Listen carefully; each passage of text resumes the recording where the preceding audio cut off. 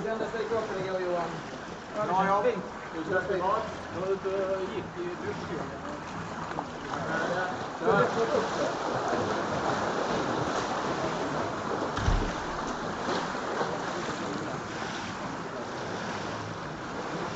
Ja, men det försöker gå framåt. Ja, fantastiskt gott. Ja, det var jättebra. Jag har inte hunnit titta. Jag har varit med lite. Vad är det för något? Ja, vi står så.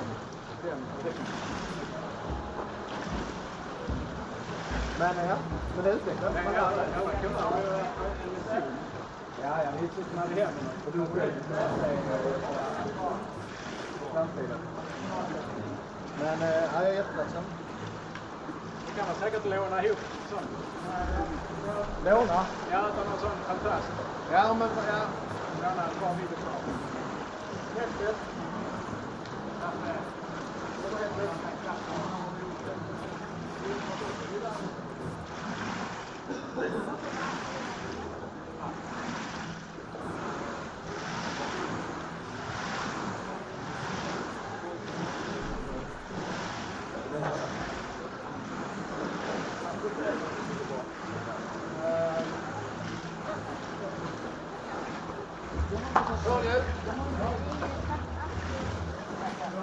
Extra batteri och headset.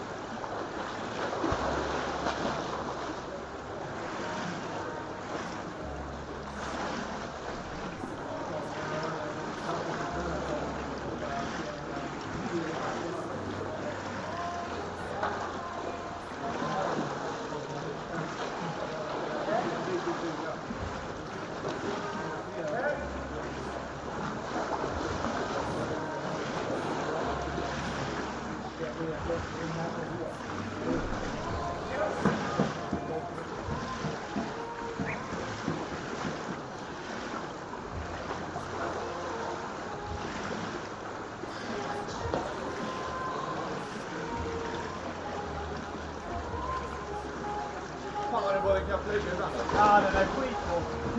Det går inte så mycket, den är ganska bra. Det är jättelätt att få emot alltihopa. Utan att vara liksom för ja.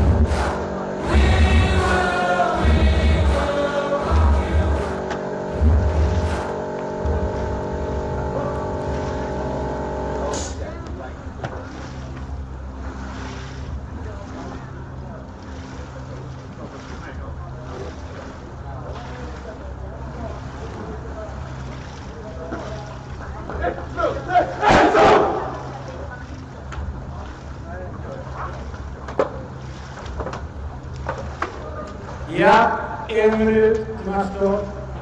1 minut.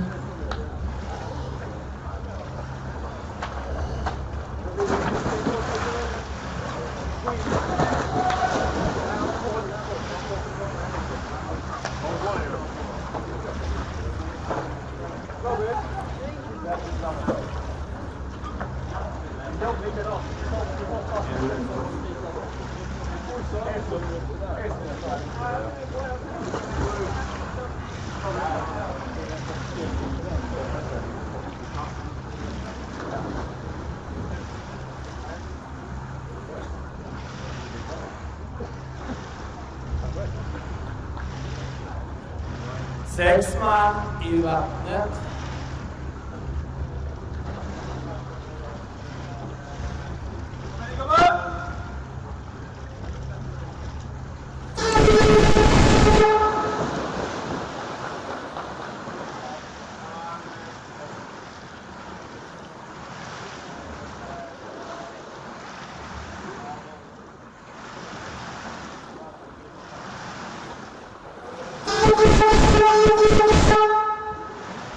Spel utanför plan, det blå fri boll.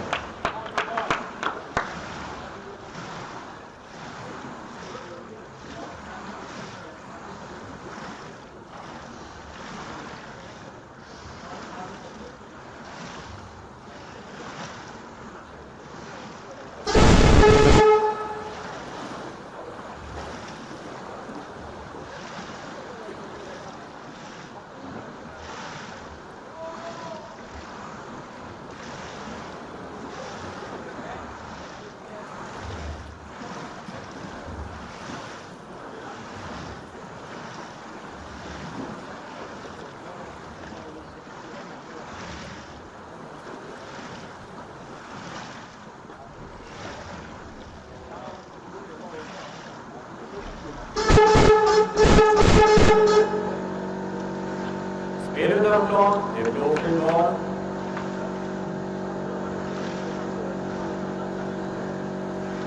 Blå, höjd bollen.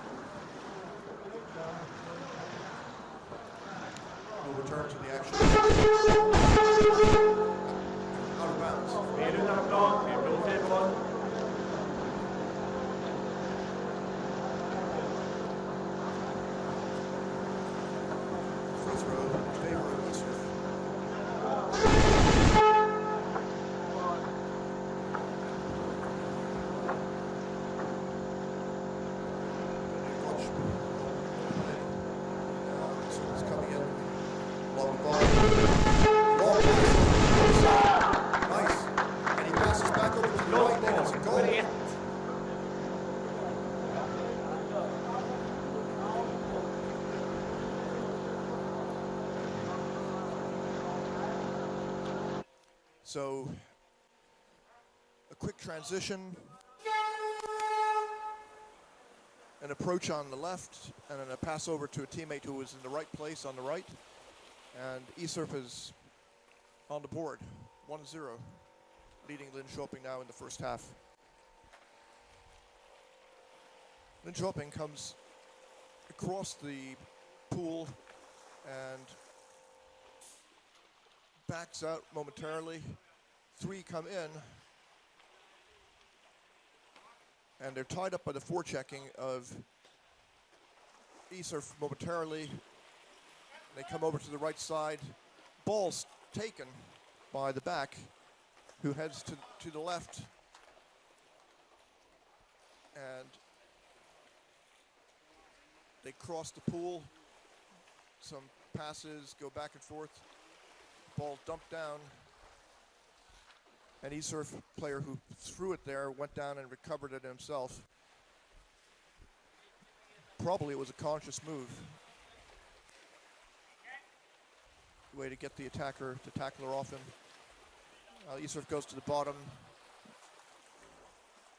And coming over, he turns, finds his teammate to the back. And now they're in the center, coming from above, looking to attack the goalie, the forward who was forechecking the left. And ESURF is putting the pressure on, holding. Must be. Spel på icke-bollförare. Det är blå Yes. fri boll. Holding. Free throw awarded to ESURF. No. Sära lagen, blått simmar hemåt. Vitt simmar hemåt. Sära lagen, kom igen. Sära lagen. The referee orders the teams to separate. Sära lagen.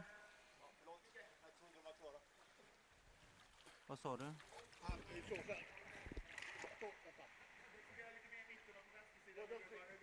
Vad gäller? Attack på icke-bollförare. Attack på icke-bollförare. Vit fri boll. So Simmar vi ut. free throws in favor of Simmar vi ut. Det är vit fri boll. Linköping. And that's why the ESURF player chucked the ball to the bottom, dropped the ball to the bottom.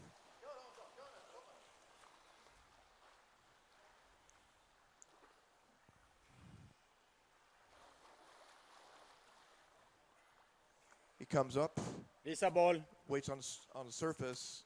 The referee instructs him to show the ball before putting it into play.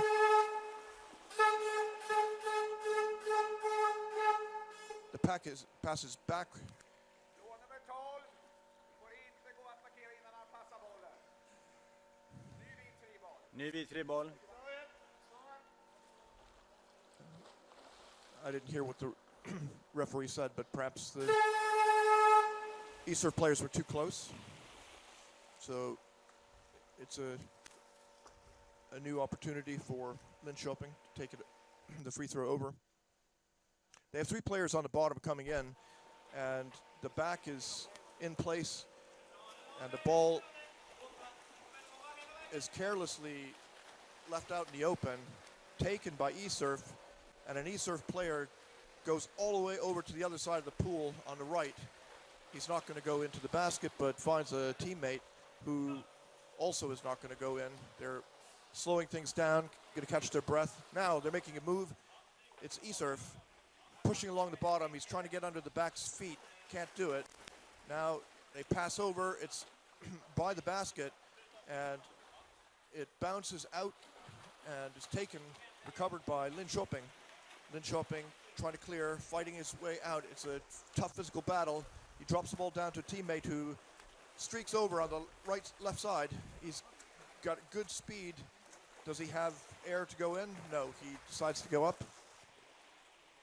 And he's looking for a teammate to take over. On the bottom, in the corner, he moves tentatively over, and the pass is picked off. ESURF reversing the with a counter, and it's a 1-on-2 situation. He doesn't have enough air to go in, and he backs off. even a little bit further, finds a teammate who comes in and makes a move on the basket. He's going for the goalie's neck and wisely comes out without getting tangled up. Was very good, very sharp play there. And ESURF goes into the corner and then back out, and they have a center attack coming from the left side now. He's looking for his teammate on the left. And that teammate's not there anymore. In fact, he doesn't have anybody to pass the ball to until somebody pops up. Number 6 or 8, was it? It'd be David Olsen or Henrik Voldang.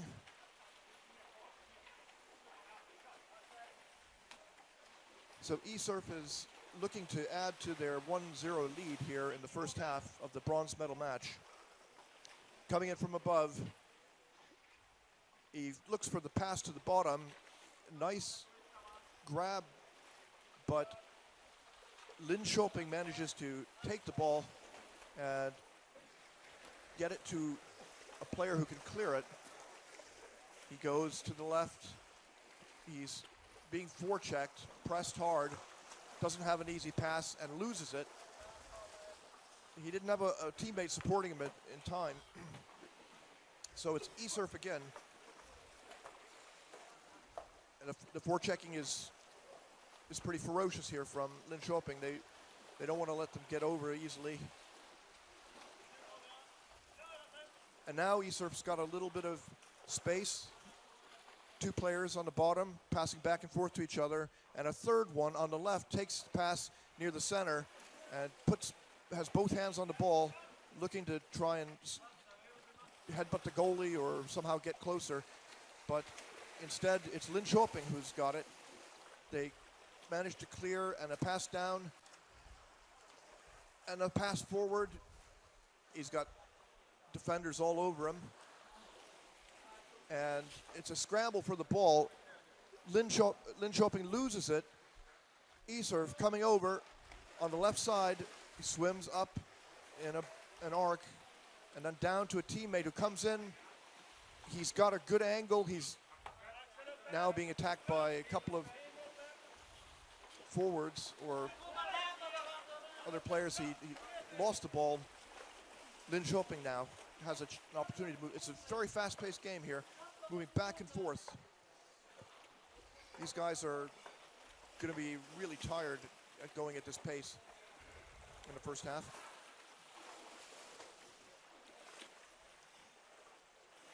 And now Linköping has got possession and lost it. ESURF coming in, 1-on-2. He says, no, that isn't going to work. And he looks behind him, sees somebody coming, and then somebody comes out of the defensive perimeter attacking, and he managed to avoid that person as well, that player. And now coming in, he passes to the left. His teammate is pushing. He's got the goalie's back, pushes around to the right, he passes to the right, and the goalie clenches the ball. He's trying to clear, and Linköping trying to get out of their own zone. 2 players on the player who intercepted. The pass he tried to hand it off, and instead it was picked off. Now it's Linköping heading towards the basket. He's got 2 players on him, a leg and an arm, both captured. The ball drifts down to the bottom, and 2 Linköping players managed to combine forces to come up with it. Now they're all the way over to the other side, and they're under the basket working, looking for a goal. And they've got their teammate on the left, and he finds another teammate to take over. Very good attack by Linköping. But they lose the ball now after putting some threat together. And it's ESURF, 2 players coming. The goalie dives, or is it the back, and they've got the 2-on-1, but they don't quite make it. And yes, now they come in, the players who followed in afterwards. Blått mål nummer 12. They managed to score a goal. It was Joel Klevnas who put the ball in.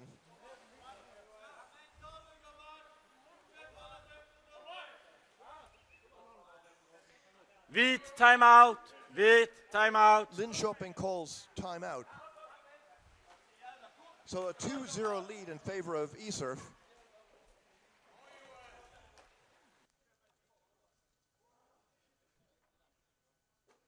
ESURF huddling here.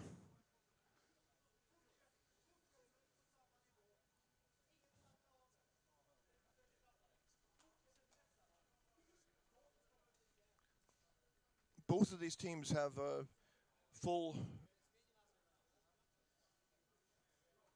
They have every position covered, and they have reserves.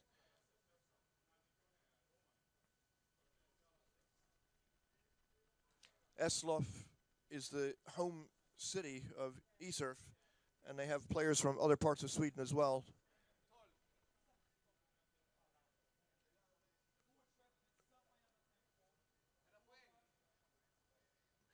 It'll be interesting to see if Linköping can change Sex spelare i vattnet. Sex the way spelare this i game is vattnet. going after this timeout. I don't think Linköping has been playing badly. They've just come out a little bit behind in the counterattacks, so that when counterattacks have occurred, ESURF has been moved the ball a little bit further. But Linköping's also had some opportunities in progress, but they've been slightly less efficient. Both teams have turned over the ball when they've gotten over to the other side, so dominant possession has not been the question, really.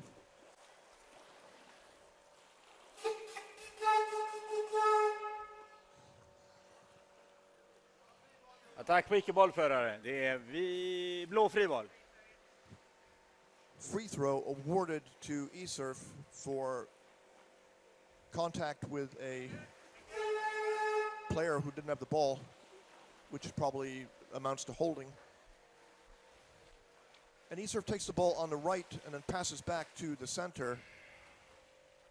The player on the center heads over to the right side. He breaks free and he passes to the left, and there's more pressure now on Linköping. So it looks like they could have another goal scored against them if this kind of play continues. And ESURF manages to hold on to the ball. Players upside down. You can see who's attacking him, and they push on the goalie's back. The goalie stays on, and with his fins outward in the pool. Linköping takes the ball,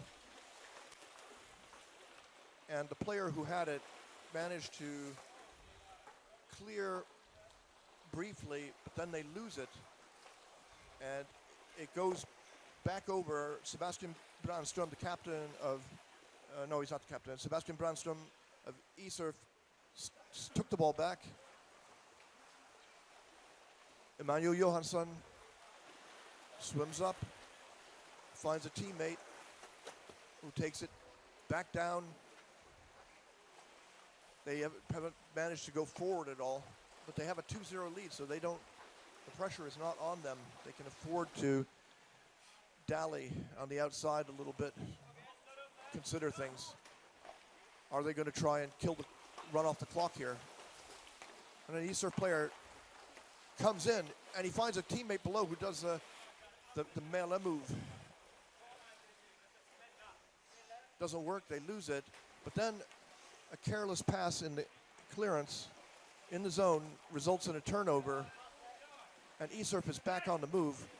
Coming in, it's a long pass to the right side, the goalie's off, and he's looking for a teammate who's below and can put it in. It's a stressful situation for Linköping. Their defense crumbled there for a second.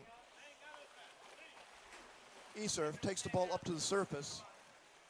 Leisurely pass downward. Two come in, 2 on 3. No, he's not going to come in. He's going to stay on the outside, swim upward, and look for a teammate to take a pass. In the corner now is ESURF. Coming from above, he's diving straight down. His legs are caught, but they managed to pass down to a teammate who gets it all the way above the basket. And the pressure now it's not a very clean attack right now. They don't have they haven't broken the defense here, but still the pressure is on Linköping. Linköping now has a chance to get free. They get halfway across the pool. Pass downward. There's forechecking. He has a teammate there. The teammate is shadowed. His foot is caught. He has to wait. Now Linköping comes in from the left side. Linköping loses the ball. And a clear holding. Attack på icke-bollförare. Det är blå friboll. Clear holding foul there by Linköping.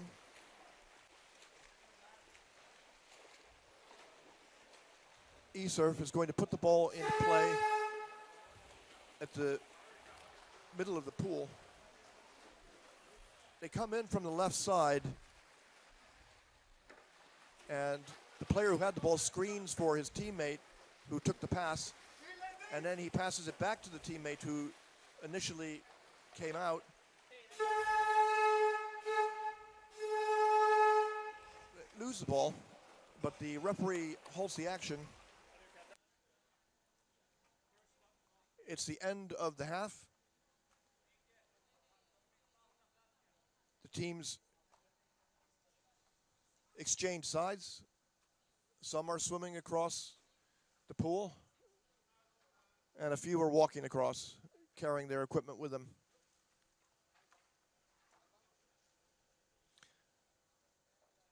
A lot of energy expended in this first half.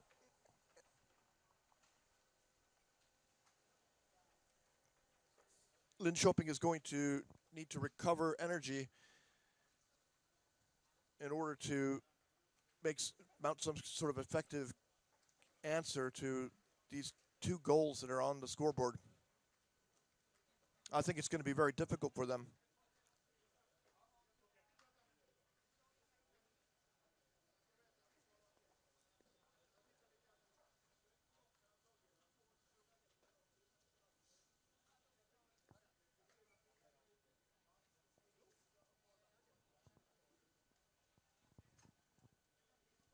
I'll go and see if I can overhear what the Linköping captain is saying to the team.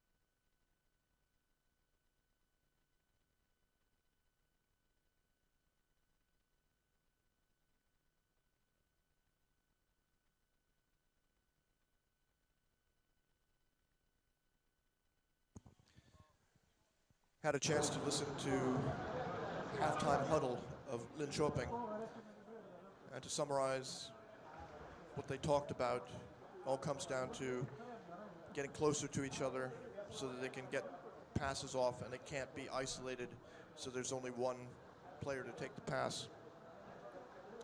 And this is easier said than done, because getting closer, swimming up to the teammates who have the ball, means that you have to turn on the gas when you're tired, and maybe they are a little bit fatigued. Linköping is probably a slightly less experienced team, although they have players with a lot of experience. They have 4 or 5 newer players, and ESURF in this respect is probably a little bit stronger.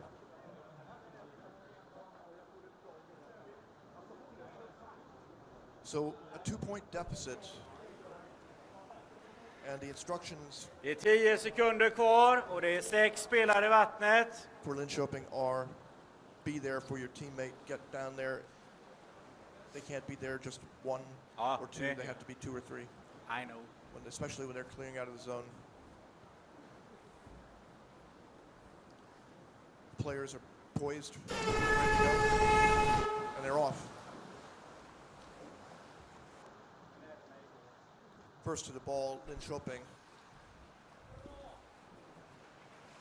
Mikael Johansson there, 13 to the ball.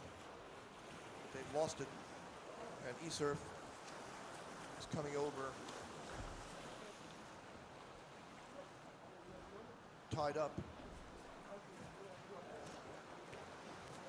And a pass that was seen by ESURF was picked off, and ESURF comes in on the left side. The player with the ball heads to the right and then passes back to the center.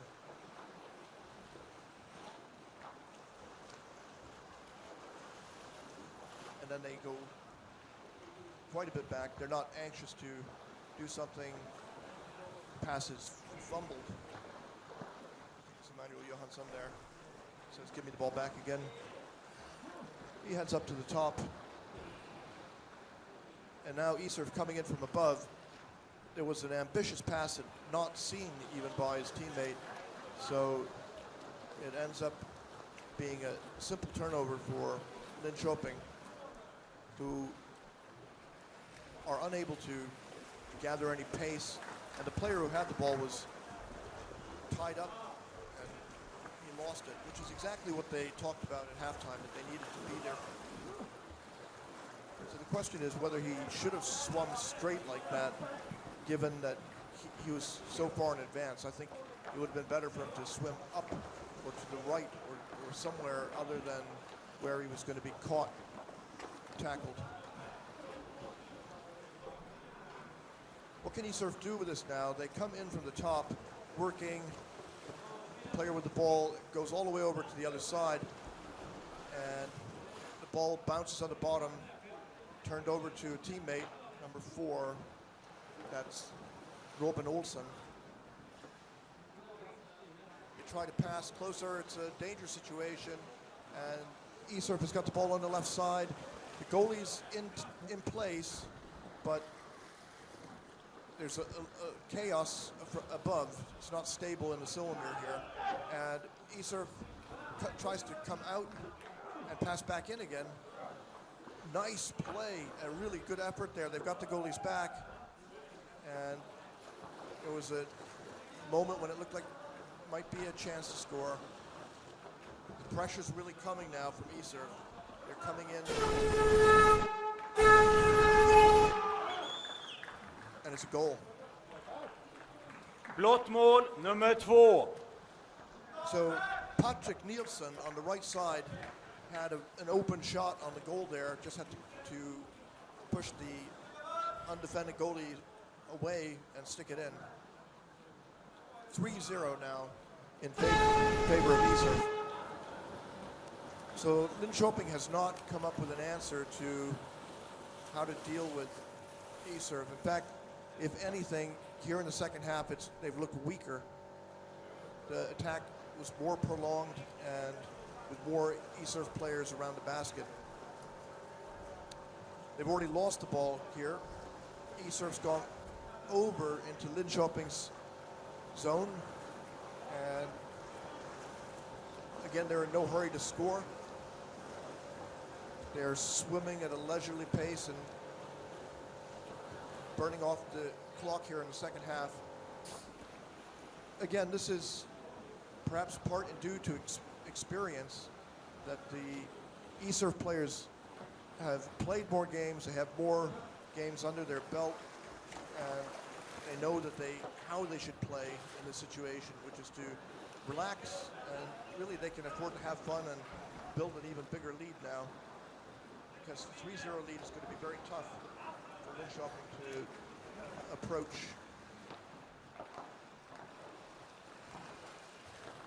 Linköping now chasing out on the edge. They have to get the ball back, and it's hard to take the ball one-on-one against a big, strong player who's experienced.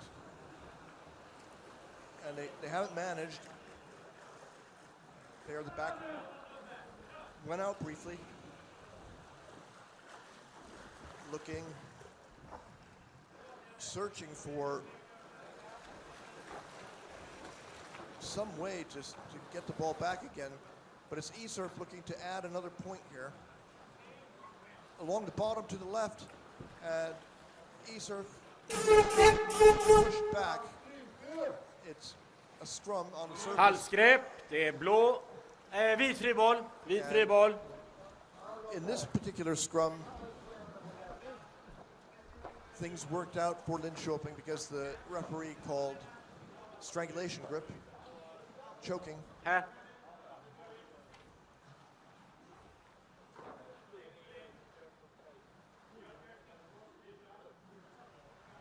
So Linköping will have a free throw.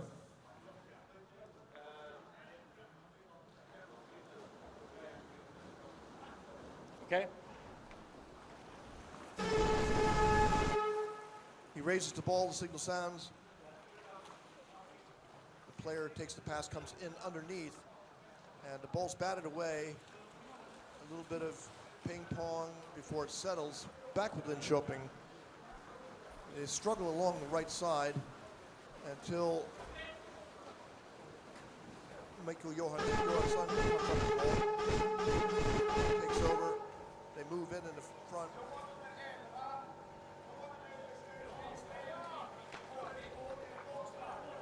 Blå, nummer 11, 2 minuters utvisning, håller i korgen och sparkar.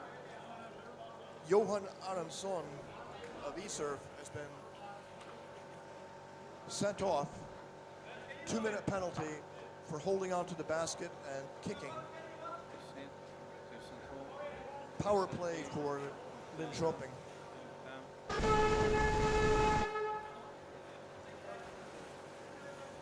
Linköping. Hansson, av med grejerna. Passed on the bottom and then over to the right. Ball's bobbled, but they hold on to it. And Linköping player coming in from the left, he's got the back leg behind the knee. He decides to swim over the goalie where he's tied up. They come up to the surface and wrestle for the ball. Nobody is directly under. Oh, now Linköping has got player underneath the scrum, and ESURF is there as well. It's ESURF that comes up with the ball and passes down to the bottom. ESURF passing and working their way forward are looking very comfortable at this point.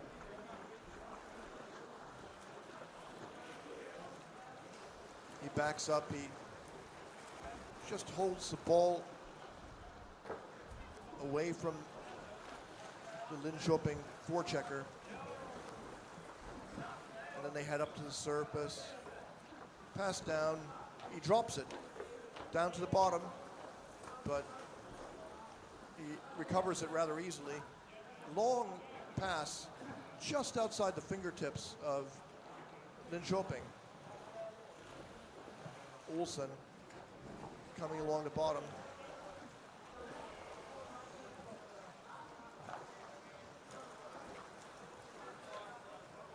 All they have to do is kill off the clock now. ESURF takes the position under the basket, but his teammate is unable to deliver the pass to him.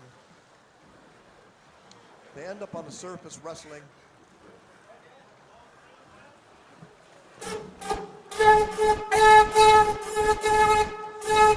Halsgrepp. Until the Det är referee, blå friboll. until the referee signals that Ja. choking Lagen goes fulltaliga. against ESURF. Oh no, I'm sorry. Choking against Linköping. Free throw for ESURF. They take it from above, swim down, and there's a pass. He lays the ball down on the bottom for a teammate to pick it up. Nobody's there, so he takes it back again, goes up. The ball is behind his back. He's hiding it. And the player who takes the ball hides behind the player who's hiding the ball.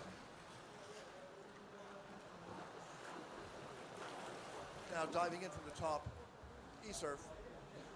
Passes. And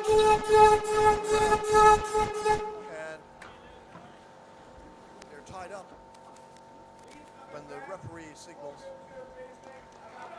Vit nummer 5, attack på utrustning, 2 minuters utvisning. So Tar du det, Linköping Manne? receives a 2-minute penalty. Attack on equipment, grabbing. Number Du har 5 sekunder på dig. I think it was number 11, Jan Berger. Number 5, Kim Augustsson.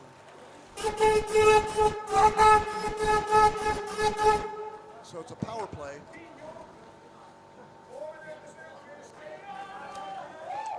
Attack på icke-bollförare. Vit nummer 10, 2 minuters utvisning. So Linköping is now down 2 Tog inte det för players. sent. Bengt Olsen is sent off. So the 2 players in the penalty box, and that means a super power play for ESURF now.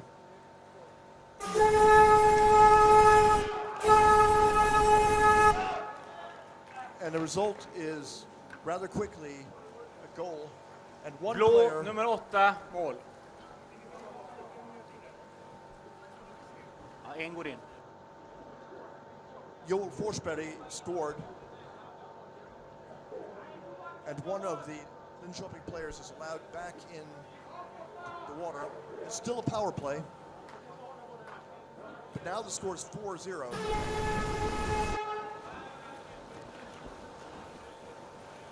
Linköping powers out on the top, on the surface.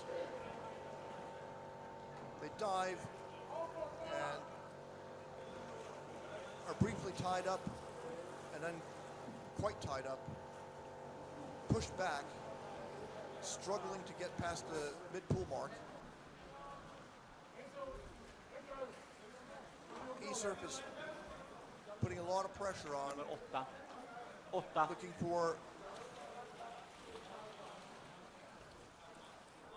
looking to take the ball away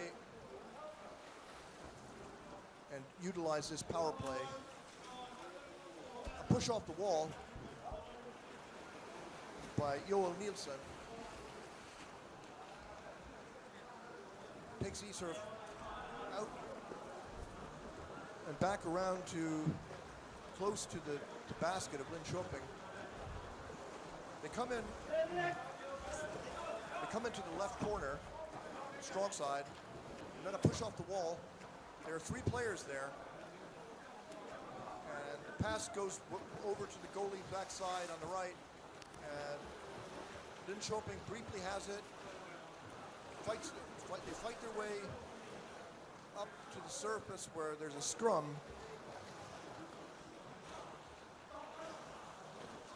And now it's ESURF again coming in from the top. The goalie takes the ball, pushes off the wall, heads out, gets a good distance from the goal. He's caught and skillfully handles Båda two lagen players fulltaliga. before passing. Now on the surface, Linköping is caught. All the players coming along the right side, along the bottom. He passes over to nobody. No, nobody was Emmanuel Johansson of ESURF, and he takes the ball way out. And now they're having a nice run here. They get all the way over to the other side, and it's a 1-on-2 with nobody on the goal, Blått mål, nummer 1. which allows Sebastian Brandström to jam the ball in. So another goal for ESURF, and the power play is over. Linköping at full strength again.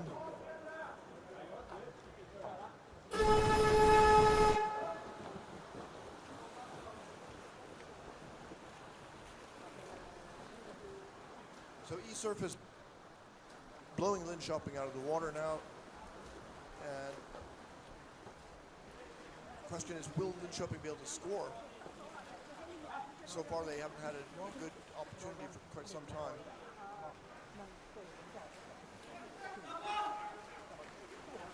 They have the ball, but the blindside attack fends off, and another blindside attack, again, handled well by Linköping.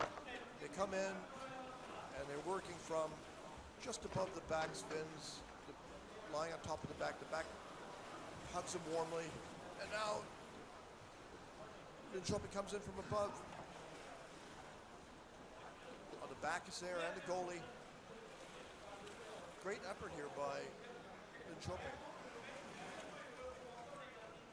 But they cannot hold on to it any longer. Stripped away.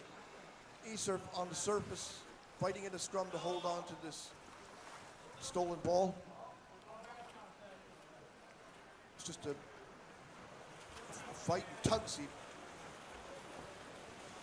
rips the ball away, passes to a teammate, and now it goes down on the right side. He's looking for an outlet, finds one.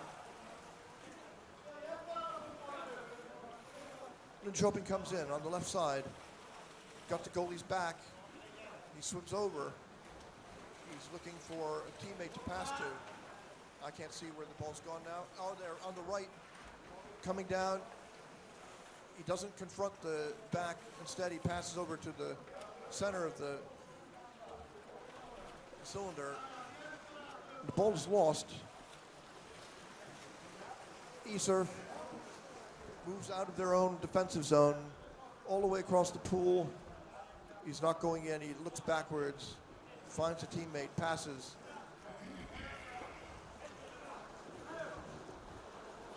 Right now, ESURF really doesn't need to do anything more. They've got a commanding 5-0 lead. They take the ball up to the surface, where there's a wrestling match.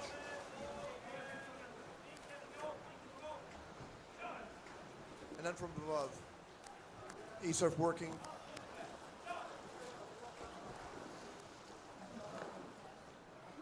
He swims backwards, turns the ball over to his teammate, who looks and decides to pass it backwards a little bit casually. The ball smacks on the wall, but is recovered by ESURF. Now ESURF on the bottom, left side, passes to the center. He's working, goes through the back and floats up, swims up to the goalie. The ball comes down, his teammate, and now they're underneath, and the ball flies up in the water. But for a moment there, ESURF was putting the pressure on, and now they're back again. 10 seconds left in the game, and it's going to end here without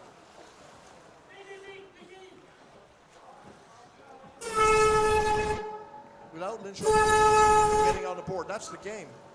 Bronze medal, third place in the Swedish National Championships goes to ESURF.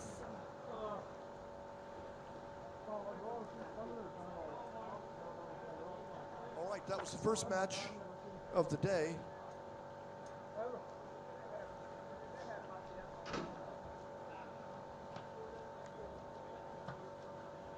And we'll take a coffee break here and return to you with the next match, which starts at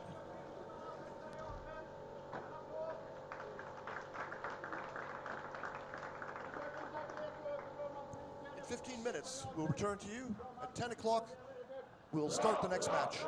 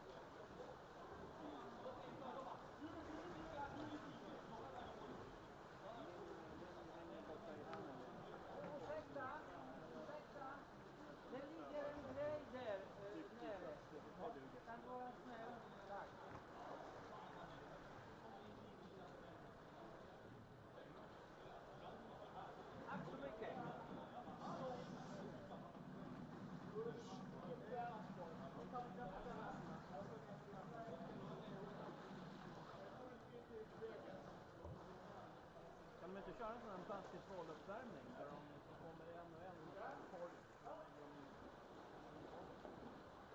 ställer upp sig på rad så filmar de en och en.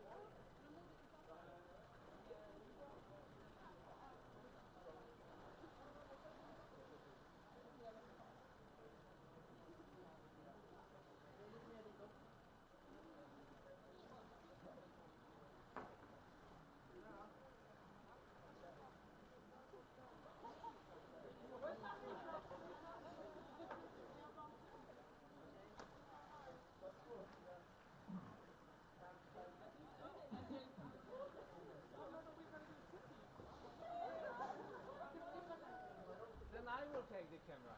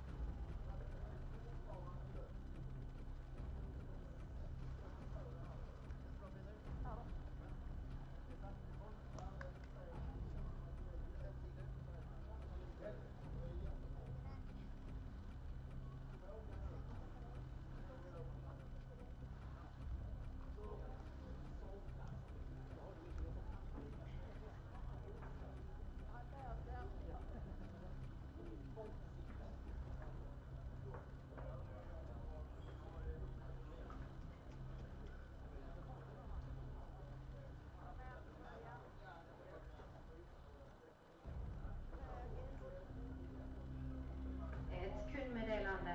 Nu är klockan 5:10 och om 5 minuter klockan 10.00 inne i 50-metersbassängen spelar Malmös herrar final i undervattensrugby.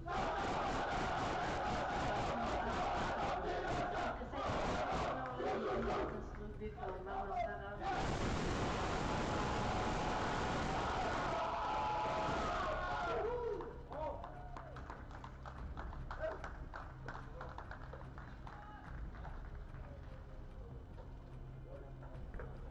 En, två, en, två, en, två,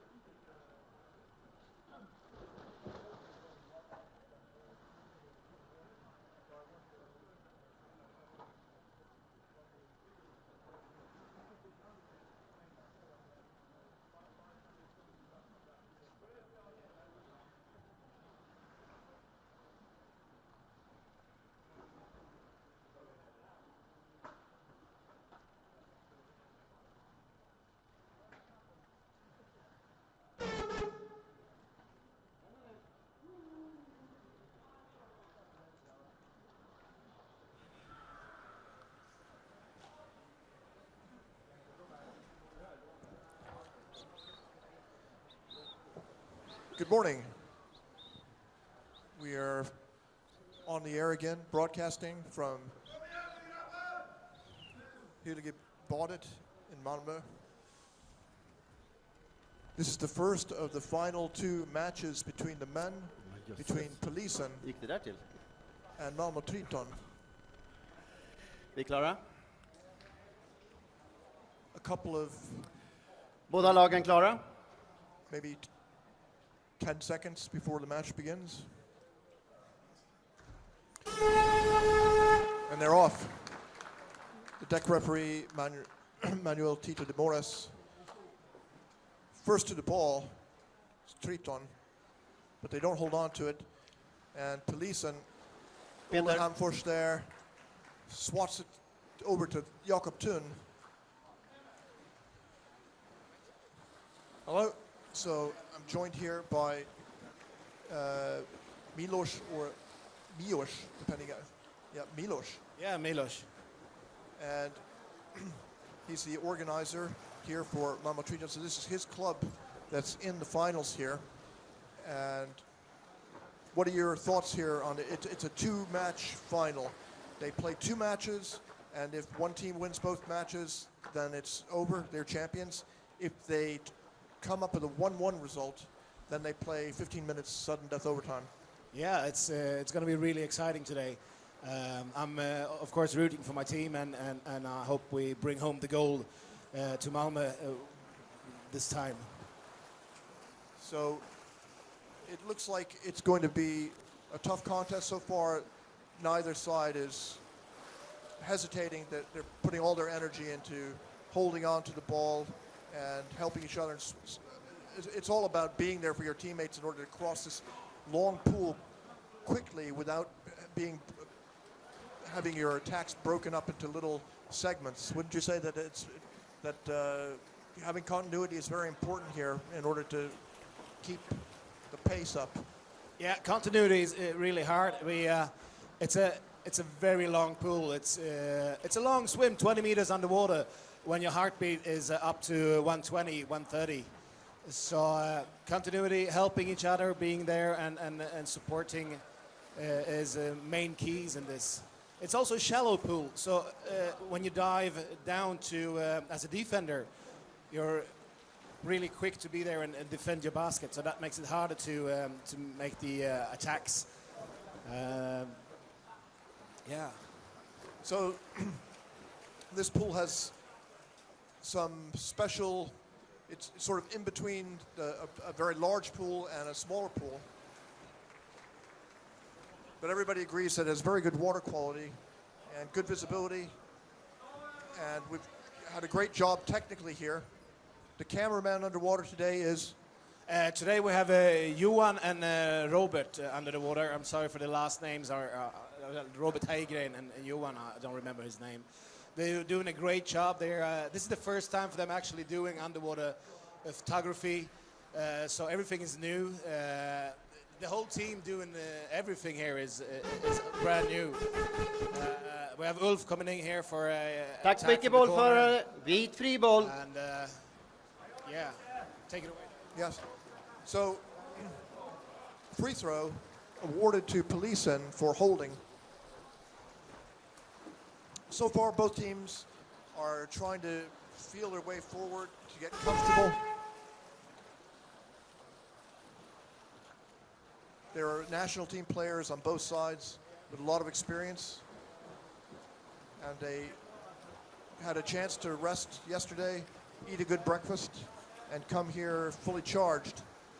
And the match beginning at 10 o'clock was not too early, gave them a chance to have a leisurely breakfast. Now,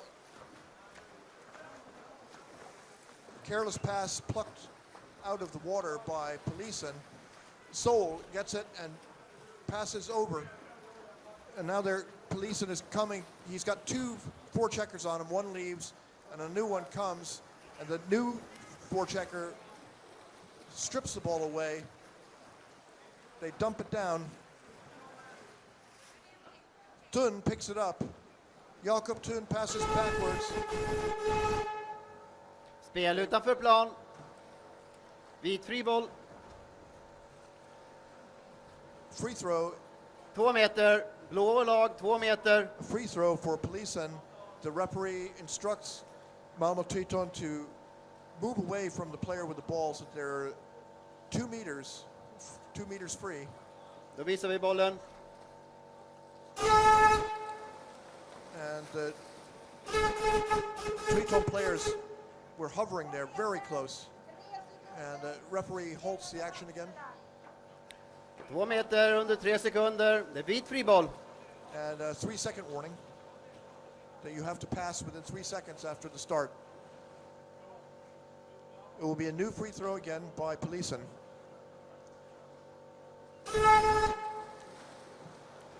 And this time,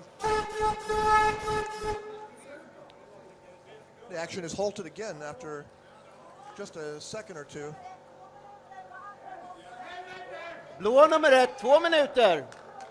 So, 2-minute penalty against Malmö for choking. Vit fri boll.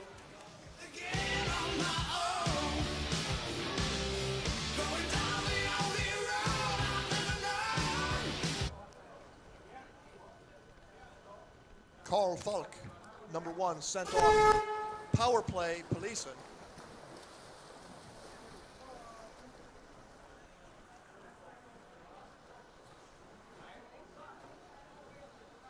Polisen coming on the left side, struggling along the bottom, forced to pass backwards, holding on. Andreas Höglund signals, give me the ball. He comes over, fights in on the right side. Höglund is a formidable guy around the basket. Tack på icke-bollförare. Blå fri boll. Referee calls holding or attack on the player without the ball. So it'll be a free throw in favor of Triton. Power play.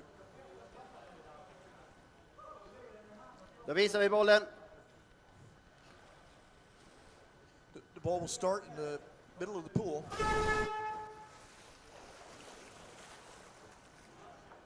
He shows the referee the ball, the whistle blows, and there's a quick pass. And Polisen steals it. Jakob Thun coming down, takes the pass back, and they move out to the left side, going down looking for some protection from the corner. Tack på icke-bollförare. Vit fri boll. The referee calls holding again. So Polisen will have a new free throw and a chance to exploit this power play. Visa bollen.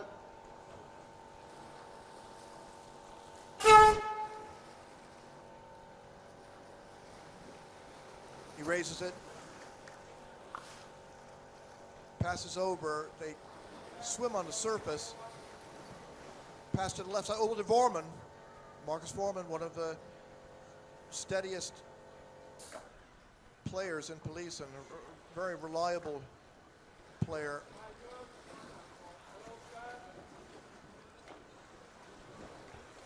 But they lose it, and Triton is working in the zone.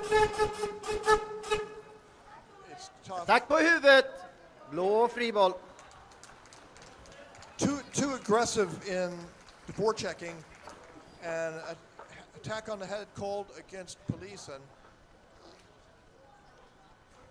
Triton will have a Ja, då free visar vi throw, bollen.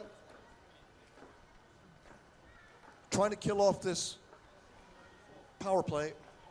Probably less than a minute left in it.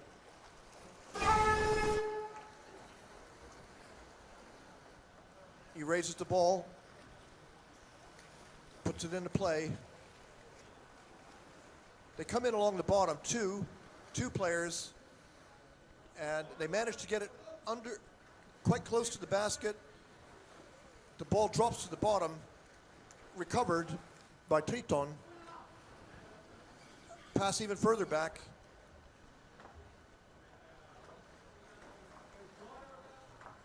Anders Osbeck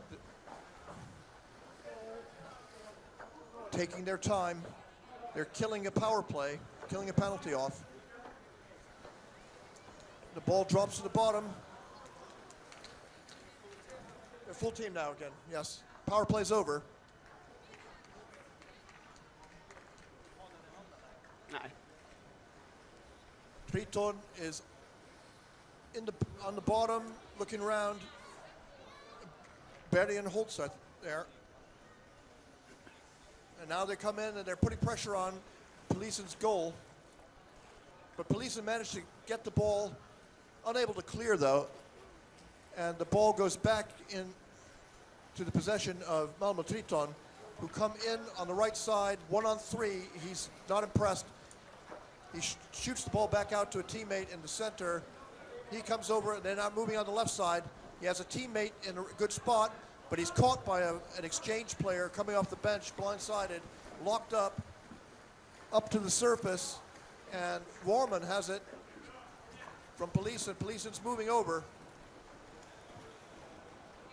Now Polisen loses it. Triton moving back into. Polisen's chasing him. They're forechecking across the pool. Triton is forced to back up. Now they're coming in. Zoll is dragged by a larger Malmö Triton player.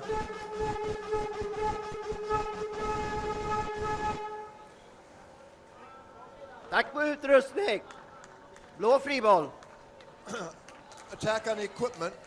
Free throw awarded to Malmö Triton. Very close to Polisen's basket here. In the second lane here, directly outside. So they'll be with an immediate striking distance here as they put the ball into play.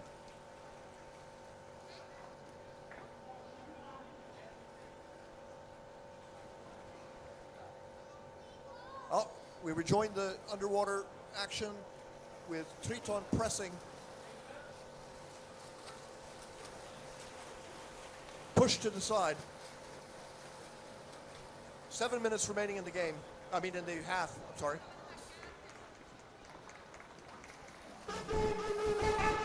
Scrum on the surface. Trycker ner på huvudet, nummer 10 i blå. Vit friboll.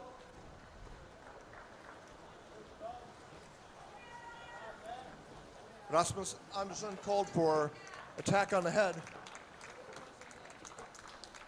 Illegal contact with the head. Free throw, Polisen.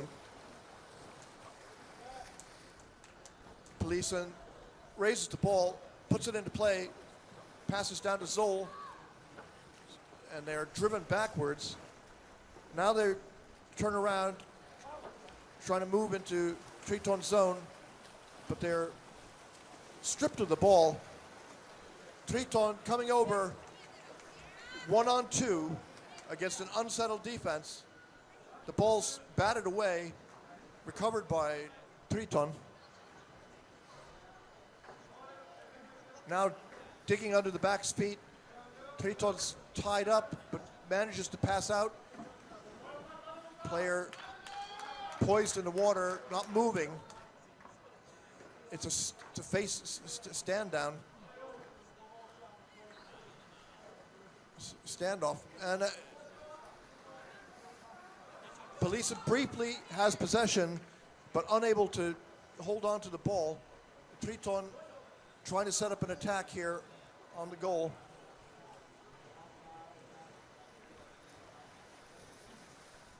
Triton looking left, looking right, looking everywhere, looking for the wave to form. Looking very relaxed here in setting up the move on the goal. And now Triton is working. They have the player by the basket poised to score if they can just get the ball to him. But instead the ball drops to the bottom. Polisen says thank you, and they're on their way. Andreas Höglund swimming all the way over to the right side. He's going to be pushed out of bounds or pass it back in. And he manages to get the pass off. And they're coming in now on the left side, back to the center. A nice pass over to Zoll. Zoll's looking for the ball back again. He gets it, very nice play, but they lose the ball, and Triton is coming back over as fast as they can, and they were driven out of bounds, but it wasn't called by the referee. And now it's above the basket. Triton's threatening to score, and ends up in the hands of a back who's tied up by two Triton players. He's struggling to get out. He's sort of drifting up, kicking hard, but he's carrying the weight of two. And players from both teams are trying to get under the scrum here in order to get it. It's vital for Polisen not to have Triton get it and then make a lightning strike on the goal. But in the end, it's Polisen who come up with it. And a pass out to Ola Hamfors. He has the ball in two hands, passes down to the bottom. And Tack på huvudet. Blå friboll.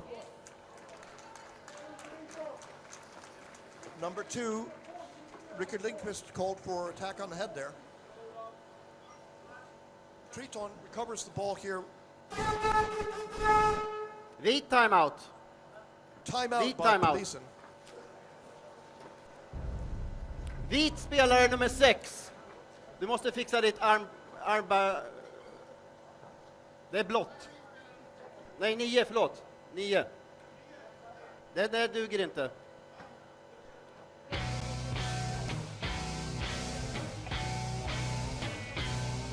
Deck referee Manuel Tito de Boris indicates that one of the Polisen players, Andreas Högberg, has a elbow pad that is too dark. It's not white, so he's been ordered to remove it. Well, you could tape it with white tape, but I don't think he has time, so he's just going to strip it off.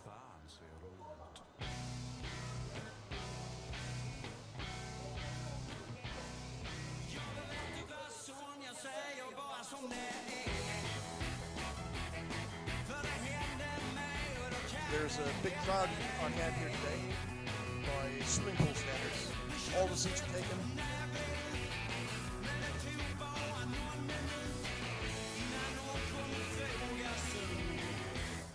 Zero here.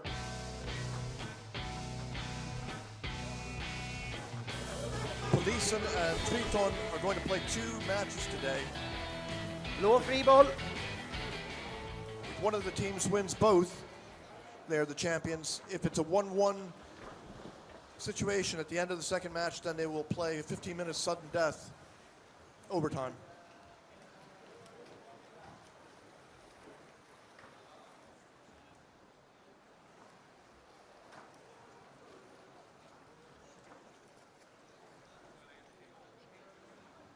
Triton with the free throw here.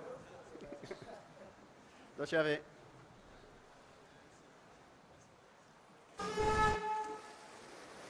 Anders Osbeck puts the ball into play.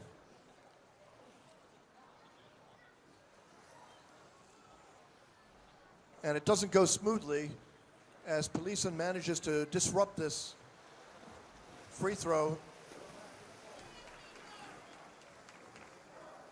But Triton wins back possession. Oh, they had stolen the goal, and they're coming in. It's very tough for Polisen here. Somehow, Andreas Tall gets hold of the ball, and they recover. Nipinilian out in front, looking to take a pass. Hanfors loses it. Well, that was touch and go for Polisen there for a second. They lost their goal. It was stolen, and Triton had a very good attack there, but unable to close. Now shoulder in the basket if they get it. So Polisen is still struggling. A shock for Polisen to have to face that stolen basket.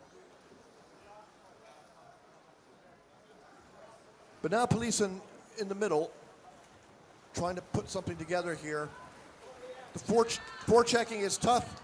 They lose the ball, but then Polisen gets it back again.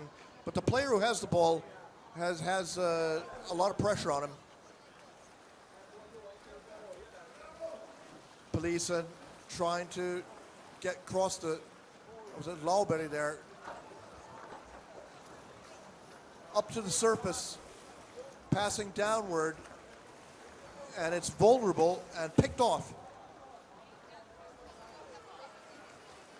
Petra Adamson picks up the loose ball. He's got 2 players on him, 3 players. He finds a teammate, but it's stripped away. Triton comes up with it. Now they have a move on the basket. No, they're quite a distance away. Up to the surface, looking for a player below him. He's going to pass. He's got pressure.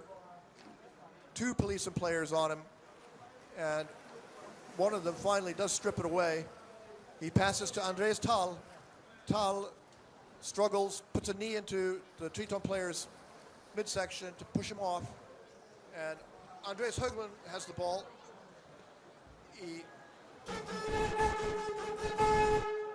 Tack mycket bollförande spelare. Det är vit friboll. Holding. With 1 minute left in the first half, Polisen has a free throw close to Triton's basket. And now they come in from above.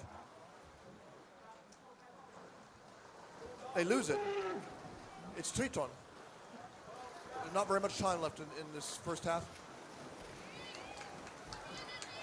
His feet are captured. He's kicking his way forward. Still swimming, still swimming. They're going all the way over. It's a bad situation for Polisen, but very little time is left. So can Polisen hang on here? They just need to clench the player with the ball and kill off the few seconds remaining in the game, in the half, I'm sorry.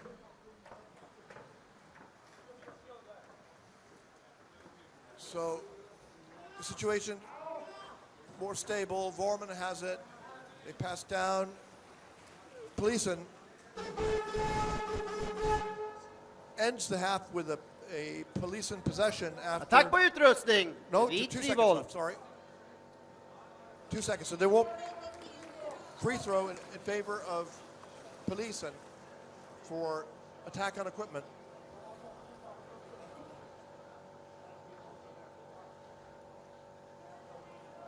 Two seconds not really be enough time to score a goal or anything. So we're going to enter the second half with a 0-0 tie. Halvtid.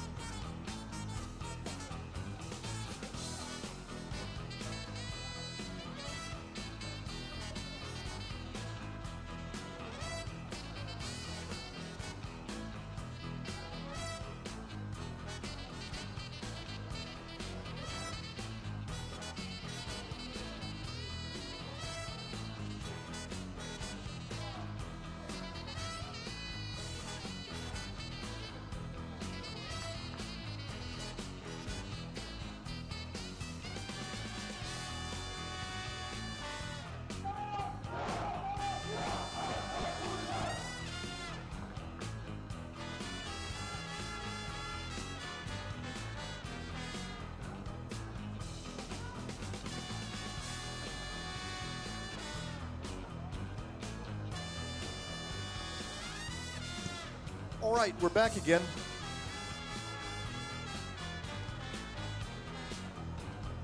Polisen and Malmö Triton tied 0-0 after one half of regulation play.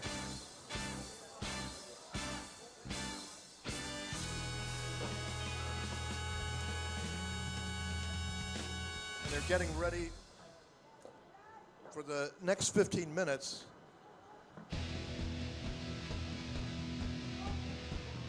Polisen are the defending champions, defending Swedish national champions.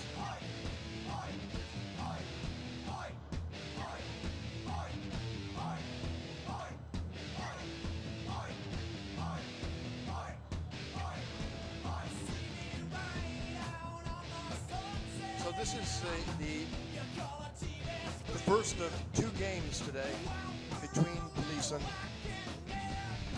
and Malmö Triton. If they finish 1-1, there will be a 15-minute extra time. En minut. Sudden death. En minut. playoff. So right now, this is still the first game of the day. Den här går inte nollställa. 0-0 tie. Polisen and Triton have changed sides of the pool. So Polisen's looking out at the green hills just outside the swimming pool here.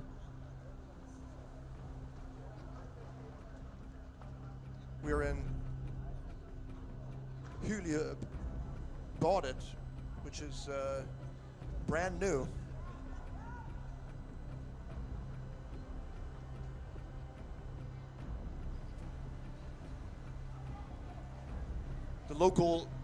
The main local Swedish newspaper, Sydsvenskan, has written 2 articles about the national championships here.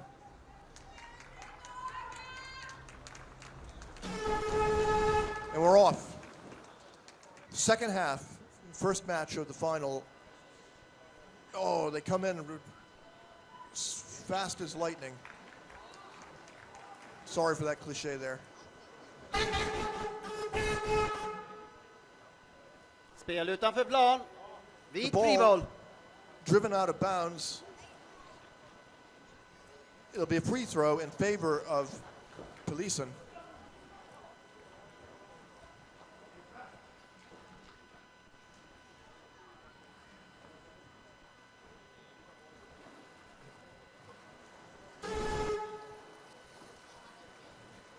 Polisen puts the ball into play.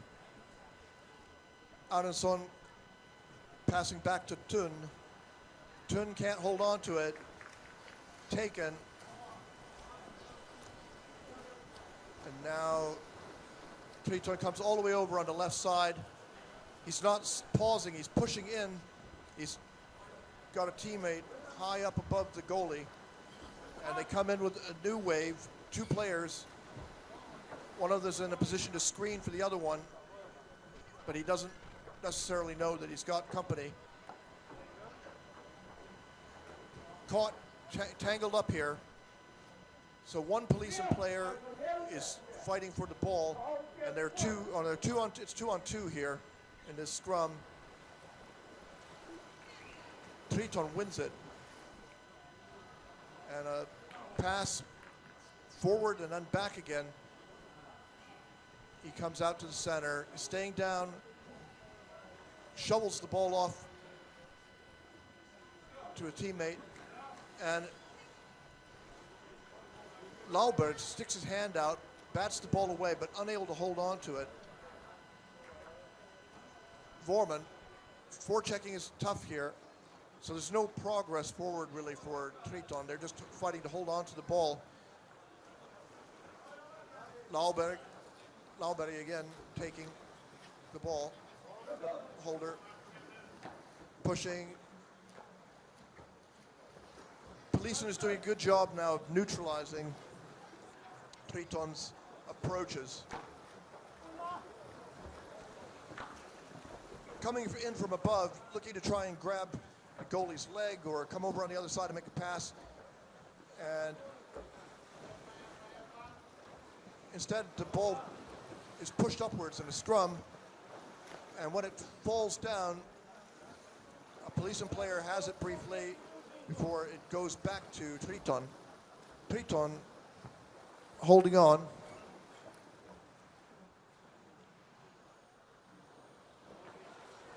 Leisurely approaching, coming in on the left side, looking for a pass on the other side. There's nobody there. Instead, he comes in, tries to get the goalie's back. The ball drifts out, ends up in a scrum, then the ball falls down. It's an opportunity for Polisen to stabilize. They've got, the goalie had a shoulder in the basket, but I guess the referee didn't consider there was enough pressure there to call it. Still, Triton coming in, pushing, looking for some pass down to a player closer to the goal. Zoll, goalie, picks it up. Is he playing back today, or? Usually Marcel Zoll plays goalie. Polisen trying to clear the zone. Pass downward to Robin van Cheek. And now they have gotten halfway across the pool before they lose it.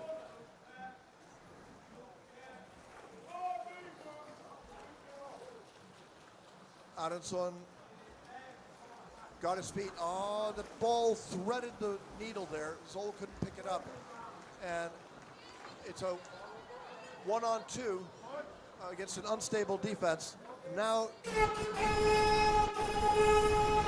Triton is muscling. Tack mycket bollförare. Vit friboll. Free throw for Polisen. Holding.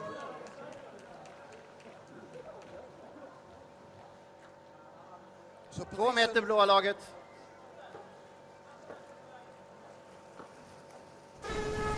Indicates that they want Triton to back away from their free throw to give them the 2 meters that they're allotted by the rules.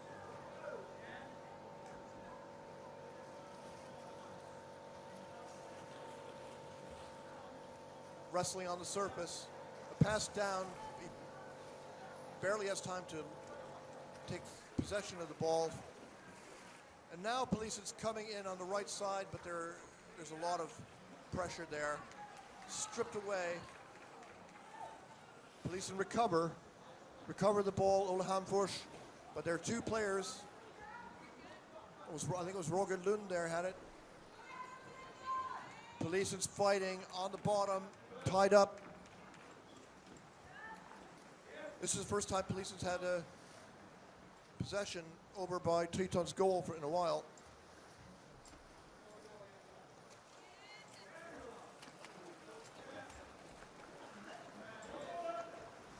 Fighting on the bottom.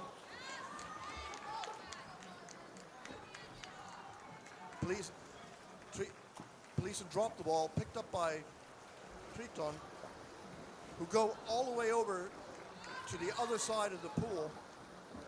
Long swim. Under the goal, there's no back there. But, oh, it was close. Andreas Tal heads up to the surface. Then the pass comes down again. Polisen powering over to the other side. It's good. Oh, he's got no back there. He's got a teammate. But this is the Polisen's best move in a while. Now they come underneath, looking for the goalie's back, but instead he's wrapped up.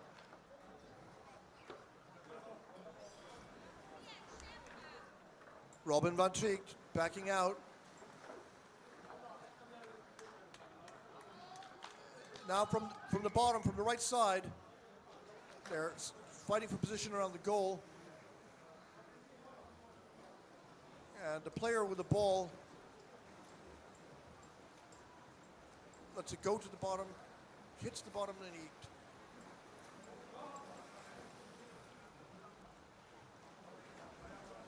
it up. They're struggling.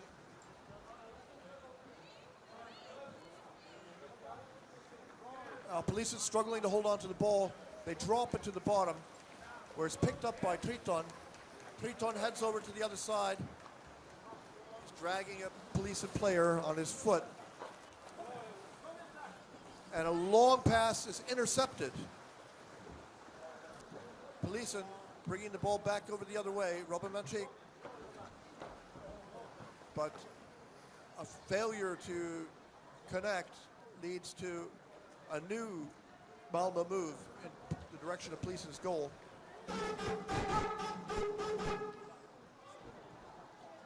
Attack på utrustning. Vit friboll. Triton is called for attack on equipment. Free throw, Polisen.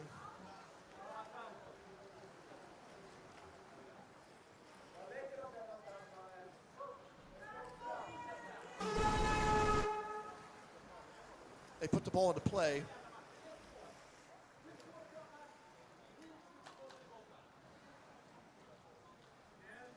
Triton is not giving Polisen any quiet moments with the ball here. The moment Polisen has the ball, the forechecking is ferocious at all points everywhere in the pool. Now, Ole Hamfors is holding on.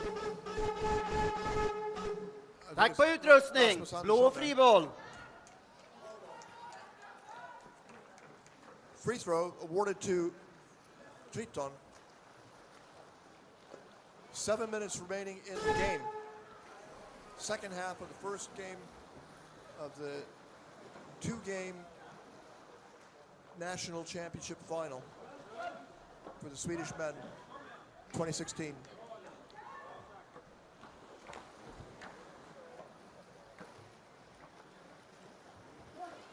Long pass, vulnerable, but Triton holds on to it.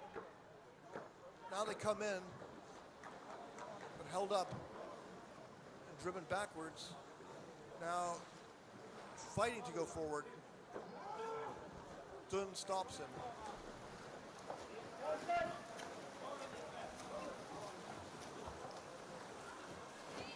Polisen coming along the right side. Looking, where's the help? Comes from Thun. Oh, long pass to Nilien, who comes in from the left. He'd already been down a while, so he didn't keep going. Instead, he's looking to pass back. And Polisen comes in from the right. It's a good position. And the pass comes out into the middle. Nobody there but Triton. So it's Triton all the way over. They've got a very good fast break. And they've got the goalies back. And it's goal. Blå nummer 15. Mål. Blå nummer 15.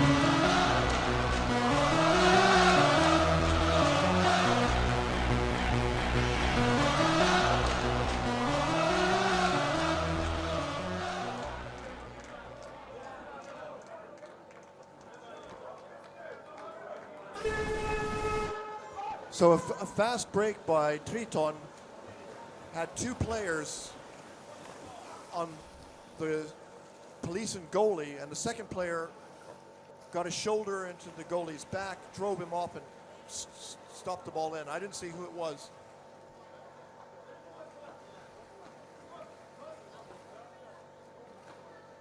So Polisen's under a lot of pressure here.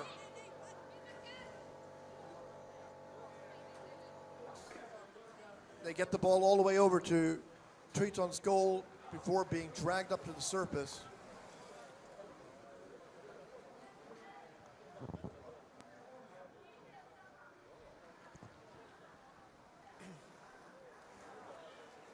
The goal there was by Carl Oskar Seth.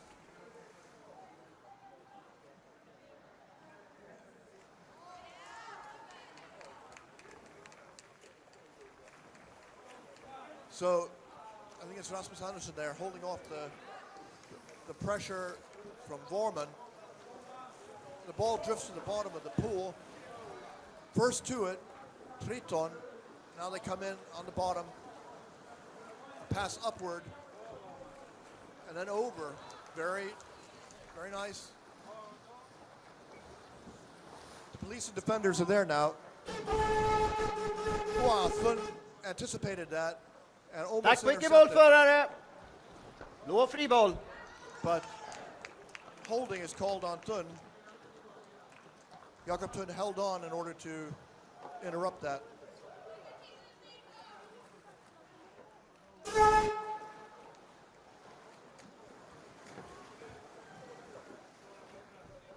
Free throw in favor of Triton. Coming along the top, surface. He wrestles. A little bit of fancy ball juggling there between the legs. Then over to the center. Up with the fins, pushing away. And Triton has put together a few good passes in a row here, but not actually getting so close to the goal.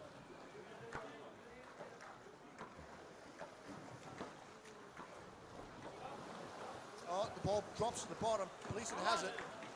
It's an opportunity. He holds on. And the ball drops to the bottom. Polisen unable to recover it. So it's Triton coming in under the goalie. The goalie manages to get back on the basket. Triton pressing.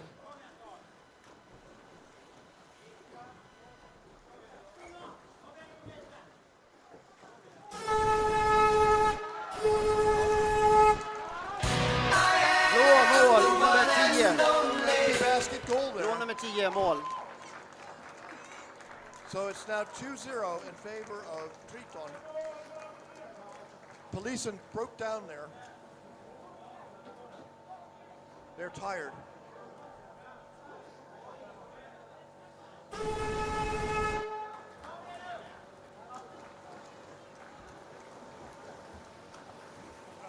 Rasmus Andersson was a scorer there. He saw the opportunity and just banged it in. There can't be that much time left. 2:30 left in the game. This game is out of reach now. Vit friboll. Polisen, really. So they'll have to Vit regroup timeout. and come back Vit later timeout. today in the second match. Timeout called by Polisen.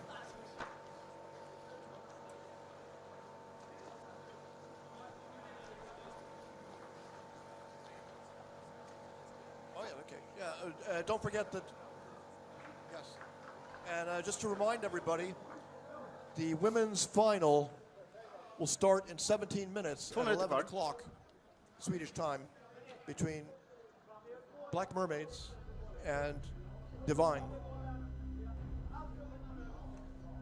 Right now we're reaching the end of the first of two matches for the Swedish Men's National Championship. The edge now has clearly gone over to Triton, who lead 2-0 here in the first game with very little time remaining on the clock. Now, Polisen could score 2 goals in the remaining time, but it's not likely. And it's a bit depressing to feel that you just have to kill off the rest of the game. How much they lose by really isn't important, because now they have to win the next match. They can't. A tie in the next match would give the national championship back to Malmö Triton.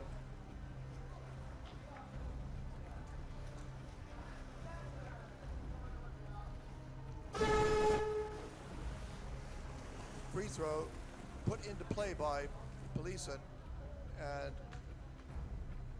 they're struggling to hold on to the ball.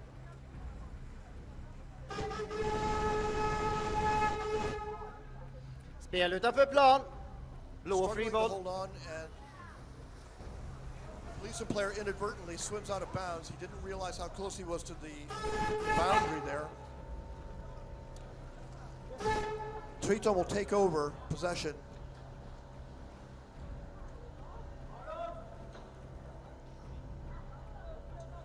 Finns ingen här. Triton puts the ball into play on the left side.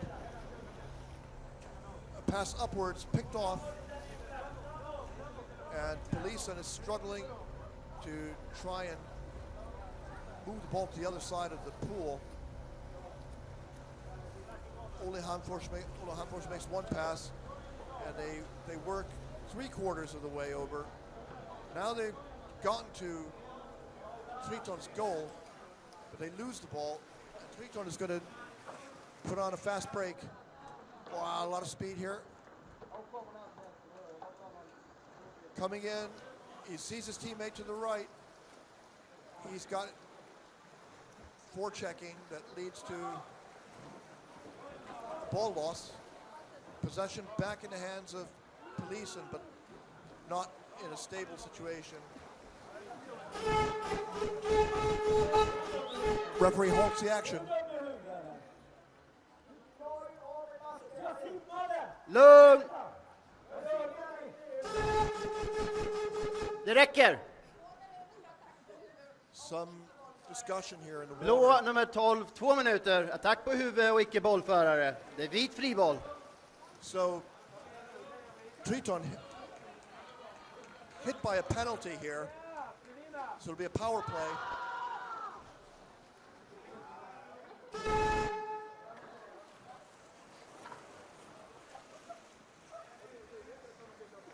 Anders Osbeck sent out 2 minutes. Power play. He struck one of the Polisen players in the head. 50 seconds left in the match. So all Triton has to do is just kill off some time here. Polisen needs to score and then score again. Dragged up to the surface, a scrum. Polisen fighting to make some kind of, to profit from this power play, but it's going to be difficult. Blå friboll. Ruff. Roughing on Polisen. So with just a few seconds left in this first game, Triton will have a free throw, and this ensures pretty much Visa bollen. there's not going to be a score by Polisen. They will not be able to get back into this match. Bit nummer 9. 2 meter, 3 sekunder. Blå friboll. Han var innanför. Då måste han ut först. Polisen warned to give 2 meters clearance to Malmö for the free throw, and the ball's tied up. It will just kill off the time here. That's the game. So in the first match of the championship here, Malmö Triton has prevailed 2-0, putting Polisen into a hole. They will play again later today, but first, in 10 minutes, there will be the women's final between Caviar Divine and the Black Mermaids. So hold on here. You can grab yourself something to drink or whatever you need to do Okej, blåa på den before sidan, the next vita game på den starts. sidan. Vill inte du filma? Jo, du filmar och jag sätter igång dem. Ja, men bara säga till vad de ska göra.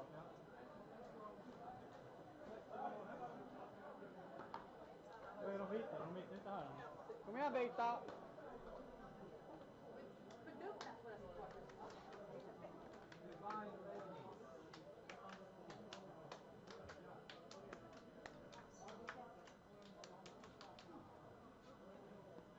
Kom igen nu tjejer! SM-final. Tagga till lite!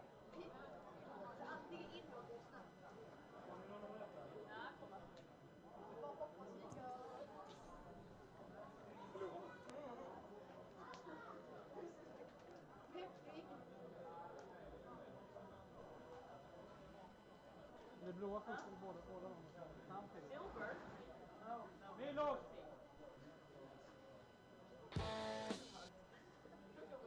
Du vinkar så kör jag.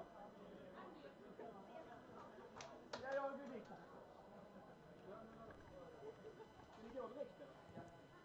Då gör vi oss klara för dagens damfinal i SM.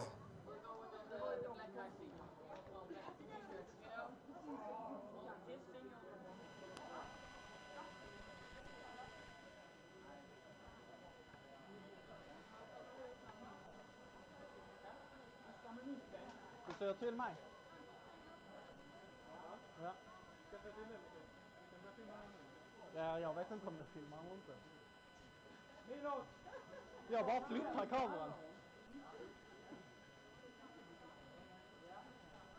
Jag har inget dumt nu. Ja, vad var det början ska vara?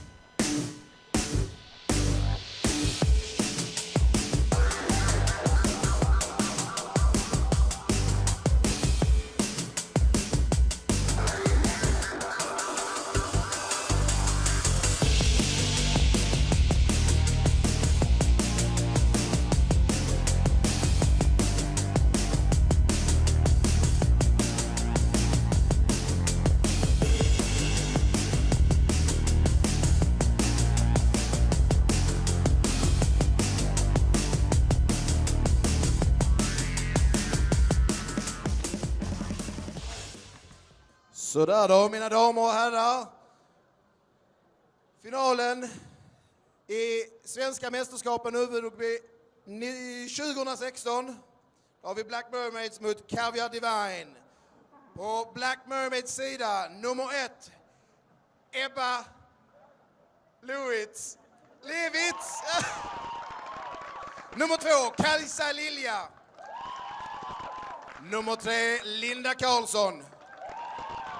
Nummer 4, Antonia Hjelm. Nummer 5, Ann-Sofie Kraukau. Nummer 6, Maria Price. Nummer 7, Emma Lindström. Nummer 8, Elinor Hult. Nummer 9, Victoria Isaksson. Nummer 10, Alice Segerqvist. Nummer 11, Camilla Tirone. Nummer 12 och lagkapten Felicia Nyberg. Nummer 13, Saga Blomberg. Nummer 14, Freja Ripe. Nummer 15, Anna Alfredsson. Och slutligen nummer 17, Elin Assarsson. På Caviar Divines sida, som spelar i vitt idag, har vi nummer 1, Nina Berggren. Nummer 2, Kim Kupier. Nummer 3 och lagkapten Johanna Tappert. Nummer 4, Jessica Borgström Mellogård. Nummer 5, Fiolotta Burat. Nummer 6, Marlena Kass. Nummer 7, Elin Timmerman. Nummer 8, Vilma Tien. Nummer 9, Moa Richter.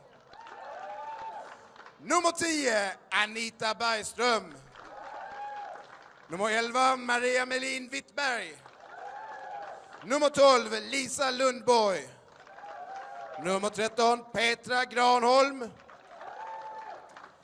Nummer 14, Åsa Elfving. Och slutligen nummer 15, Marie Holve. Då kör vi!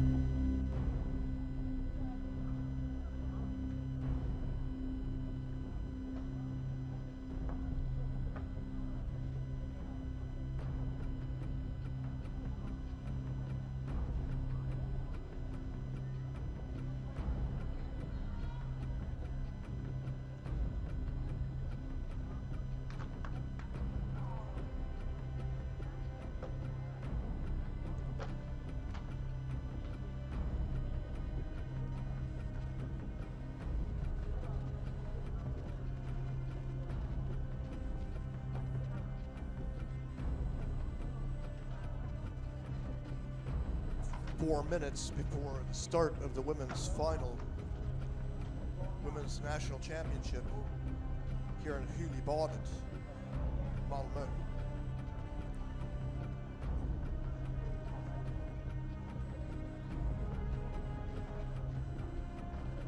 The two teams in the finals this year are the same as last year. Black Mermaids versus Caviar Divine. Last year, on the first day of the finals, Caviar Divine won, but they lost the second and decisive game on the Sunday, 1-0. So today they're looking to try and reverse that and take the championship back to Stockholm, where most of the players are from. But it's not going to be easy because the Black Mermaids have got a very tough team. Both teams are probably playing better this year than they were last year. Vi har ett kundmeddelande. Om 5 minuter är det final för Skånes damer. Kom gärna och titta. Alltså, om 5 minuter är det final för Skånes damer inne i filmen. Divine lacks Therese Blenart, who is playing with Polisen today, with the men's team instead of with the women's team. And that makes a difference because she's a very strong player who could have taken the ball to the goal often.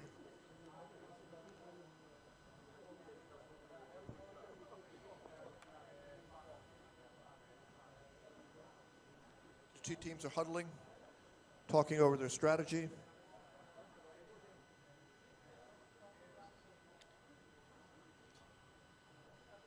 Black Mermaids are more experienced than some of the players on that. And that could be a factor.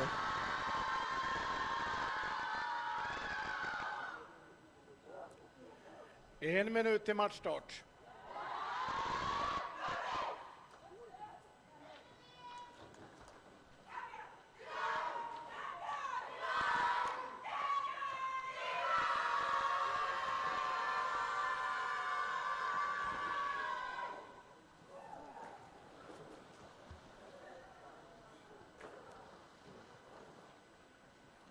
Experience could be the difference here.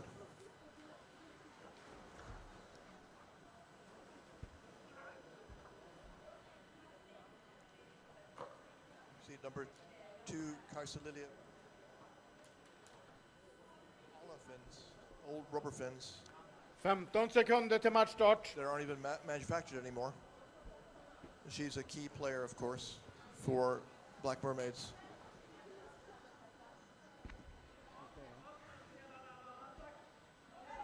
Okay. 6 spelare i vattnet.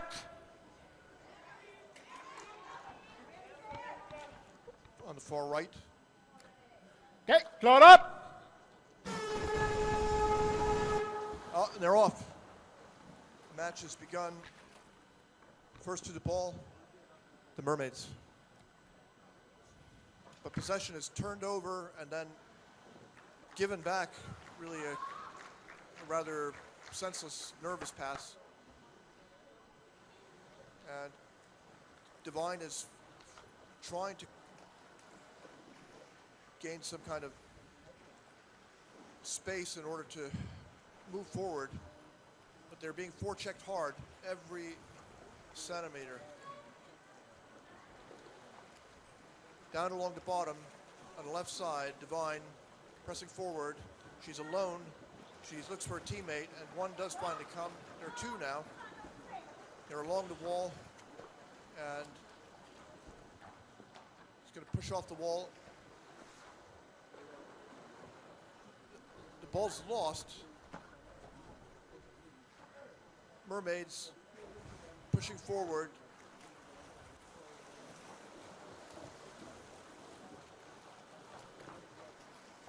Divine hassling the player with the ball, and she doesn't manage to pass. Instead, it's intercepted, handed off, really. It was just given to the wrong player, but she was tired there. An unwary Mermaid player had the ball exposed for a second, but the Divine player was unable to take it away. And we see Nina Berggren forward, latching onto the ball. She has a technique of going up to the surface and lying on her stomach and then twisting and breaks the ball away.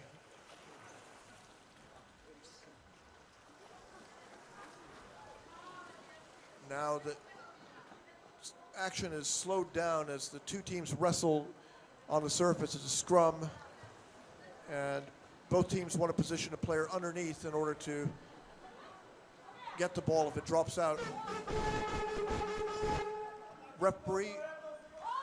Attack icke bollförare, blå friboll. Holding. So it's a free throw in favor of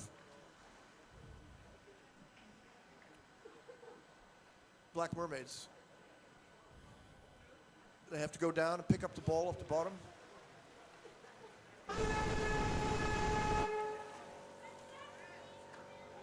Emma Lindström put the ball into play. Now they're on the side there. The two players who were approaching came in and only really made a half-hearted effort to pressure the player with the ball, and she didn't really feel threatened.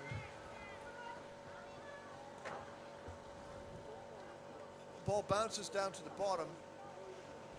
Mermaids pick it up and then head in towards the goal. The Divine back was turned for a while. Now they've got a counter possibility, and they clear out into the middle of the pool. This is the best thing that Divine has been able to put together so far. Pushing all the way over, and an attempt to hand off the ball is a failure. Not careful, and it's cost them possession. But Maria Melin, I think, has ripped it back, and now they've got the ball back again, Divine.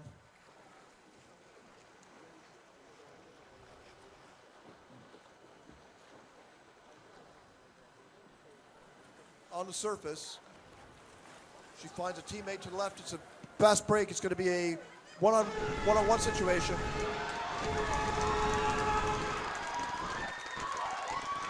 An easy score for Black Mermaids.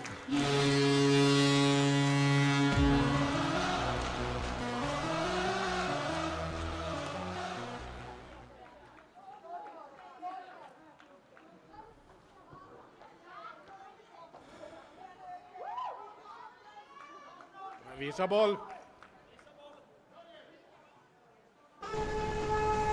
I think it was Felicia Newberry who scored that goal, but I'm not sure. It was Felicia Newberry, yes. So Divine comes up along on the top and then passes downward. They're slowed and they're looking to equalize now. The ball drops down. Before it hits the bottom, it's snatched up by the Mermaids. And then a Divine player captures the ball.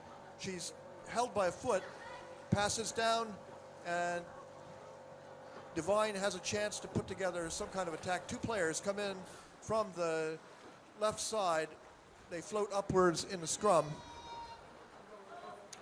and taken away by a Mermaid player who is fighting her way out of the zone. Long pass and a good one, and then back down again. Mermaids head over to the right side, and they have players there to take the ball. Divine is forechecking, and an outstretched ball is vulnerable, but they end up wrestling for it after a second, and it ends up with Mermaids, who now have a possession on the bottom. They're coming in. Now they break it off. A pass over to the center. The player who has the ball goes back over to the right. passes to the right. And now they have a 1-0 lead. They can be a little bit more careful.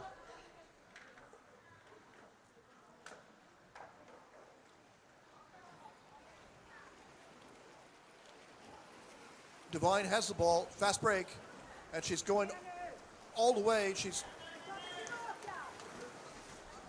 number 8.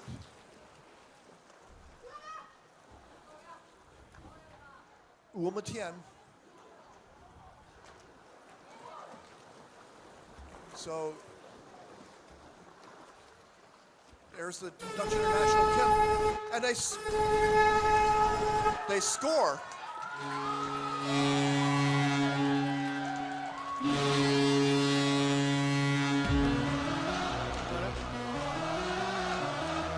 Okay.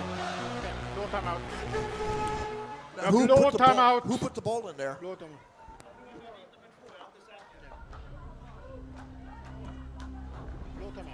Number 2. So that was the Dutch international Vem gjorde målet? player Kim Cooper, who is a former Netherlands national team underwater hockey player. So she's had a very brief time in the sport of underwater rugby, but she's good at competition, and she's really grown a lot even just now here during this competition. So she comes through to equalize, and it's a 1-1 game.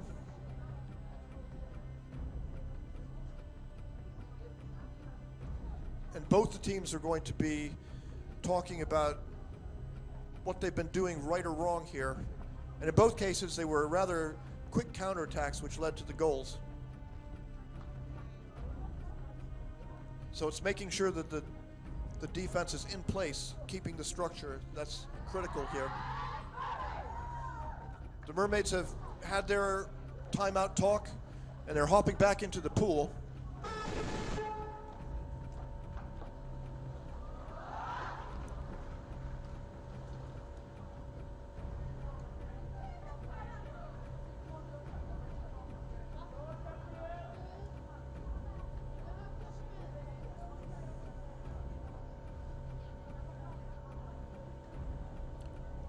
The Divine captain and the Mermaids captain are in conference with the referees. What could they be saying right now? What's the issue here?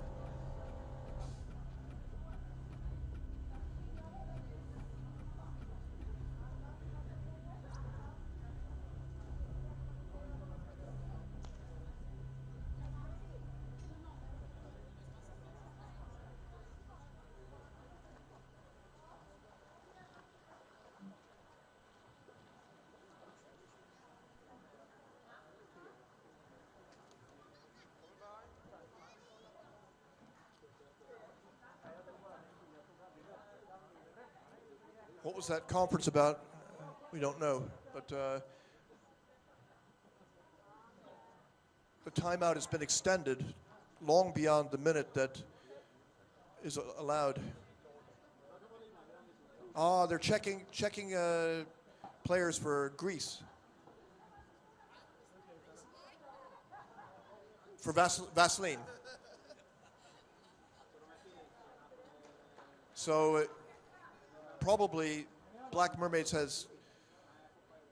Black Mermaids have objected to Målet gjordes av slippery opponents. Nummer 2. Så 6 spelare i vattnet. No indication that there was any Vaseline detected, but you're not allowed to have Vaseline on your body, which makes you difficult to grasp. There are, of course... Attack mot huvudet. Vit friboll. So attack on the head. Free throw in favor of Divine.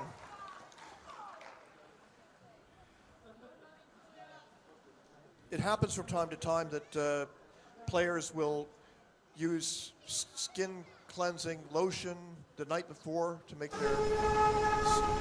their skin a little bit slippery. And there's not really any way you can limit that. I mean, the referee can't rub their hands all up and down a player's leg trying to detect something that's not, it's just rubbed in.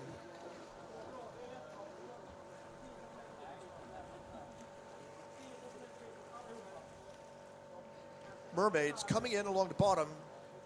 One pass moves it forward. Hard forechecking as Divine tries to capitalize on the slowdown. The ball's dumped down to the bottom, and a Mermaid player is there first, but she's shadowed by two Divine players who make things difficult, and now Divine passes onto the bottom. And now it's another break.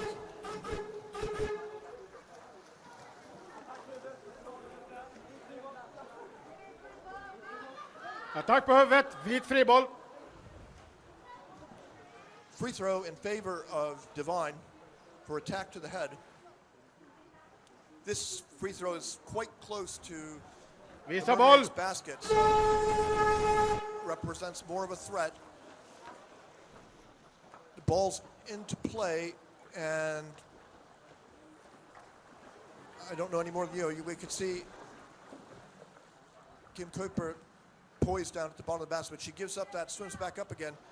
So I can't tell you who has the ball right now. No, it's Divine that has the ball, and they're struggling on the bottom faced by some hard forechecking. It's now a wrestling match. Will they be able to hold on to it? Difficult. Hard fighting for the ball here. This is really exhausting, and the ball drops down to the bottom. First to it, the Mermaids. She looks for an outlet, finds it, and we have a I don't know, fast break. She was by herself, and the defense was in pretty good position. So Mermaids looking to put something together here. Nina Berrigan coming off the bench, the exchange match, stripping the ball away, blindsided the Mermaids player. Now she's fighting forward, putting her hand on the neck until she finds a teammate below to the left. And they're all the way over now, close to the Mermaids basket. And there are three players, so it's not good for the Mermaids to have this. But they lock the ball up, float up to the top, where they're going to wrestle for the ball. Both teams trying to position a player underneath the scrum, and it's Divine that comes up with it, but then throws it away. Throws it away straight into the hands of a Mermaid player. She's caught immediately, and there are two players on her, and one of her teammates is coming in trying to relieve her in the scrum on the surface. The referee, Halsey. Varning vit nummer 6 för farligt spel. Vit friboll. So, Blå friboll, förlåt mig. Divine, number 6, Martin Kass, warned for attack to the head. So a free throw in favor of the Mermaids. They take the ball down to the bottom to the left side, swimming along, and a pass back again, intercepted. But the player who has the ball is very skillfully balances it behind the opponent's back and manages to get it off. And it's a new scrum on the surface.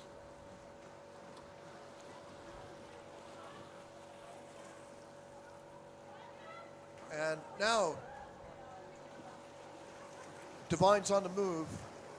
Two players. They can pass back and forth to get over to the goal, but the ball falls to the bottom of the pool. Probably it was batted away. So no speed here. They're forced to slow it down. On the left side, pushing off the wall, moving in along towards the back. Forced up to the surface. Yet another scrum. And we see players from both teams trying to get an angle, and it's the Mermaids who have the better angle. And they are coming over. Stopped.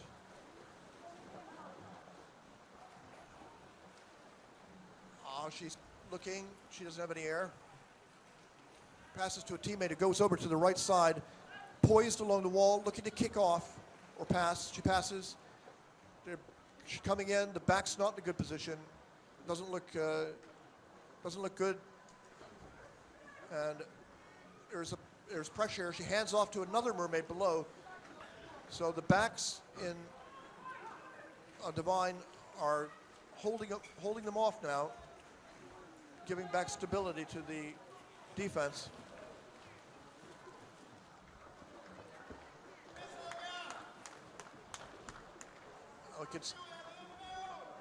The more experienced players on Divine are able to come out and challenge at the end of their dives, and it pays a reward.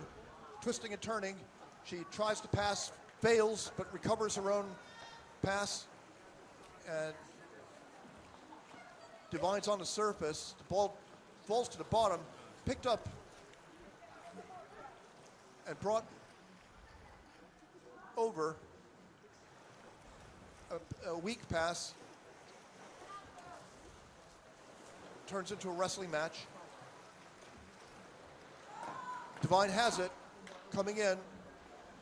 Triton should be able to firm up their defense easily in time for this, though. And Divine has to find a player to pass to, doesn't. Somebody goes down to pick it up, but there's no forward progress here. Mermaids lying in wait there in defense. The Divine player goes over to the side looking for some protection, and she gets the ball stripped away. That shouldn't happen. An experienced player wouldn't let that happen.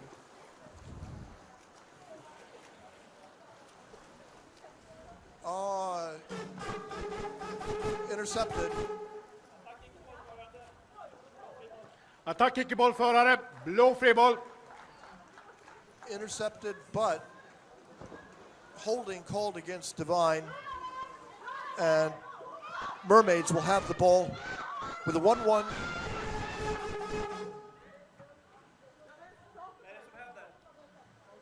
Jag vet inte.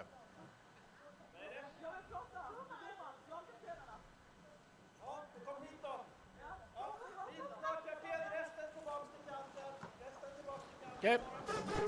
Isär på lagen. Halt in the action here.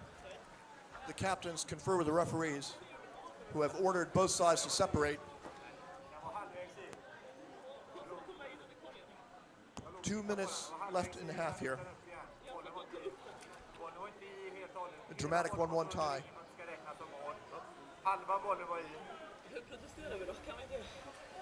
Ja, du får protestera i sådana fall efteråt, men alltså vi gör ju våran bedömning. Bollen var inte i korgen, hela bollen var inte i. För att det ska räknas som mål så ska hela bollen vara synlig. Det är mycket med den regeln. Jag låg på sidan. Domarkollegan har sagt att det inte är mål, så det är inte mål.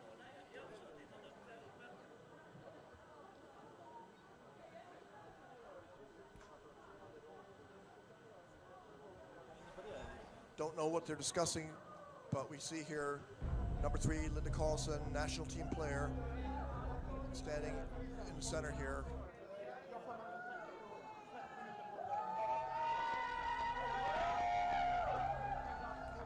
Big cheer from the crowd.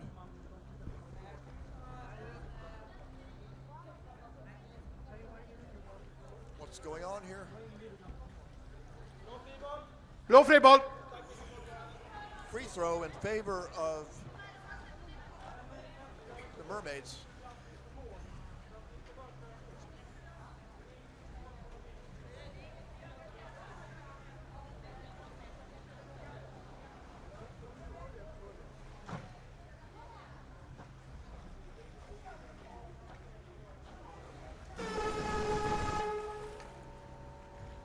The Mermaids had plenty of time to catch their breath.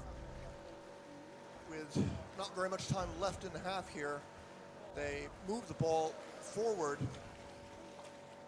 and the Divine defense holds them off.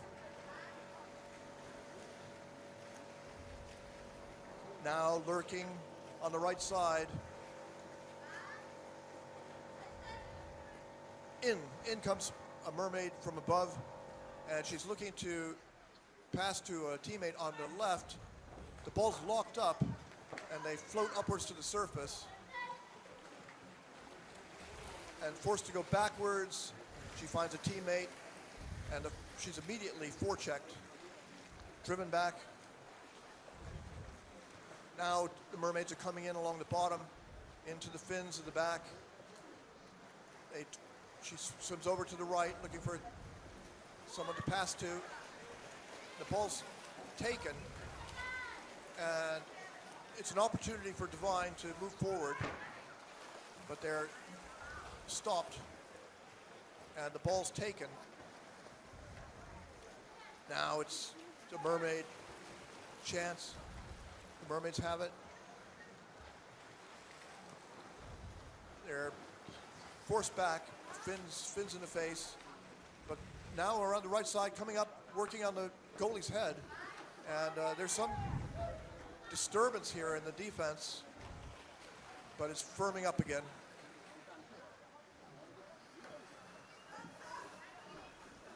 Mermaids looking for a score before the end of the half here. There can't be very much time left. 10 seconds. So the clock is going to run out here in the first half as they fight on the surface. So that's it.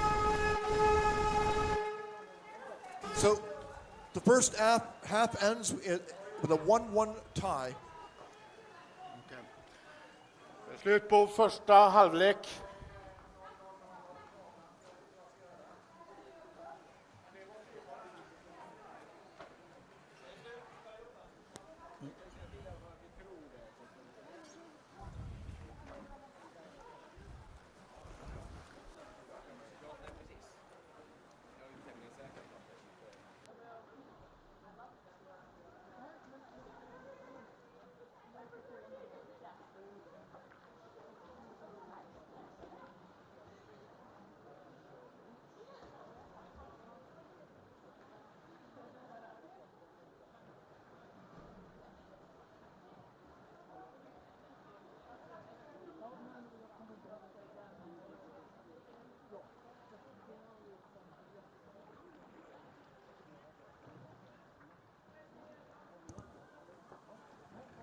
What did you think of the action here in the first half?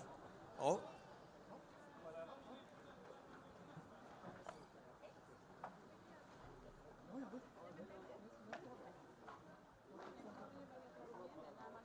Time to regroup.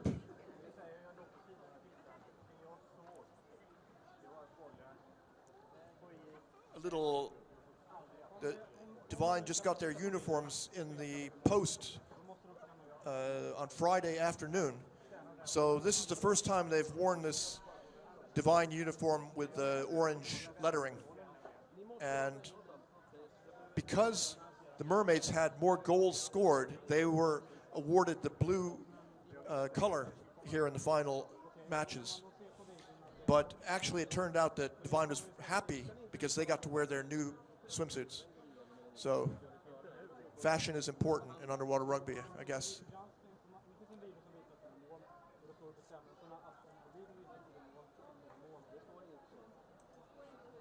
Underwater rugby players often wear the sort of suits that are made for polo players because they're subject to being pulled and you don't want to have your suit torn off. So they're double fabric, double layered. And they were purchased from a company in Great Britain. And I promised I would mention the name of the company to promote their commercial interest, but I forgot what they're called. So, Water Polo Shop, that's it. An informed fan here knew. How did you know that? I'm an underwater hockey player, and our national trunks were the same company. So from Holland? From the UK, okay. So we have another underwater hockey player who knew the name of the company, but he's been assimilated here in Sweden because he's feeding his kids bacon ost on a piece of polar bread. So do you play underwater rugby as well? Yes, I do. Which club? With ESURF. ESURF, okay. I'm not playing today. So the transition from hockey to rugby, what would you have to say for people in the UK who are listening? I think it's good fun. There's only the one club in the UK at the moment, but I know they're keen to expand and have more clubs, so get in touch and get interested. One of the Swedish national team players, Saga Bloomberg, is moving to Glasgow, Scotland, where she's going to take up underwater hockey, and it's entirely possible she'll try to get people interested in underwater rugby in Scotland. Scotland would be a good place for underwater rugby.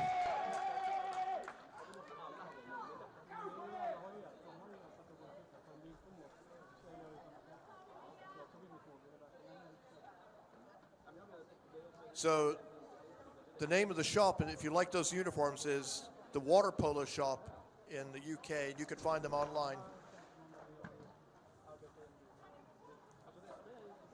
We got some really cute fans here with a... What doll is that? Cinderella, yes. And a bear, and... Cinderella is my favorite doll. Cinderella's your favorite doll? Your favorite princess. And what about your favorite underwater rugby team? Which one are you supporting? Mamas. The blue ones. Black Mermaids. They are supporting Black Mermaids here.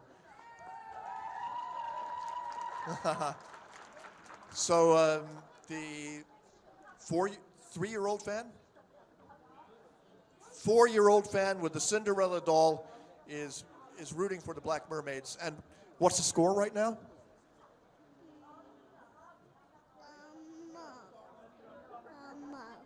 1-1. That's correct. Very good. And are you going to take up underwater rugby? Do you want to play? Yes, when I'm a grown up. And where? When I'm a grown up.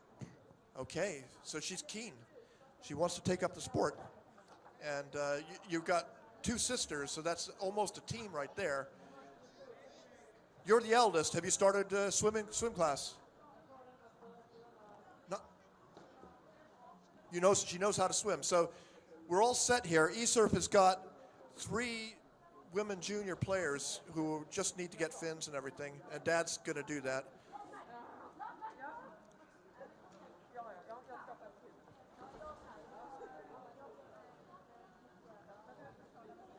There's a 5-minute break in between the halves here, so it must be close to starting time.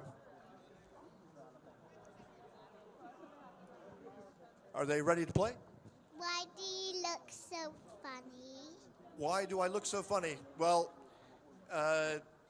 that's what a lot of people ask me. They always come up to me and say, how come you look so funny? And I just shrug my shoulders and say, well, that's the luck of the draw. You don't look funny. You look pretty good. Are you? And you got a nice ball. Båda lagen klara. Okay, here we are. The end of the halftime break. The ball is in action, and we're going to catch up with the camera here underwater in just a moment. We maybe have some lag time. Here we are. So the team with the ball first after the half now appears to be Divine. They pass to the right and come over on the right side. The back has her fins up. Hard to get in there. And there's a player on the left. She gets the ball. She's locked up and going to be dragged to the surface. I think it's Mia Melin, national team player, very strong. And they're not going to be able to just rip the ball away from her. They get up to the surface. The ball's passed over to another player, but now it drops down into the hands of the Mermaids. And she's struggling free and finds a teammate on the bottom. Number 3, Linda Carlson, also a national team player. And back and forth, ends up with the Mermaids, struggling out into the center. Nice movement across the pool. Kick in the face from the back. There's been some warnings about kicking here. So that player, Wilma Tien, was warned yesterday for kicking, but they didn't call it on her this time.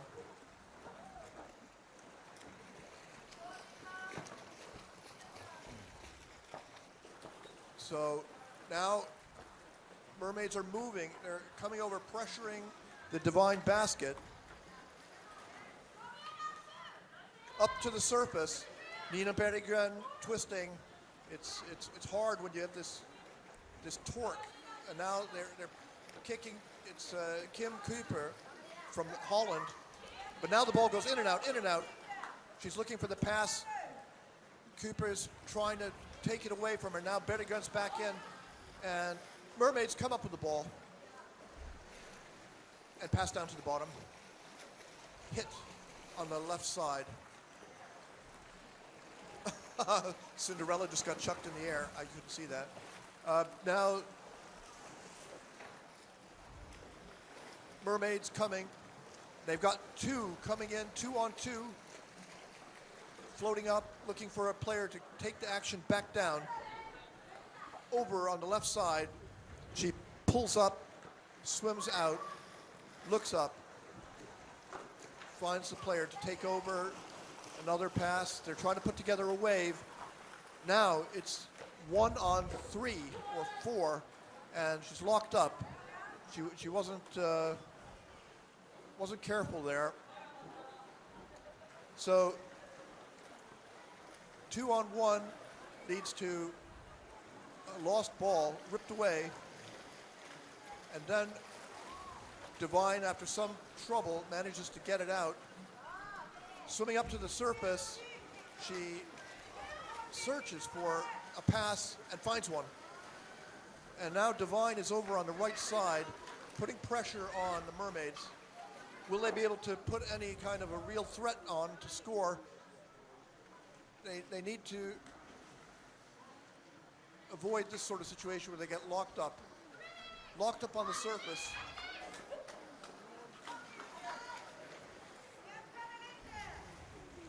Mermaid breaks free, and the pass is intercepted by number 8. She's locked up. She's got 3 players on her, but manages to dump it off to Felicia Newberry. Now it's back with the Mermaids, who are moving forward, and they've got 2 players on the left side. 1 high above on the surface getting air. She passes to her teammate down below and then out towards the center. Nina Berggren comes in, challenges, but unable to hold on to the player. She comes in, and the pressure now is on Divine's defense. Pass outward.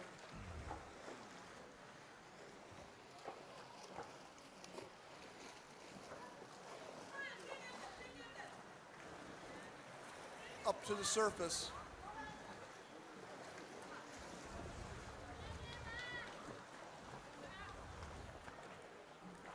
Nice, very strong move by the Mermaid player, fending off a forechecker and keeping her momentum going forward. But now the ball's dropped, and the Divine player who's got it doesn't see the forechecker, but when she does get hit, she holds on, and it's now Kim Cooper holding the ball there for a teammate, Maria Malin. Now they come over. The ball drops to the bottom, bobbled, dropped to the bottom. 3 players fighting for it, and it's a Mermaid who comes up with it. She passes to a teammate who's immediately locked up, but she breaks free and is seized by another player. So there's no break here. Tough forechecking. Kim Cooper, the Dutch international, Mermaids on the bottom lost the ball, but the Divine player who had it for briefly wasn't able to secure it. And it's a 3-on-2 attack by the Mermaids above the goal. She's going to be looking to pass down. Could she find a teammate there? No. It's gone static up to the surface. Now they've got it back again, coming in from the, trying to get to the bottom. She's pulled up. And back to the surface. Another wrestling match, another scrum. The Mermaids struggling to bring the ball down. And the ball's loose for a second. Another wrestling match. This time, the Divine player manages to put her hand out and scoop in the ball. She throws it out or loses it. Difficult to decide exactly what it was. And picked up by another Divine player, and they're struggling to find some kind of secure passing. Instead, it's going to be a Mermaid who, Felicia Newberry, is fighting her way free. She's really strong, and the average woman player is not going to be able to hold her leg if she starts swimming hard. Mermaid, number 13, Saga Bloomberry on the bottom, passes. They come up to the surface. She holds the ball under her armpit for a bit and then passes down. Going to be Kaisa Lilia there, maybe. Now over from the right side, she's coming in from above, trying to grab the goalie's feet or a leg or something, and Mermaids are fighting for a position on the basket, and she's got the ball, so she has every right to do that, and they've got the drove the goalie off, but the pass downward was right into the arms of a Divine player, and possession is now decidedly going in favor of the Mermaids, because every time Divine gets the ball, they're unable to maintain possession for very long. And halt to the action. Oh, they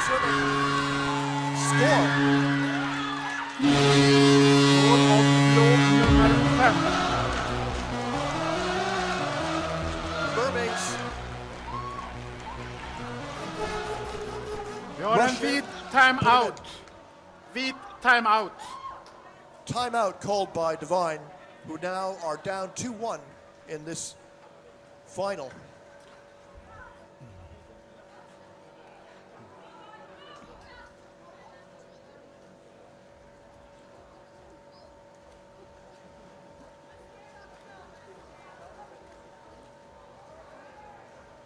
So a very difficult situation for Divine. They're down 2-1.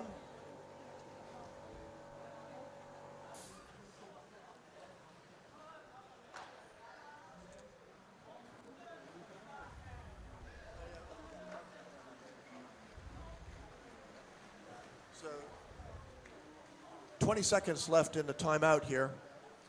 So Divine has burned a timeout.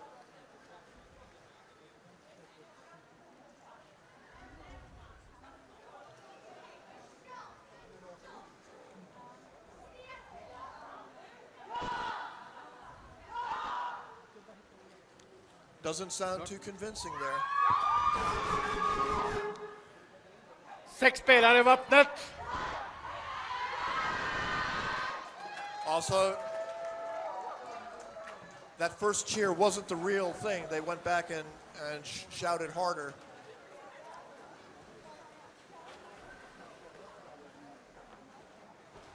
The players hop back into the water.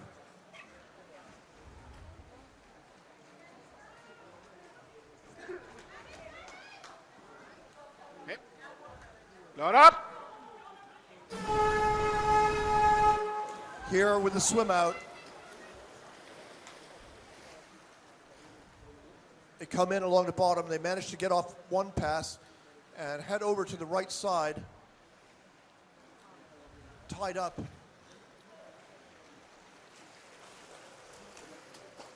Tied up with at least 2 players clinging to her. She's going to have trouble getting the ball off. And the Mermaids only have to hold on to a lead now with 5.5 minutes left in the game. Down to the bottom, wrestling for the ball.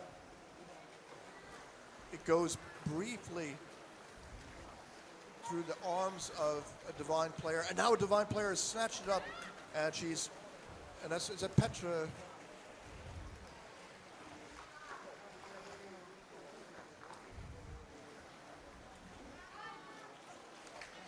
They come over to the other side,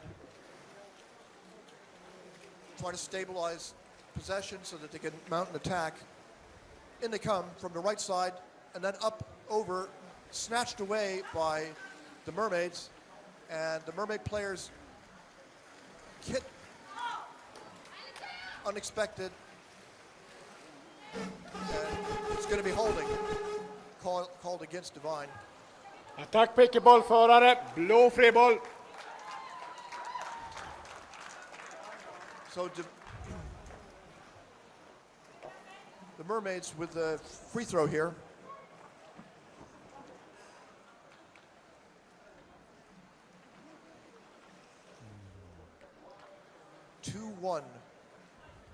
Final match of the year. In come the Mermaids. Locked up. Tugging it. You can recognize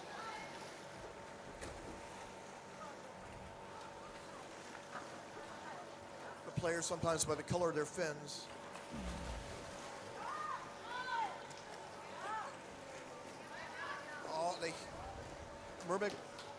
Mermaids come through with the ball, and now they're coming in. Stopped by the back. Back is there. She comes out and challenges the next player who has the ball. And they have to get the ball back, so they're making an extra effort now to end their dives with forechecking.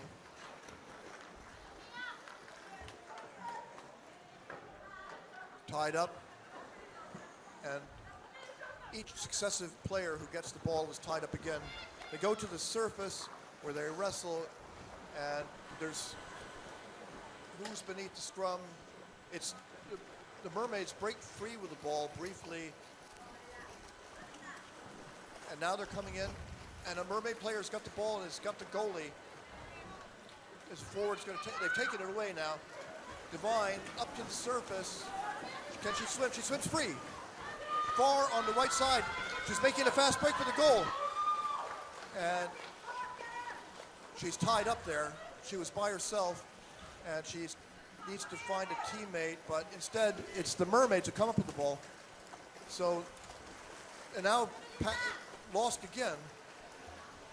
And Nina Bennigan breaks loose, passes down to the bottom, and the ball's locked up between 3 players, 2 players now.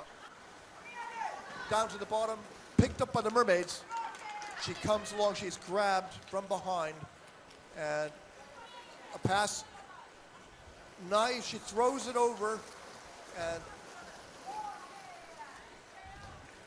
the Mermaids are on the move with 3 players, now -1, now minus another 1. They pass backwards. And the ball goes back and forth. It's 2-1 lead. There's 1:51 remaining on the clock on the screen, which may or may not be identical to the official game clock. Now Mermaids come in along the bottom, and nice move over the goal. Pass down. She's under pressure, but rather easily puts her back to the bottom and swims back until she passes to a teammate. Now they've moved it over to the left side. Swimming up to the top. Attack på huvudet, vit friboll. Attack, illegal attack on the head. Vi har en blå timeout. So a free throw Blå for timeout. Divine. Timeout called by Mermaids. And is it a good idea to have a timeout now for the Mermaids? It allows Divine to have a conference about what they're going to do with this free throw, and they'll have filled their lungs with air. So, if anything, could be to the advantage of Divine. But of course, Mermaids will be able to go down and be settled in defense.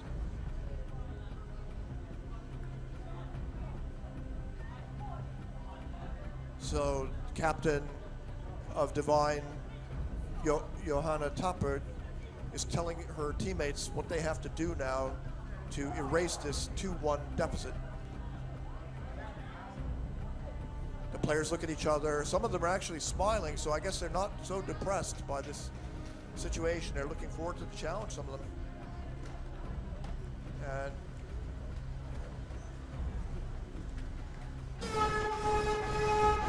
Timeouten är slut. 6 spelare i vattnet. With 1 minute, 15 seconds remaining on the clock, Divine will start with the ball. They have a free throw.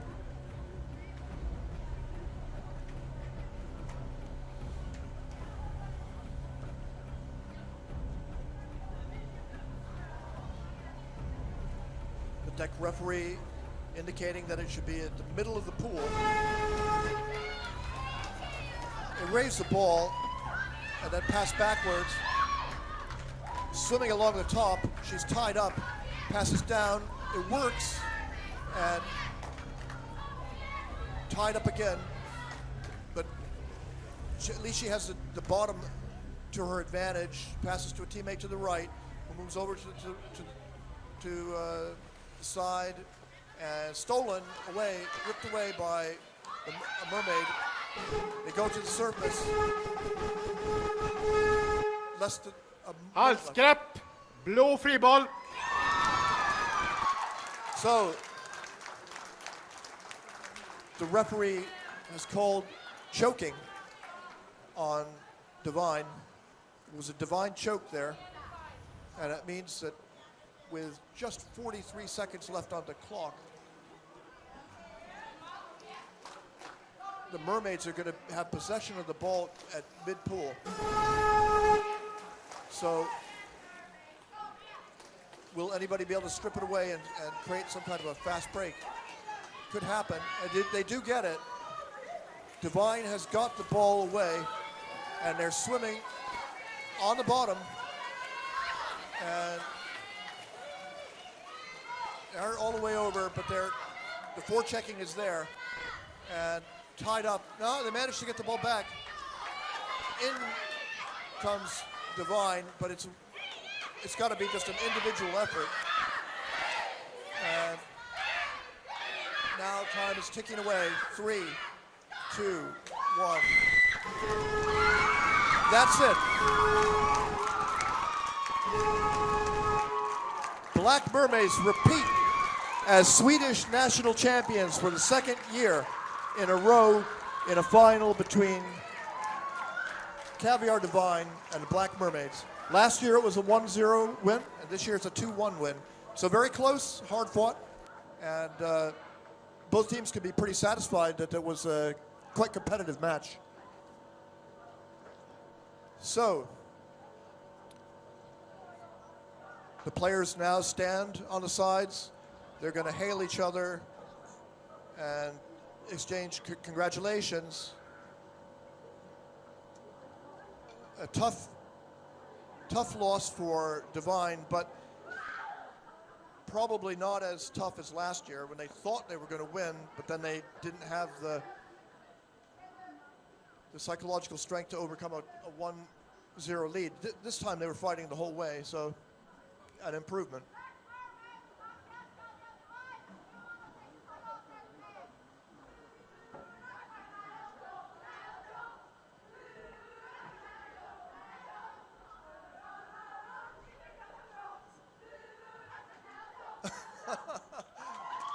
What was that? So, all right. That was a unusual last cry. So, Divine's going to come back with an applaud. So, the players dive into the water to go and shake hands. There you are. That's it. That's the final for the women this year. The champions are the Black Mermaids from Malmö.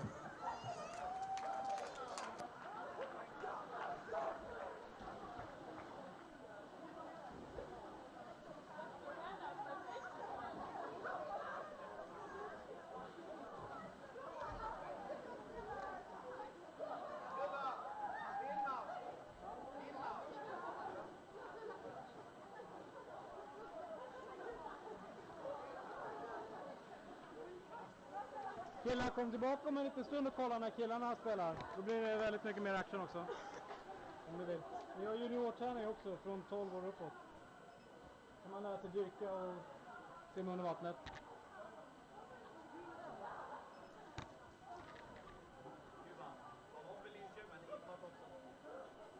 De vet. Det spelar ingen roll med protesten, va?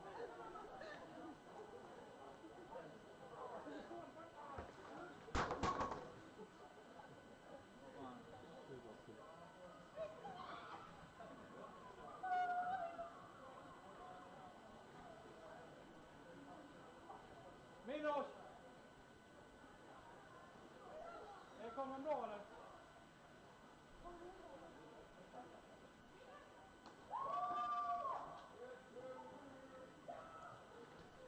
Milos! Milos! Milos! Står kameran bra, eller? Står kameran rätt?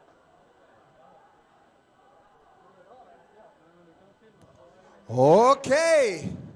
Då är vi framme vid dagens andra bronsmatch mellan ESURF och Linköping.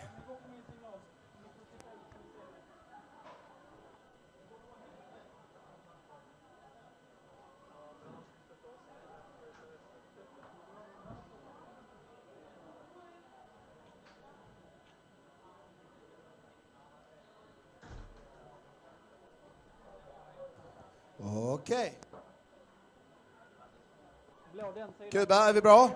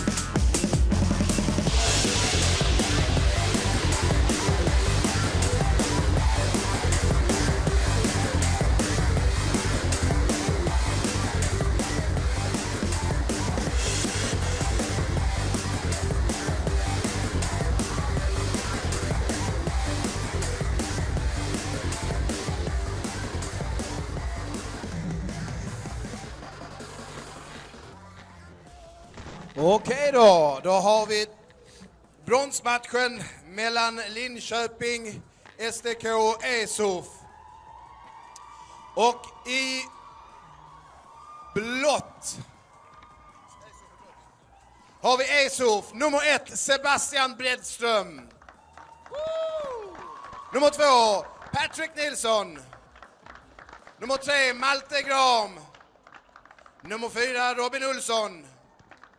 Nummer 5, Joel Nilsson.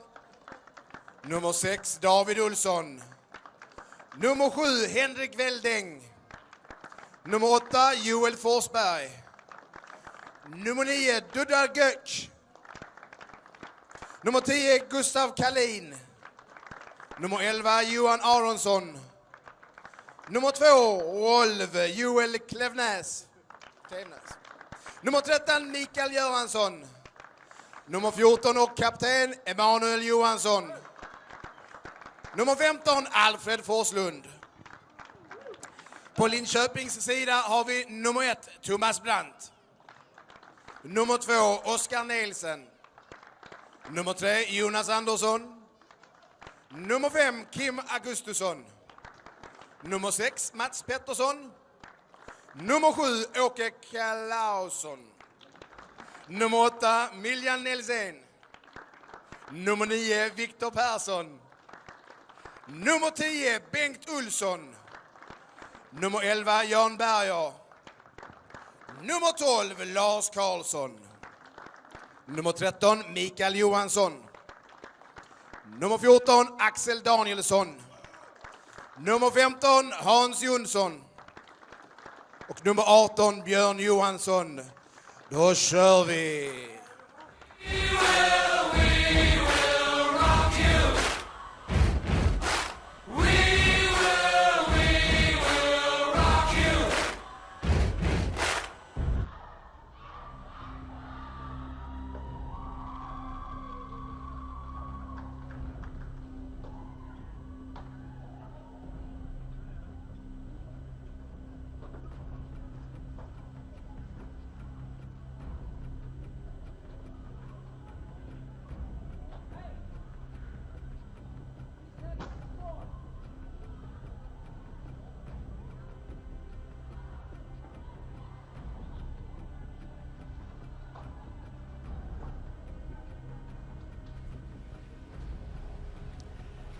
En minut kvar till matchstart. 1 minut.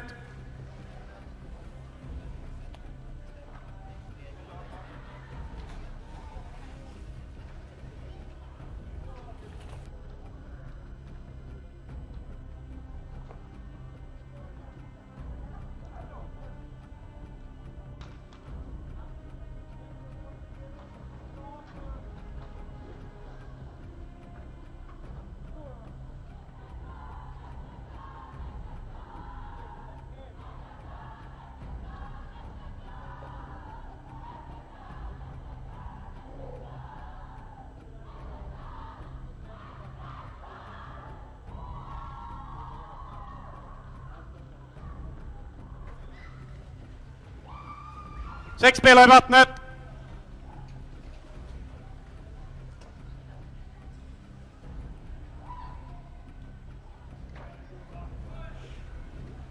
Tio sekunder.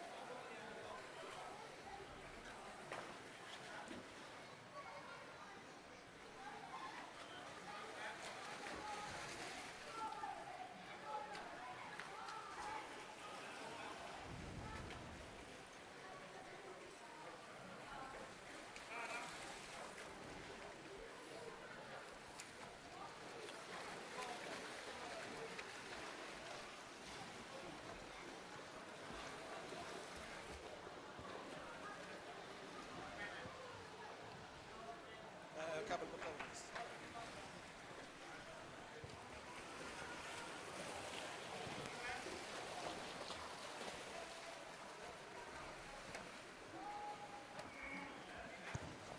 Okej, då är Darrell på lite minisemester och jag ska försöka fylla hans skor. ESURF i blått, upplåsta här på mitten. Passar vidare bollen mot... ingen aning vad de heter alltså. Men just nu forcerar de framåt mot Linköping på tom korg. Men Linköping kan fylla på den i tid. Bollen är lös. Ovanför korgen, tom korg igen. Nej, väljer ESURF till att backa lite. Och starta om handfallet. Den är stulen! Passen blev stulen av Linköping. De åker stenhårt där om bollen.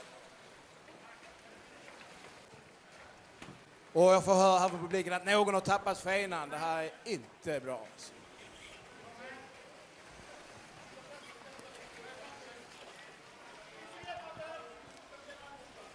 ESURF startar en ny våg.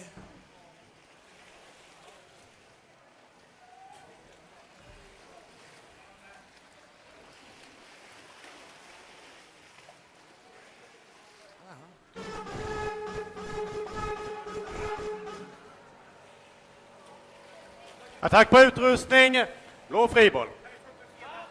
Attack på utrustning, blå friboll.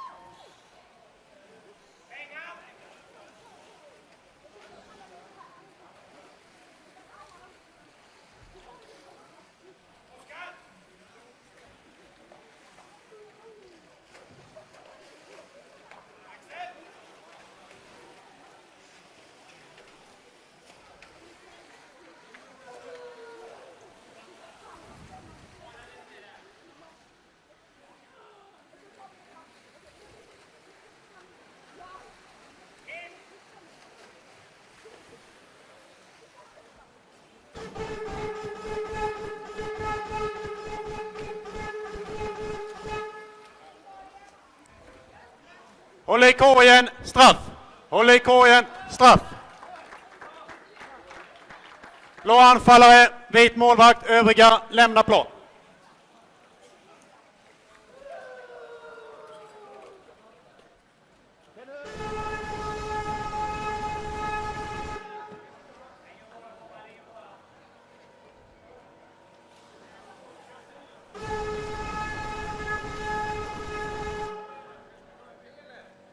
Vänta lite.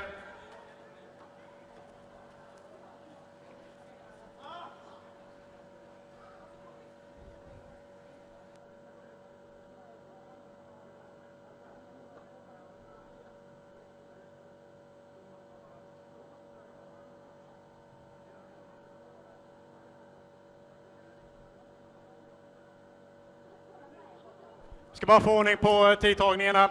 Kommer vi köra.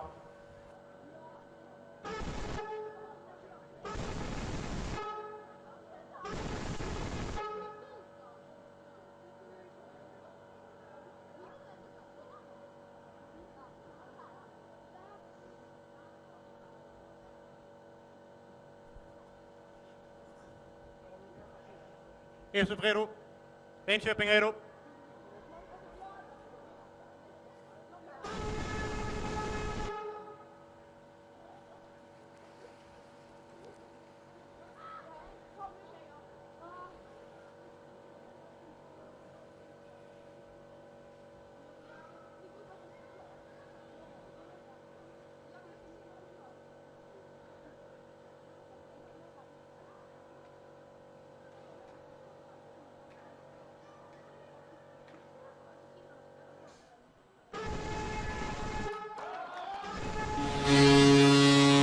blå nummer 8. Mål, blå nummer 8.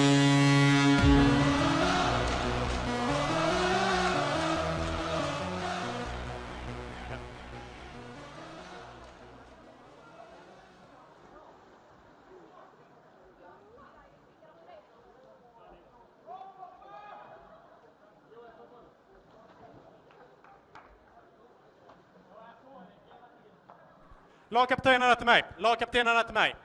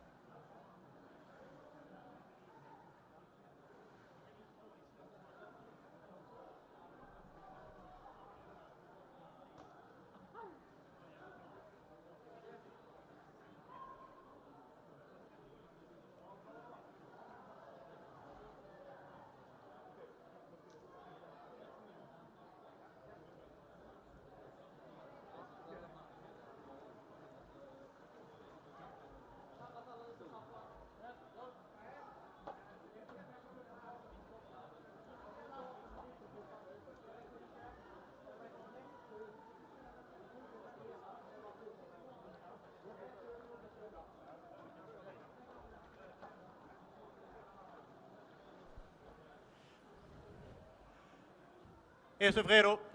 Linköping redo.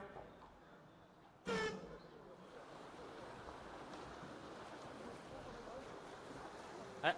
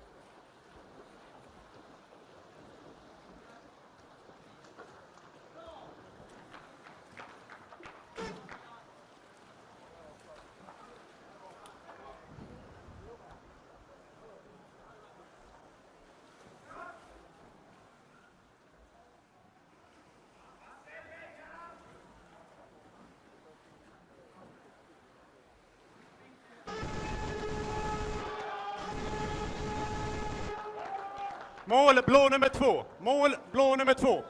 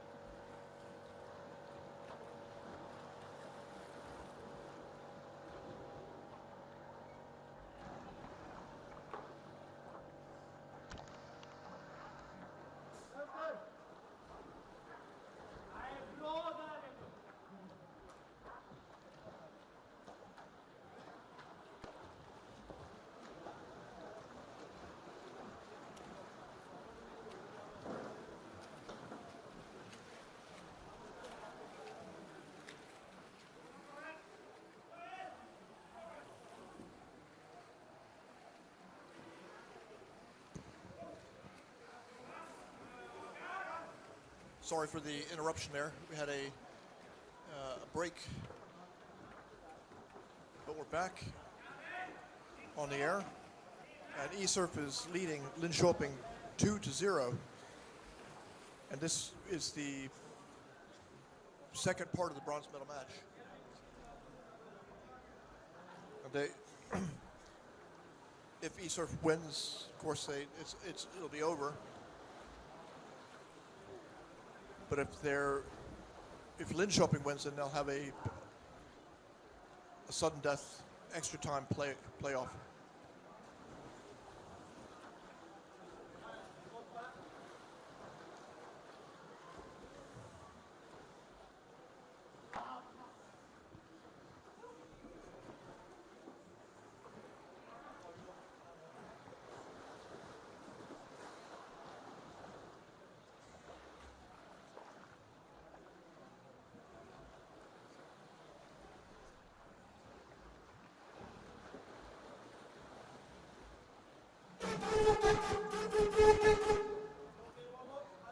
Halsgrepp, blå friboll. Halsgrepp, blå friboll.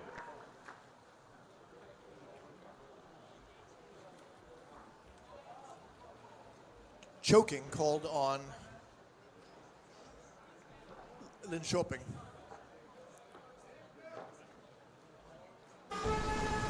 ESURF put the ball in play in the middle of the pool. Referee stops the play. Perhaps the player was too close to the free throw. He hands off the ball to a teammate who swims, passes down. They come in on the bottom. 2 players on 1. And the ball bounces down to the bottom. The players who were engaged in that tussle didn't seem to see it. ESURF picks it up, passes it, gets over to the other side, and there's pressure on the Linköping goal. ESURF is coming back out again, looking for a player to take over the attack. One is far away on the right side here, and he's just waiting. He finds another player. That would be Molly Grom. Now they come out into the center. Up again.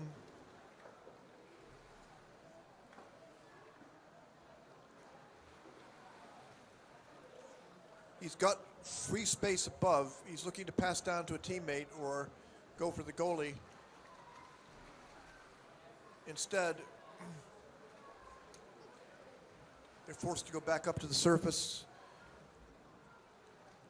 ESURF out on the boundaries of the cylinder now, coming back in. The ball's dropped. It's going to be holding. Tack på icke bollförande, vit friboll. Tack på icke bollförande, vit friboll. Holding against ESURF.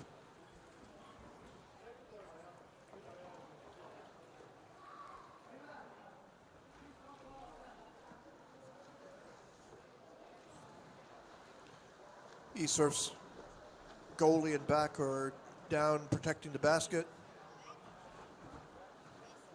A couple of exchanges take place.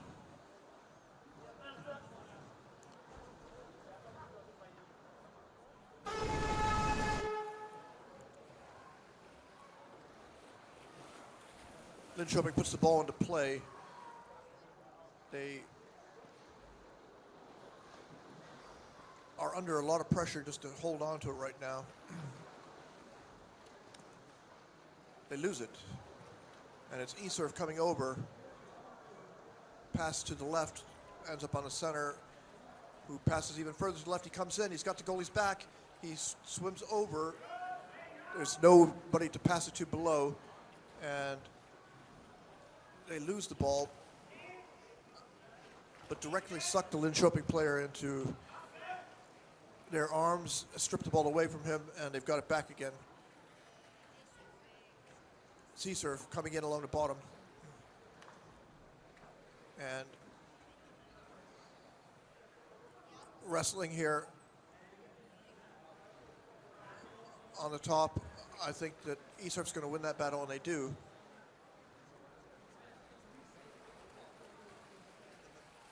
And now it's a move on the goalie here from the right side, but they lose the ball. But before Linköping can clear, ESURF is on them. And the ball goes out and it's lost. And ESURF is looking very tough here. And they got the ball, bounces on the bottom. Nobody sees it until the back. The Linköping back picks it up. His foot is captured. The pass that was intercepted. And now ESURF with a 2-0 lead here. 3 minutes remaining in the first half. Swims up to the surface. He goes over towards the right corner and then down, retreats back up again, comfortably passes to a teammate who comes in. He's making a move. He's coming in. He's taking the pain, and the ball bounces on the bottom. It's underneath. It's a Linköping ball, but the Linköping player belongs to ESURF, and ESURF gets it. They come in. It's a bad situation. Attack på icke-bollförande, vit friboll. Attack på icke-bollförande, vit friboll. A break for Linköping. Holding is called. And what looked like a dangerous situation for Linköping turns into a free throw. That's the young lady with Cinderella that you see here. And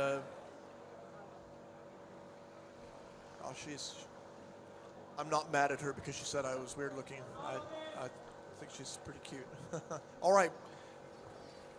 The action is resumed again. And Linköping twists and turns. The ball weakly transferred to a teammate. Attack på icke-bollförande, blå friboll. Attack på icke-bollförande, blå friboll. So holding called against Linköping. Linköping will have a free throw here.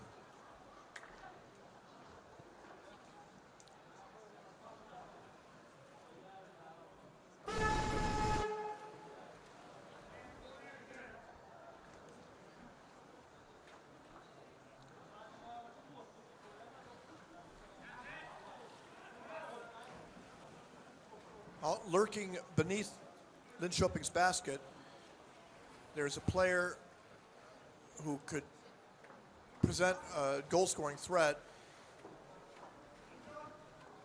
but ESURF is unable to get it to him, and the ball's driven out again briefly, but then they come in over the top, and the ball's thrown up, and after some back and forth, it ends up with Linköping, who make a pass towards the bottom and center, coming around. A lot of players fighting over the ball, which now belongs to Linköping. There they come. Linköping on the move. They're down 2-0. They need to get on the scoreboard. 1 minute remaining in this half. Linköping has the ball. Still time to do something. Clock is ticking. He hands it to his teammate who comes in, and referee.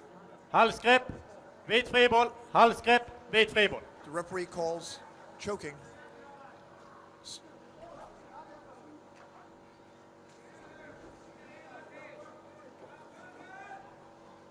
So Linköping will have an opportunity to strike with the ball. ESURF 2 meter nu.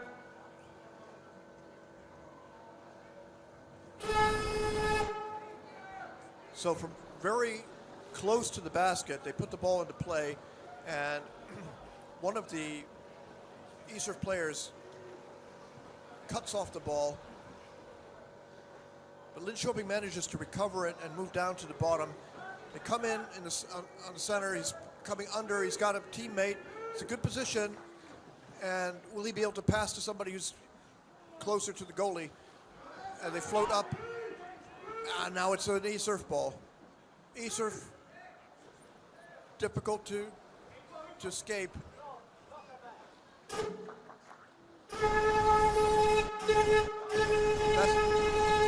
That's the half.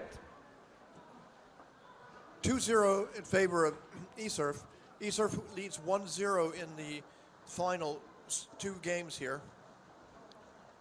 So they just have to hold on to this lead to win the bronze in the Swedish National Championships 2016. I'll be back with you in just a moment.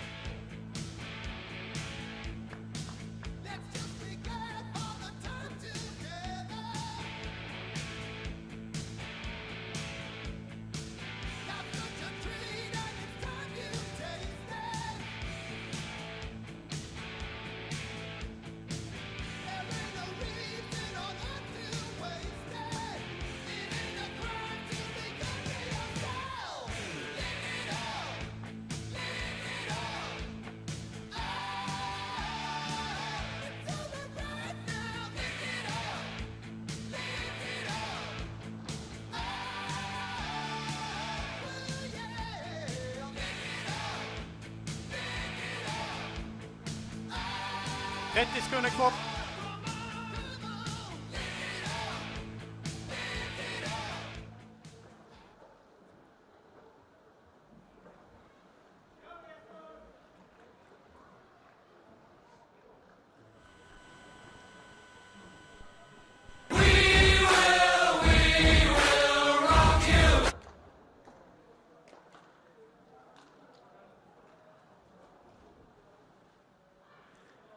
Sex man i vattnet.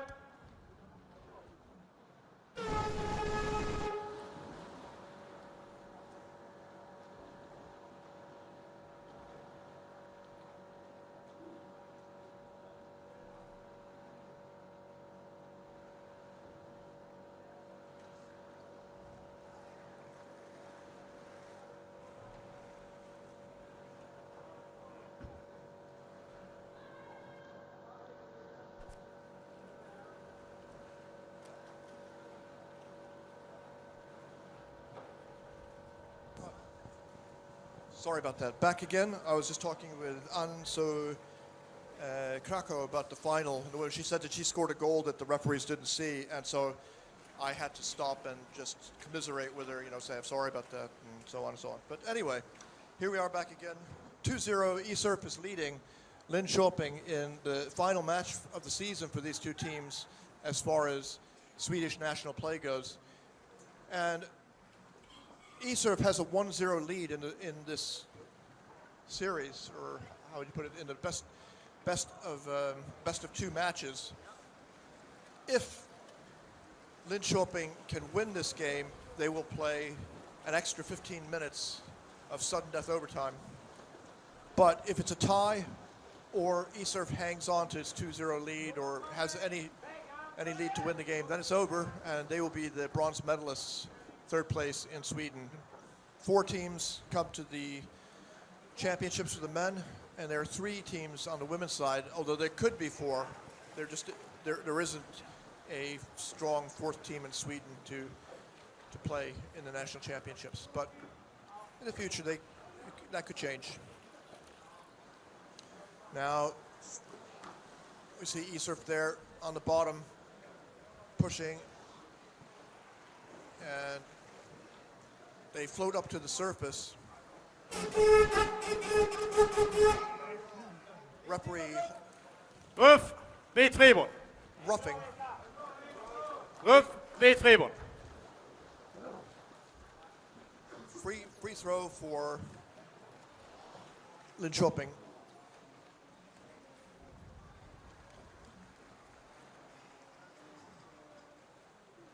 $12:54 remaining in the second half here.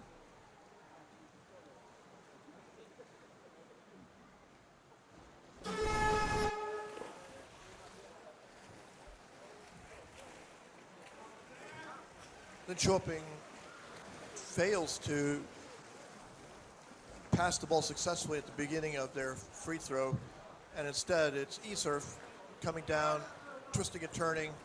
He finds a teammate higher above. He's going to be able to pass down to a teammate who's got protection from the wall, and the forechecker gave up and left. Instead, Linköping will regroup, put its defense into a stable position while ESURF charges out. The charge has been made and didn't succeed. It's not easy to score in underwater rugby. He twists and turns, he finds a teammate below. He's challenged by the back, who comes up, and they come, it's a pass on the other side, it drops down, and the ball goes briefly through his hands, then out. It's now Linköping at mid-pool. Now,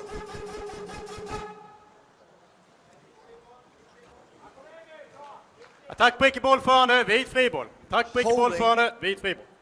Free throw for Linköping. When the ball, I think that was when the ball bounced to the bottom, and the ESURF player just pushed off a little bit in order to gain a little speed to grab that ball, but he was called for that. Pushed off of the Linköping player. Linköping passes down. Last time they bungled their own free throw, but this time they managed to hold on to it barely under a lot of pressure.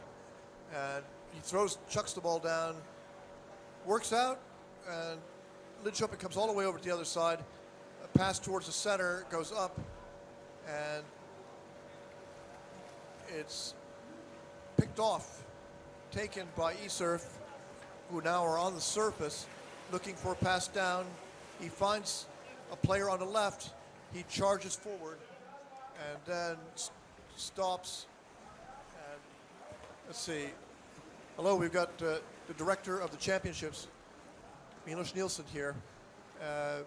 Any information to communicate? No, everything is fantastic. I think the whole championships have been a real success, and we have a fantastic audience here today, and we have a lot of people watching us online on the streams.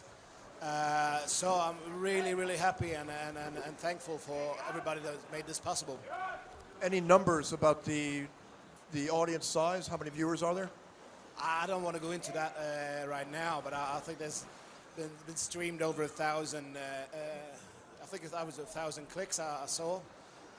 So that's really, really good for us, I think. Good news for underwater rugby to have quality television.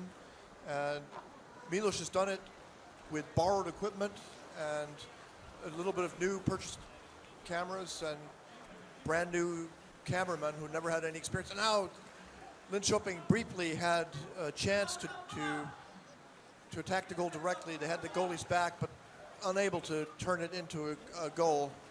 Didn't get the goalie off. And it's ESURF coming across the pool. He turns on his side, different directions, until he finds a teammate who goes all the way over on the left side. He breaks free, he comes over, and he's just no respect for the back there. And, they jam it in. It's Mål blå nummer 10. Another goal. Mål blå nummer 10.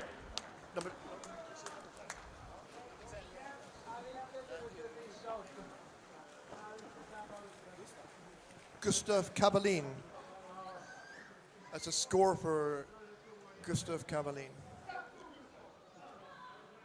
It's bollen Linköping. Hello there. This little girl over here, the one with the Cinderella doll, she said that I look weird. How come you look so weird, she said. You should have stopped the broadcast at that point. Yeah, I heard that. It was pretty funny, actually, because we all think you look weird. I know. So hopefully there'll be a YouTube documentation of this. The little girl calling it could go viral if anybody cares. But anyway, we're watching the last 9 minutes, a little under 9 minutes remaining in the ESURF Linköping bronze medal match, and it's 3-0 in favor of ESURF. It's out of reach now, really, I would say, and I think you'll agree with me. That's an easy question. Nothing is out of reach, and it ain't over until the fat lady sings, right? So, but yeah, it looks tough right now for Linköping. The ESURF are giving him a hard time, and there's a lot of roughing, and it looks fantastic, I have to say. The equipment that Peter Blomberg put together for this championship is paying off, and we have some really nice footage in high definition. So, yeah, it's really, really fun to watch this. I didn't know that Peter Blomberg was involved in the technology here, the putting it together. He's an engineer by profession, I think. But anyway, he's the national team assistant coach, and it's good for him to have this television of his team winning if they manage to win the national championship back. That match is still coming up here, and how long? What time does that start? So we'll, I think we will start presenting the players 5 to 1, and then the match starts at 1 o'clock. It's the Swedish championship final, so it's going to be really exciting, and I think there's going to be some hard punches and hard game. So you really have to watch this. So stay tuned, folks. At 1 o'clock in roughly 20 minutes time, it will be time for the final match of the championships between Polisen and Malmö Triton. Right now, Linköping is struggling to hold on to the ball, and ESURF is lurking on the outside. Now they come in again. I would say it's more likely that ESURF scores another goal than Linköping puts a goal on the scoreboard now, but you never know. And the players are relaxed. They don't have to worry about losing now. They're going to come out of this with a bronze. And when you're relaxed, it can make it easier to play. Roof, blå fri-boll. Roof. What was the call there? It was a free ball for roughing. Roughing. The referees have been pretty emphatic that they want to clean play, and they've been proactive in stopping, for instance, choking grips and roughing. So there haven't been a lot of there haven't been any fights or anything like that. It's been clean play for the most part. Yeah, but underwater rugby, as I've seen it throughout the years, has always been a very friendly sport, and I think it's very seldom that we have big arguments in the water and start, roughing too hard. There's a lot of love in the water. Yes. That's a kind of a subjective statement because the players do make hard physical contact, but generally they don't leave the pool and say that because of the physical contact they're now unfriendly.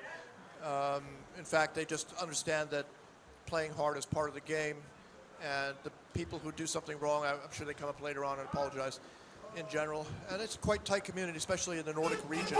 All the players know each other rather well. So, Attack på icke-bollförande, vit friboll. Holding. Attack på icke-bollförande, vit friboll. We'll give a free throw to Linköping with 5:35 remaining on the clock, and they're down 3-0.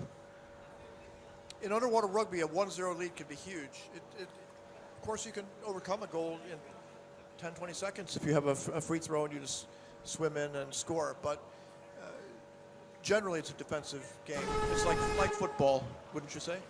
Absolutely. As in football, it can change very quickly, but it's very defensive.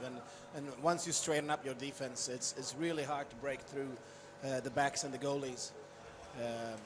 So yeah, it's a good reference there to football as for the defense subjective. So the 2-1 final score of the women's final, that's pretty indicative. Yesterday it was a difference of 1 goal, and today is the same. Now,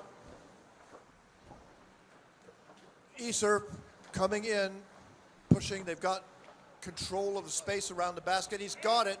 He could try to slip it in under the goalie's back there, but instead, Linköping comes up with the ball, swims over, and he swims up, twists, breaks away a little bit, pushes the ball down to the bottom where it's picked up by ESURF. ESURF hands the ball straight back to Linköping, and it's a fast break. He's going to swim all the way over, and the result, though, is that he just loses it. We didn't see what exactly happened, but he saw the opportunity, and he went for it, maybe not being so careful with the ball. Now, scrum gives the ball to ESURF.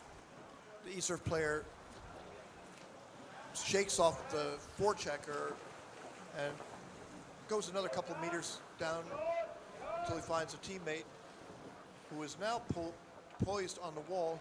He comes over and he's trying to pass over. He's got 2 teammates closer to the basket, and then another one pops in. Beautiful move, beautiful. And now they pass over the other side, and it's in and out of the hands of Linköping, and ESURF had a very nice series of passes there.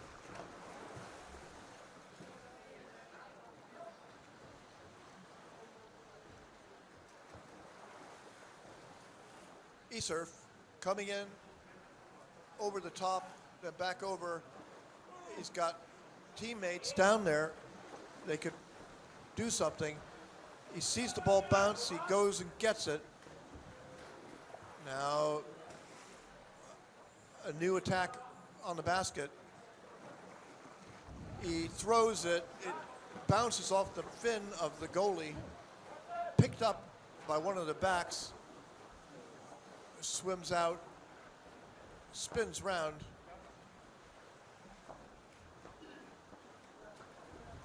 Oh, they move all the way across to the midway point and beyond.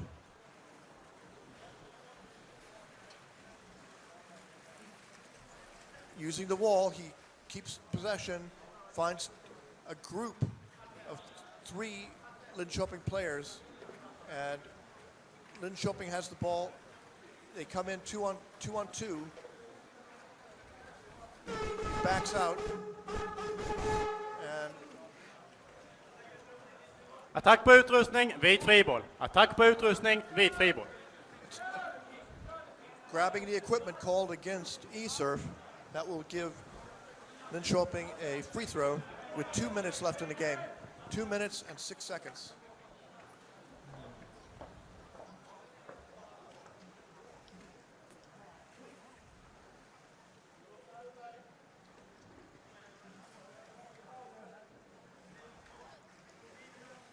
It's close to the goal here, this free throw. Opportunity for Linköping. He raises the ball, puts it into play. Over on the right side, the pass fails, drops to the bottom, recovered, passed forward. Linköping moving closer to ESURF's goal. Can they do something with it? It's a mass of players there. You can't be sure who has the ball exactly. No, it's ESURF, but he holds the ball out and it's snatched away. There's an empty basket. Oh, it's a chance for Linköping to put a point on the scoreboard, and they miss it. Halsgrepp, blå friboll. Choking. So ESURF will take the ball.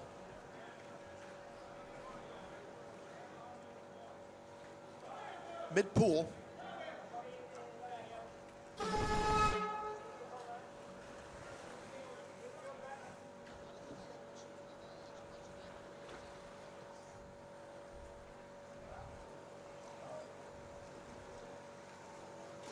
ESURF on the right side, down at the bottom,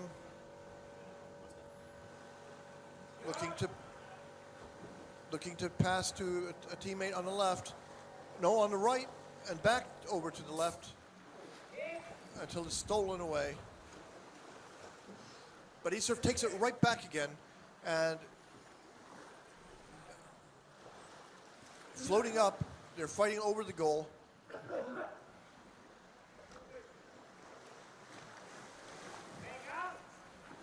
Swimming along the surface, not very quickly, but moving a little bit. An ESURF player makes a pass down. They come in, and it's taken by one of the backs or forwards. They clear the zone easily. It's a fast break. It's a 1-on-2, but he's caught by the first player who comes down to get him. He manages to get the ball to a teammate. They come over, and very exciting. There was a chance there for Linköping to put something together, but ESURF managed to break it all up. And that is it. The game is over. Third place in the Swedish National Championships. The bronze medal goes to ESURF from Eslöv.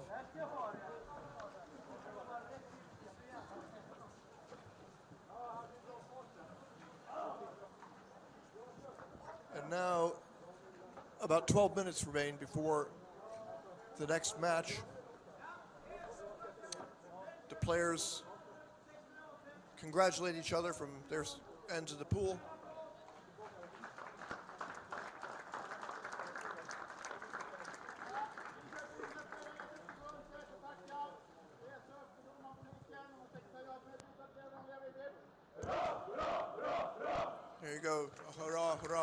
Linköping. All right, I'm going to take a short break here before the final match. And Milos Nielsen will read out the names of, introduce the teams in a couple, say, 7 minutes from now. I look forward to rejoining you again myself at 1 o'clock.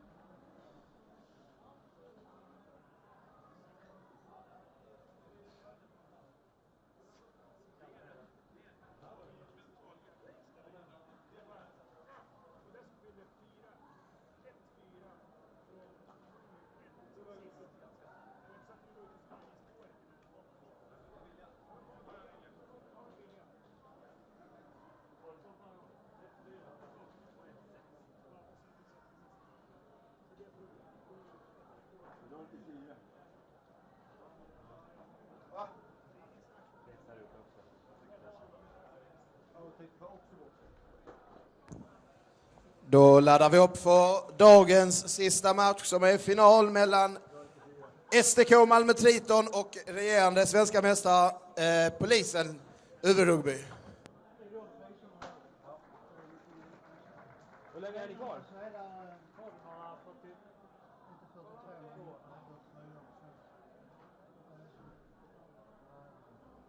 Hur länge är ni kvar? Säljer du på nätet också eller någonstans man kan beställa? Ja, det gör vi. Kan ringa så kan du skicka. De här är nedlagda. Ja, för det är slut. Ja.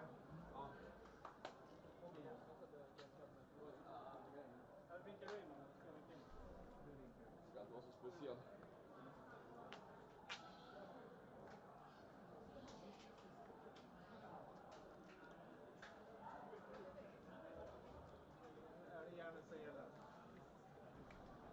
Jag vinkar när han ska börja.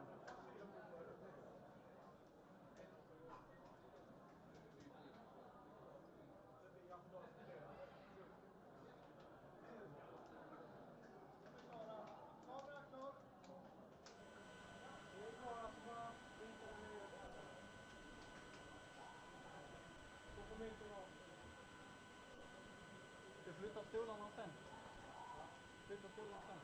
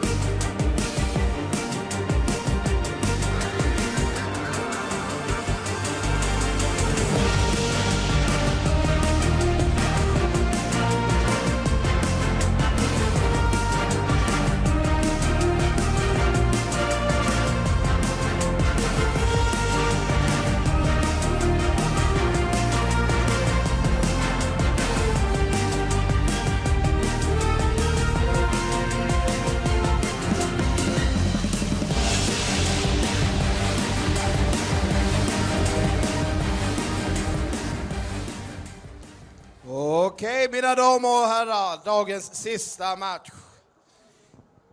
I blått från Malmö, SDK Malmö Triton, nummer 1, Karl Falk. Nummer 2, Jocke Nilsson. Nummer 3, Mattias Levin Persson. Nummer 4, Andreas Bergenholt. Nummer 5, Peter Blomberg. Nummer 6, Marcus Bengtsson. Nummer 7, Johan Fernlund. Tränare för laget och även spelar Ulf Rydell nummer 8. Nummer 9, Edvin Mårtensson. Nummer 10, Rasmus Andersson. Nummer 11, Olof Bertilsson. Nummer 12 och lagkapten Anders Osbeck. Nummer 13, Stefan Poldrich. Nummer 14, Jens Westerlin. Och nummer 15, Karl Oskar Seth. På polisens sida i vitt har vi nummer 1, Peter Aronsson. Nummer 2, Rickard Lindqvist. Nummer 3, Robin Van Trigg. Nummer 4, Marcus Warman. Nummer 5, Therese Blentarp.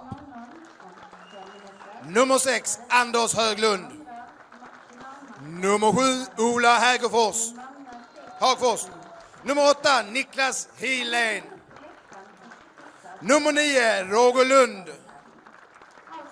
Nummer 11, Andreas Tael. Nummer 12, Kristoffer Widestål. Nummer 15, Zacharias Luberg. Nummer 17, Marcel Zoll. Nummer 20, Gustav Sicke. Och lagkapten nummer 33, Jakob Thun. Då kör vi.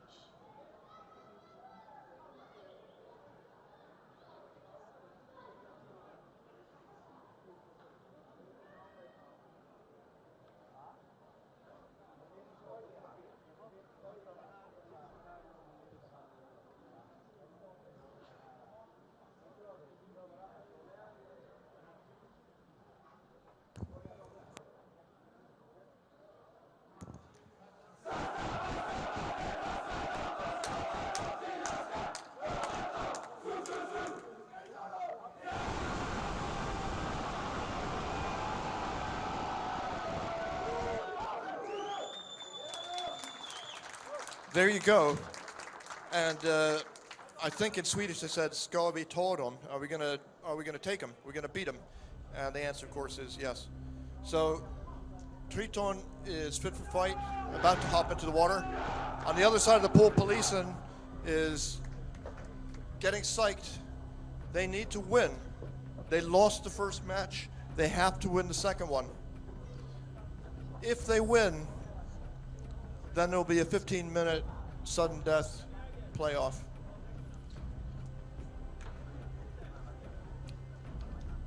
Triton wants to get the title back.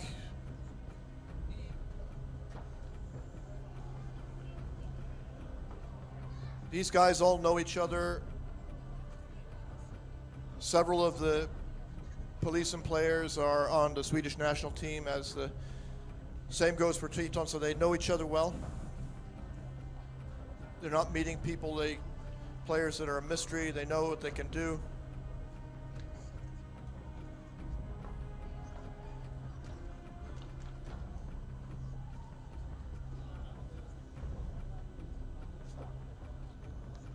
The tension's building here. You can just feel it.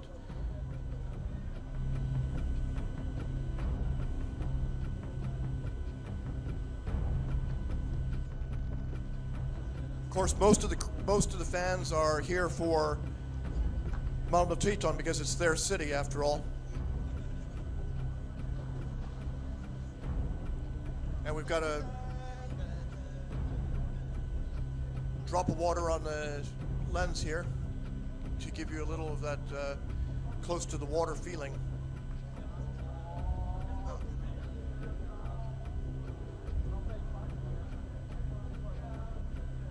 Two minutes on the clock here.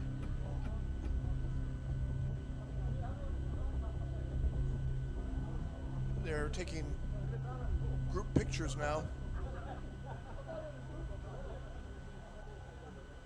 Linköping is posing over by the side.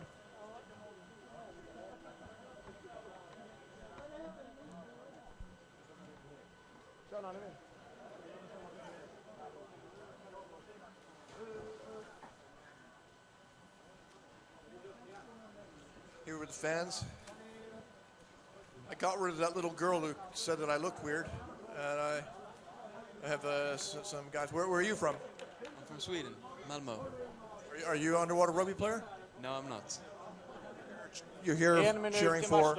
I'm watching my... Yeah, I'm here watching Malmö Triton. Malmö Triton, fans, of course, this is your city. So, what are your impressions so far of underwater? Have you watched it before?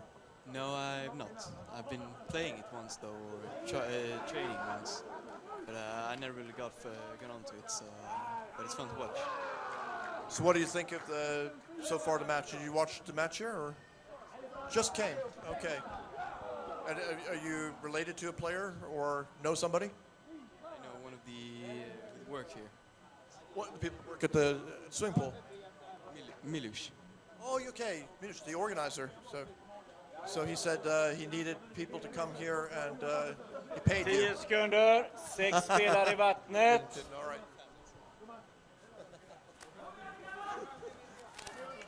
Okay, here we go. We're off, the action's begun. First to the ball, Triton. Wow, smashing it back and forth is really high pace here.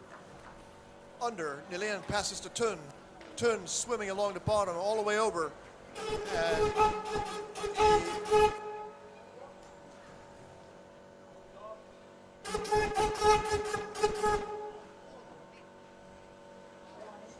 so that was pretty exciting there. Yeah, a bit. Blå nummer 7 varnar för spark.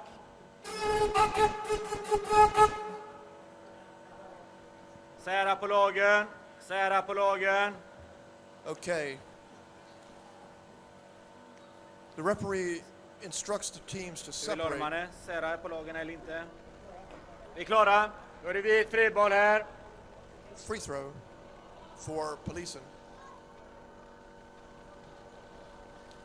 Jakob Thun was coming in there high speed, and he gets the ball again.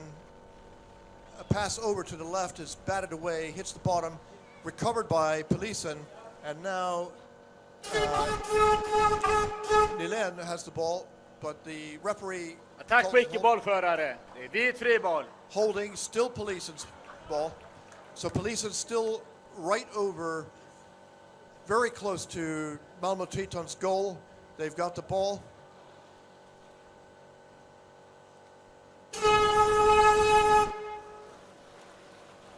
Pass laterally back along the surface, and player, I think it's Nylén, had the ball, but his mask was twisted. He seemed to be trying to put it straight again, and two players wrestle for it. Triton has a better position. They come along the bottom, and he finds a teammate above. He's got the goal. Polisen managed to slow him down by grabbing his feet, and it was a difficult situation there, but they clear the ball back out after taking it away, and Andreas Tall has the ball. He's passing forward to Vorman, and they come over they're in the center. They've got a good position. It's 3-on-3. It's taken away. taken away by Triton. Triton's coming back fast on the surface. He's swimming. He's going to come all the way to almost the whole way over, passes into the arms of Polisen.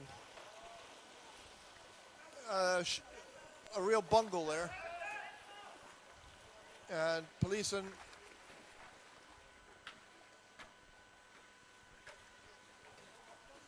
on the surface, fighting for the ball. Taken by Triton. Triton swimming in from the center.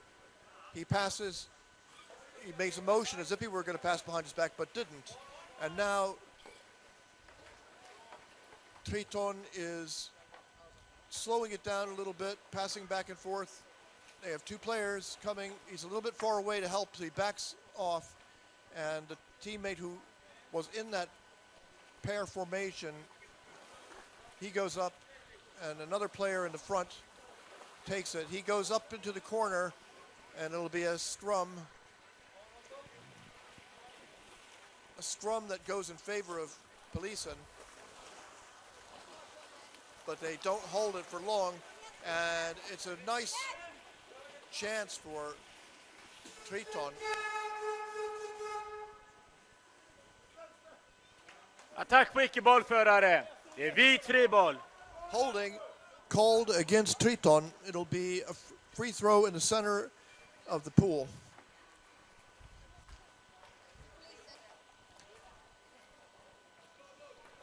Polisen. The Polisen player turns back to face his team, passes along the surface to a teammate who does not make a good pass, and it's taken by Triton's number 11.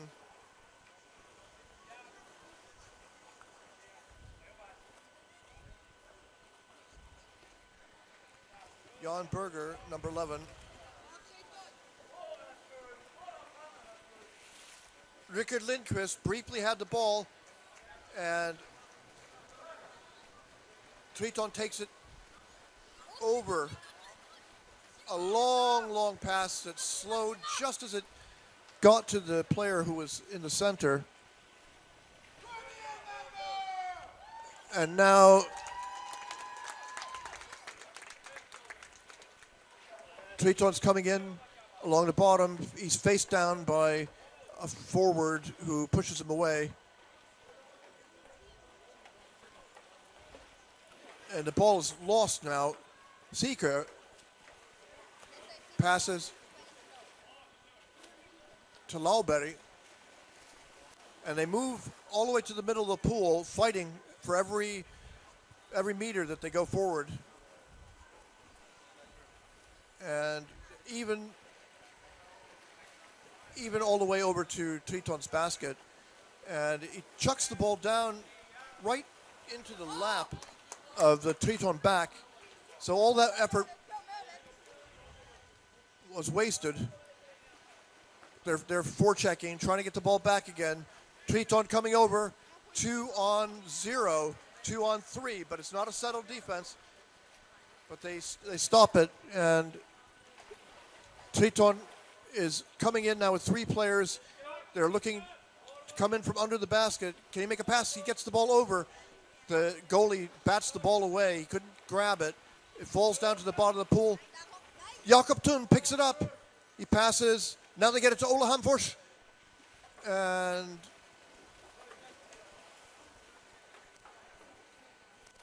that's holding there, but they don't call it because of the advantage rule. And it's good for Polisen, except for that pass was just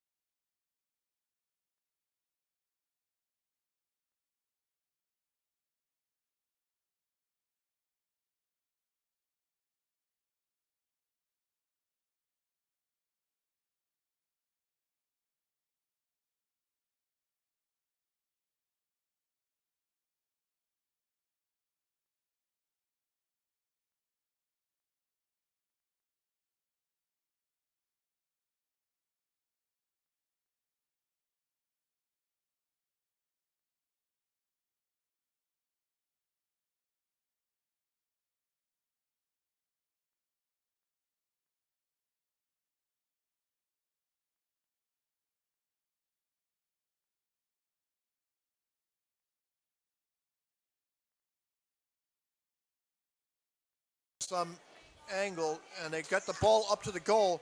They're pushing, and Polisen has managed to come away with the ball. Sika is now, he's got the ball out, he's swimming away. He's going to be blocked, so he turns the other direction, and then he goes down, finds a teammate on the bottom. They come in, a pair of them, and it's a nice move, and Polisen's gotten all the way over to Triton's side. They're trying. This is a 100% effort here. Polisen wants to equalize and put themselves on the scoreboard. They can't just tie this game. They have to win. So, and they know that. There's no doubt. Every single player in Polisen is completely 100% aware that they need a victory. It's not enough to tie. No, they're hungry. They want to win this game, definitely. So, Triton on the bottom. He gets by one player and by another. And you could see these guys are really tall and long. They have long arms, and it's easy to pass to people who are in front, and they try to be there. And now Triton's coming in from the top. Forecheck, driven back. Malmö has the goal. They stole the goal. So they could have had an easy score if someone could have gotten over there. But the player who had the ball didn't necessarily see it. Maybe he didn't see it, and they were forechecked rather hard, so they couldn't get through. There were so many white players in the way. But it creates a lot of stress. When you have your goal stolen, then it's the seconds after, that's when you also have a good opportunity to score. But Malmö didn't really grab the occasion, because with a stolen goal, it creates a lot of stress. See if they call kicking here, roughing. See what they say. Vit nummer 6, 2 minuter, spark. Aha, so Andreas Höglund sent out for kicking. And det är vit, time out. Det är vit, time out. By Polisen. Well, I can share with you, Matsvisa, that I'm staying at the same hotel as the referees. At their discussion at the end of the day, they talked about kicking and how they have to be proactive to stop people from kicking. Yeah, I mean, we shouldn't kick each other, but it's a fine border between like putting your foot on the body and then pushing or kicking. And sometimes it's just really hard to see which it is. And you're a back, so you depend on that technique. Well, I'm mostly forward, but I'm also back. And well, me personally, I often think that I put the foot against the body and then push, but more than once the referee told me I was kicking. So yeah. Well, the referees they should be objective, but there's discussion always about how they're calling things. So it's really hard to see, and I think it's better that the referees like make a statement so that people don't kick too much, because that's not what we're supposed to do. It's tough, and I've seen, for example, a situation where you have a smaller, weaker player, like a woman,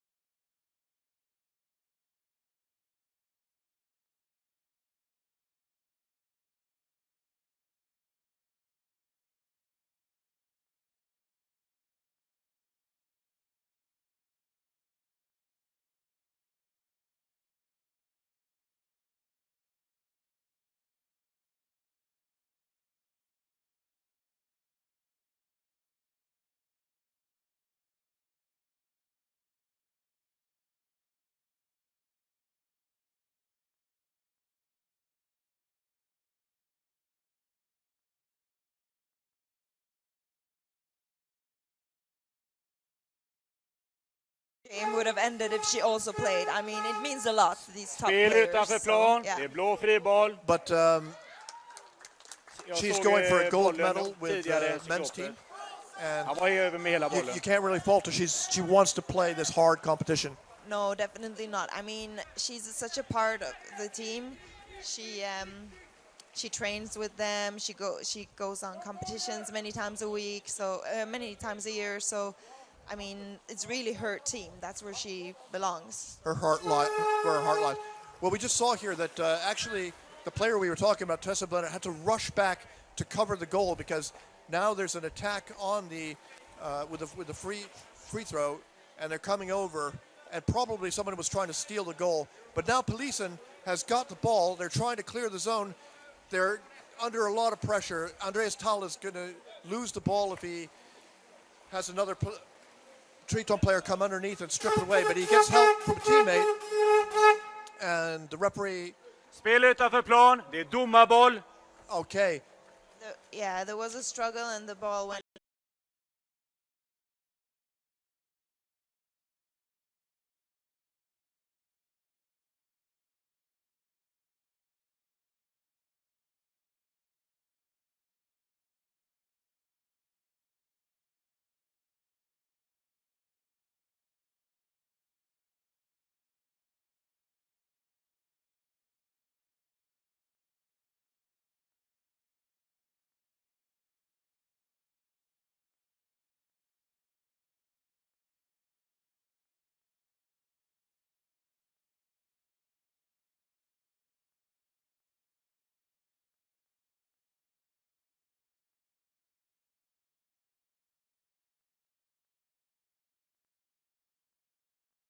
Eight and a half minutes left of the game. So things are looking tough for Polisen, and you know all the people in Polisen too, so...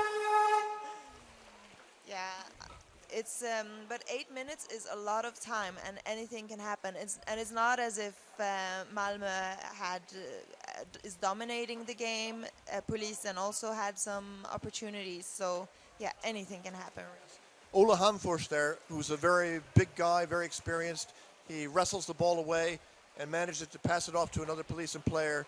He's tackled by two Malmö Triton players, and they strip the ball away, pass it to another Malmö Triton player who finds yet another one on the bottom. He's moving, forechecked, and now it's Triton all the way over into Polisen's zone, but they're fighting because there's forechecking every meter here. There's no free swim over to the other side.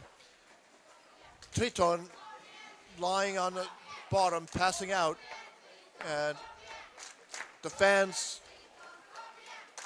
shouting.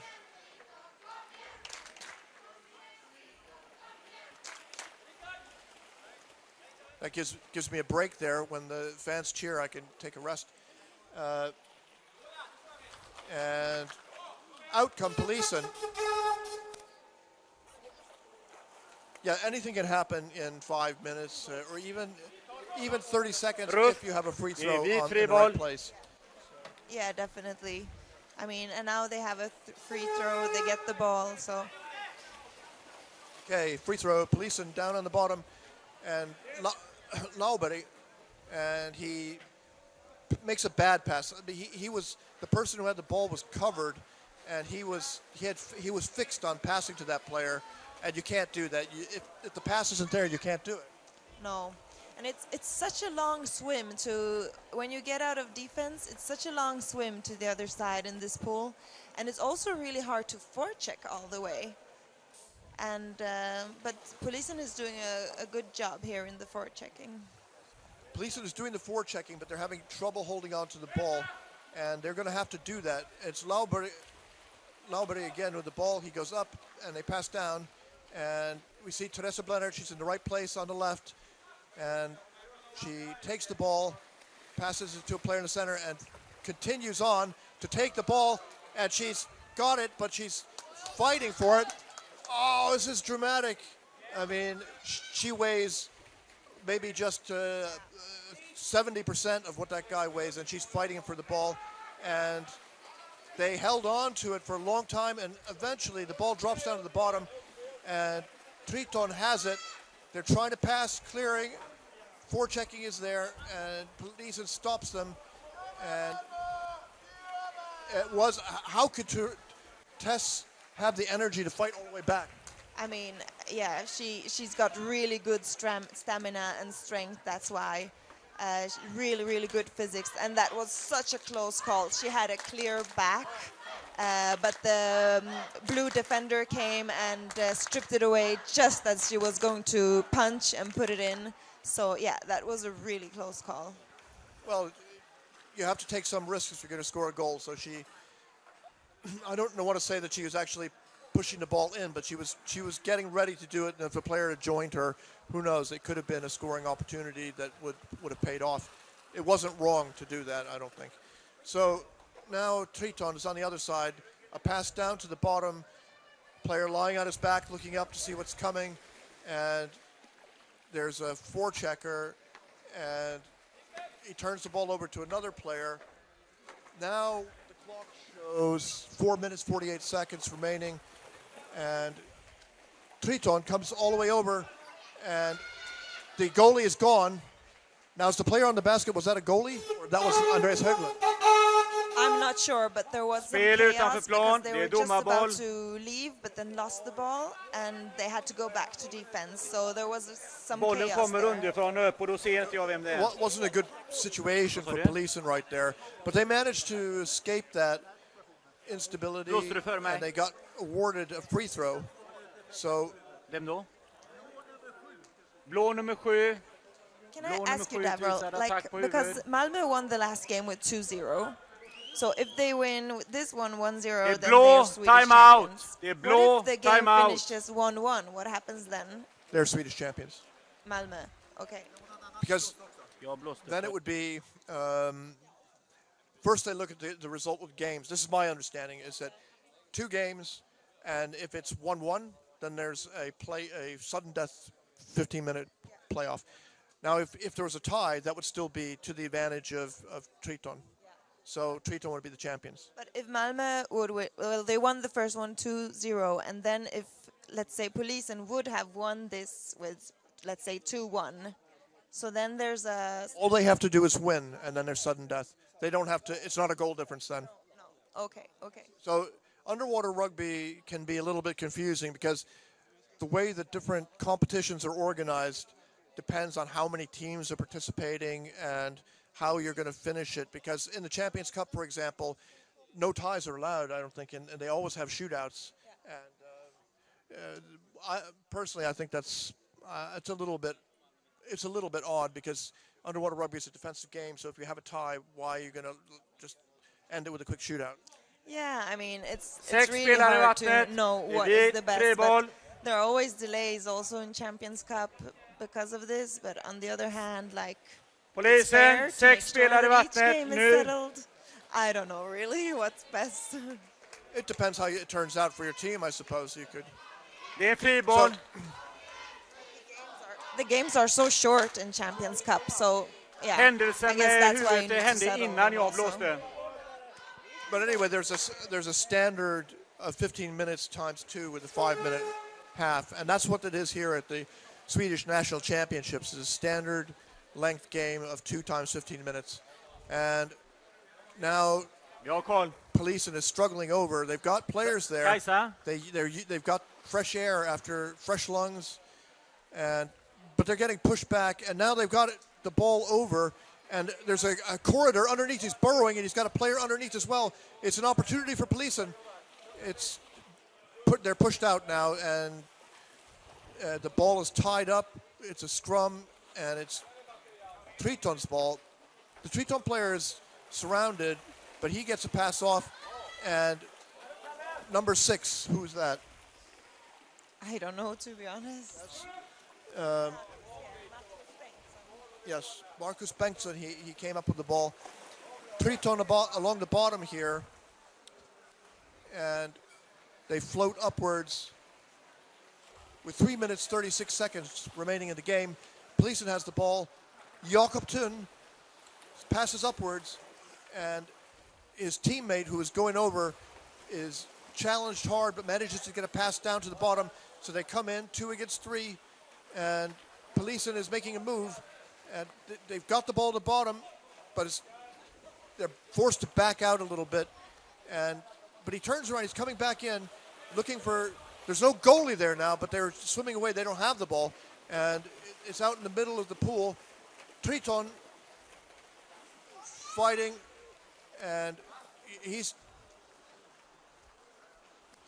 captured, tackled. They float up to the surface. This is good for Malmö, though. Yeah, but they should make sure that the ball is safe in their keep and not like in a struggle like this in the surface, because if the ball plops out and a white player takes it, it can become dangerous. Like, it's much better to make sure that you have the ball safely and pass it around. So, and it's only 3 minutes remaining, so the Malmö should just take the ball and go up and attack and keep the ball there safely. 2 minutes, 19 seconds showing on the clock, and the referee halts the action. Attack på icke-bollförare. Holding. It's a free throw in favor of Polisen. Polisen, time is running out for Polisen now. 2 minutes left. Yeah, this could be their last chance to settle, because, well, not only do they need to score 2 goals, because if the game finishes 1-1, Malmö are Swedish champions. That's right. So they put the ball into play, and really every player in this free throw situation has to be ready to do some of the work, to take the ball. And now a little bit of swearing. Attack på icke-bollförare. Vid friboll. Holding called against Malmö Triton. But of course, holding is a good move here now because it just slows everything up. Polisen puts the ball into play on the right side, passing back over towards the center. It's Sker. He's tied up. Thun gets the ball. Thun is really fired up, and there's no use though because Triton has got the ball over to the other side. Ta det lugnt, ta det lugnt. Ruff. Vit nummer 8, 2 minuter. 2 minutes. 2 minuter, vit nummer 8. Number 8 is that Ruff. Ulf Rydell sent out. No, it was the white player from Polisen who was sent out. Niklas Nylén, goalkeeper. So he's out for 2 minutes. He's in really good player, på but lagen, sometimes he get a sära little på bit rough. lagen, simma hem. Now they're simma hem. separating the teams. Simma hem. Why, we don't know. Simma hem. Tar vi det The lugn och ro. referees are going to talk now. We don't know what's happening. There are 2 players in the penalty. There's penalty on both sides. Yes. So number 6. Yeah, that's Marcus Bengtsson. I guess they had some sort of struggle over there under the referee in middle field. We don't really know what happened. So both players were probably called for fighting or roughing or whatever, some kind of. And are they allowed to come off the bench now during this break? If you're in a penalty box, what would you do? Would you just sit there? Sorry, what? Are they allowed to come out of the penalty box to confer with their team during this period? Yeah, since the teams are separated, I think that the player is allowed to go over and talk. Or maybe not. That's in timeout. No, I'm not sure. Because they're still sitting in the penalty box. But anyway, time is ticking, and since there's less than 2 minutes left in the game, they're out of the game, factually, unless there's a score in which they might come back in again. But now the one who was sent out, he's walking back. Blå nummer 6, matchstraff. Oh, he got I don't know what it's called in English. He's been expelled from the game. He's received his infraction was so serious that he's now been kicked out of the game. He cannot play anymore. And I'm not even sure if what happens for getting the medals. Are you allowed to go and get a medal after you've been kicked out with a match straff? Anyway. Since he was kicked out of the game, they put somebody else in the penalty box. I don't really know why they did that. Must be for fighting of some sort. that's another person. Yeah, somebody has to sit there, so since he was sent out, they needed to put somebody else there. But now that the game is resumed, Triton has come up with the ball and taken it to the surface where there's a scrum, and this means that time is ticking. There are 1.5 minutes left in the game, and Spel utanför plan, det är domarboll. okay, so it's a referee ball because the ball went out of bounds and they didn't attribute the out of bounds to any particular team, so both teams will position their players in the water and get ready for the land referee to throw the ball in the water. Where do you go when it's Okej, ändrat domslut, referee fri ball? boll. So, Well, it depends on what position I play and which team I play for. Each team has different tactics. But it seemed to be a free throw instead. It's really tough now. They're really fighting. I saw snorkels flying and yeah. so there you heard from Anso that this game is becoming a little bit rough, and now you see 3 players on the... Halsgrepp, blå friboll. Andreas Berningholtz there, who they were grabbing, and around the neck. So they've called choking, strangulation grip, and Andreas Berningholtz is used to people being rough on him because he's a superstar, and he takes a lot of hard knocks, but doesn't seem to make any difference. No, today it doesn't seem to make a difference, but it's true. Some players are more watched out for by the other team, and he's one of them. If you can stop him, yeah, it's good to stop. There you go. If you stop the Stars, now they're on the bottom now, and Triton loses the ball. But, 1 minut kvar. There's only a minute left in the game, so Triton comes up with the ball, and Polisen fighting. Attack på huvud, blå friboll. So now there's going to be a free throw for Triton. It was attacking the head. So this game is over now, Anso. Well, most likely it's 38 seconds remaining. Malmö has the ball, so if they just make sure they keep it within the team, they have their Swedish gold medal. So there's going to be a big party tonight for Malmö Triton. Yeah, something like that. Is there any... It's hard, it's a Sunday, but they will celebrate, yeah. And won't you be there? I mean...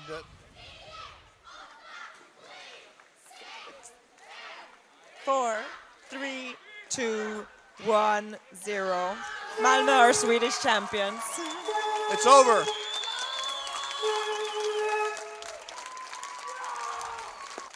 Malmö Triton have taken back the Swedish national championship after allowing Polisen to enjoy that title for 1 year. It's back in Malmö, and Ann-Sophie Krakow, you can see that your club, well, the Black Mermaids are not Malmö Triton, but there's a relationship anyway. Yeah, lots of players from Black Mermaids are also from Malmö Triton, so yeah. Oh, we're happy. It's like having a double gold medal, so. Congratulations. So now we see the players in the water shaking hands with the referees, and they're swimming over to congratulate the winners. So the game is over now, and whatever hard feelings there were during the match, that's over. And we don't know about that. But yeah, I mean, yeah, they're shaking hands. That's good. But I think quite a lot of feelings right now in both teams. Well, if you find out that people feel differently about things, you let me know, and maybe I'll try to write something about it. No, I'm sure it's fine. But I mean, if you lose a game, you're not feeling the second after, oh, this is my friend. You have to have some time to settle a little bit, and yeah. Just actually, Anso, you actually, this means a lot to you. I feel that you know, doesn't it? Yeah, I mean, yeah, I'm happy for Malmö to win. I'm born in Malmö. It's like, yeah, I'm really, really happy. The crowd applauding, and Malmö Triton is applauding Polisen. Polisen, they're coming out of the water, pulling off their fins, and disappointment, of course. They have to look towards next year now. But it was a great championship here in a nice pool, a new pool for Swedish underwater rugby. Hasn't been used very long, just repaired.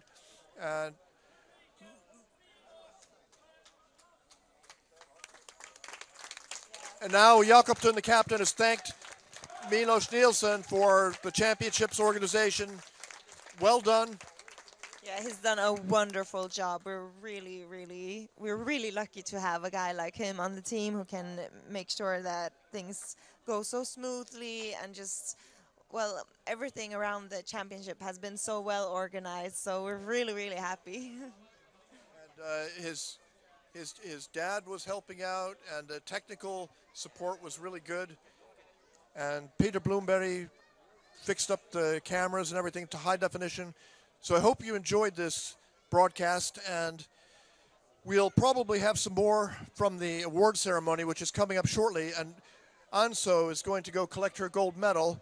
And I can just, since I've got you here on the air, and probably some of the people back in Denmark might be watching, so Anso is going to turn over the Najid fins to Puk and Clara in Denmark, and to see if they learn to swim faster. And maybe you'll watch to see if it makes any difference if they concentrate themselves. And yeah, they're already good swimmers.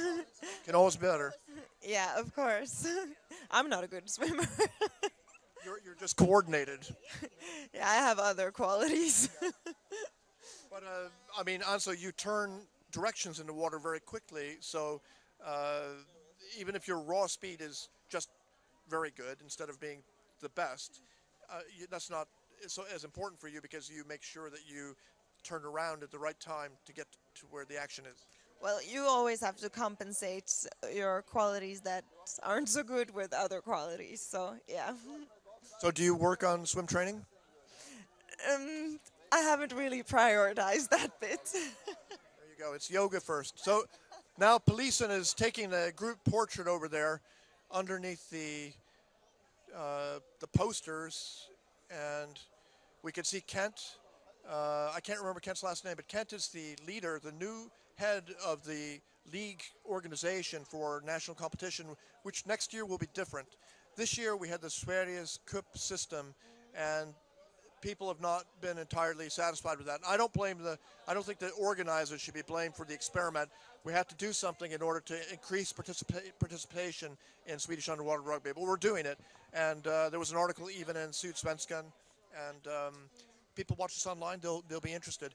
I'm hoping to maybe see some really cool YouTube clips starring you with scoring all those goals. But who's going to put them together, and so you have to find somebody who can sit down and edit the video. Yeah, I think it's not that interesting, maybe. I think the scores in tight games are much more interesting than watching all those scores in that 18-0 match. It's not so. I had to say your name over and over again, and the fans are getting tired of it. But anyway, it doesn't have to be all the times you scored goals. That could be boring. I mean, you have a game highlight film. So talk to Milos about that. Can you get a good game highlights film together on YouTube? Well, give the job to someone else. I'm not that kind of person, but yeah. Thanks very much, Anso. We'll take a break now. Thank you, everybody, for watching, and the next thing that we'll be seeing is the award ceremony. Bye for now.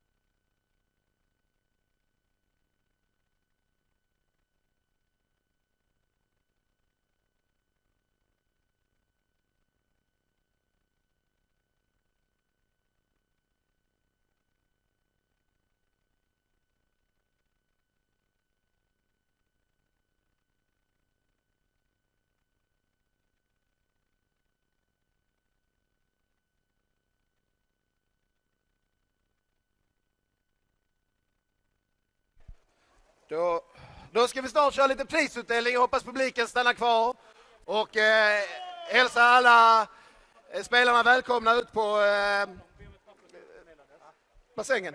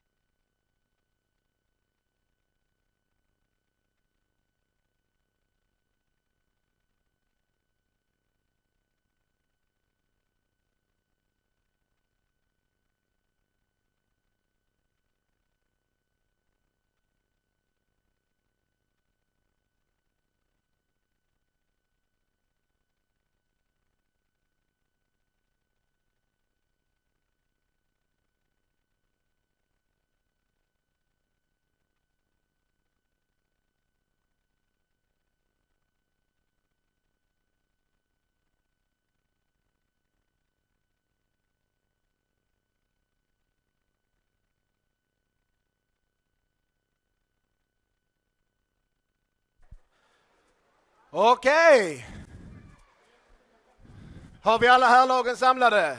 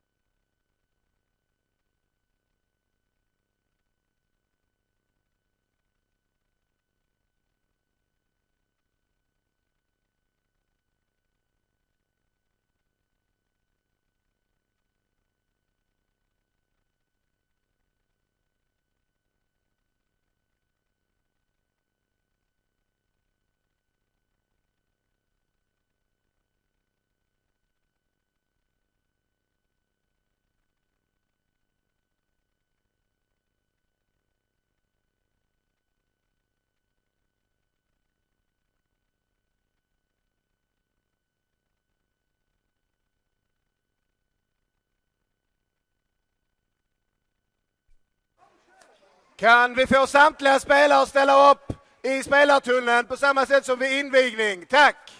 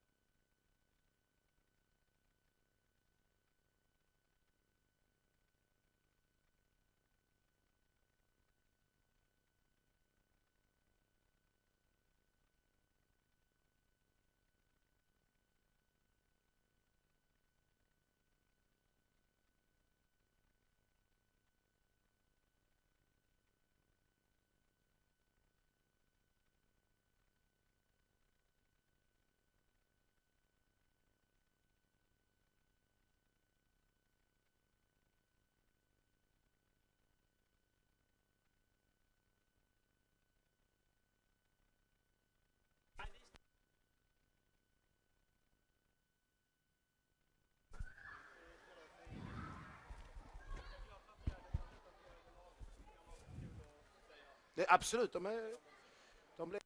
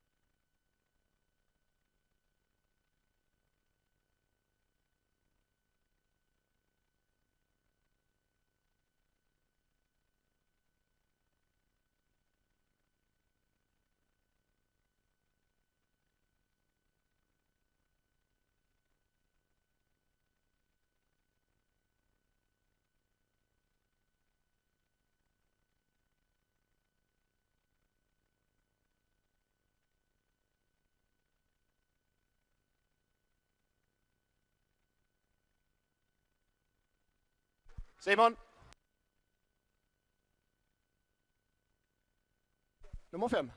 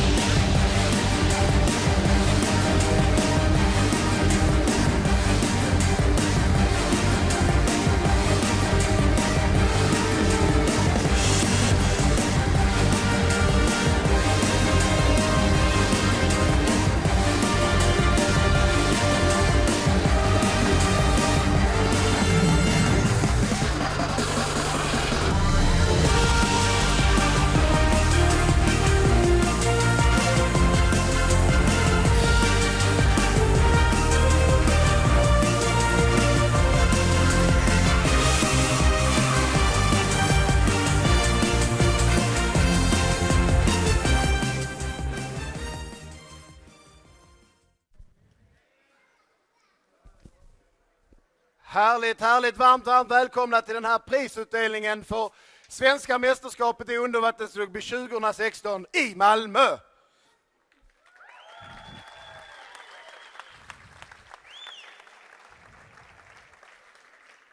Till min hjälp här har jag jag får se baksidan. Tävlingsledare, förlåt att tappa orden här, som ska hjälpa mig dela ut priserna. Serie har vi haft i år och på damsidan så vann Caviar. Ni är välkomna fram.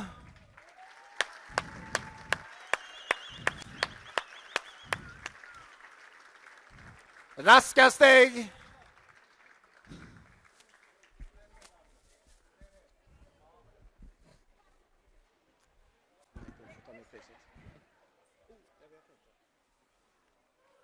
Ja.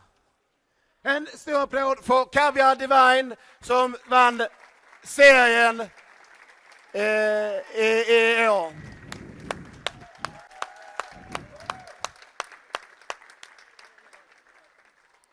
Tack ska ni ha. Tillbaka. På här sidan så har vi haft Triton som har kammat hem Svenska cupen / elitserien som jag vill kalla den. Vi har ingen medalj här idag för den har de med hemma redan. Så vi ger dem en stor applåd istället.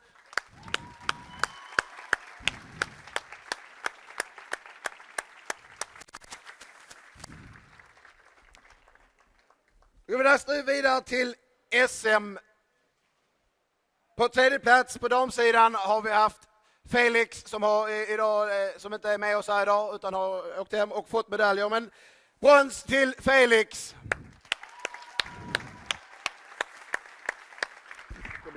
Caviar här innan. Silver i svenska mästerskapen i undervattensrugby 2016 i Malmö. Caviar Divine, välkomna fram igen!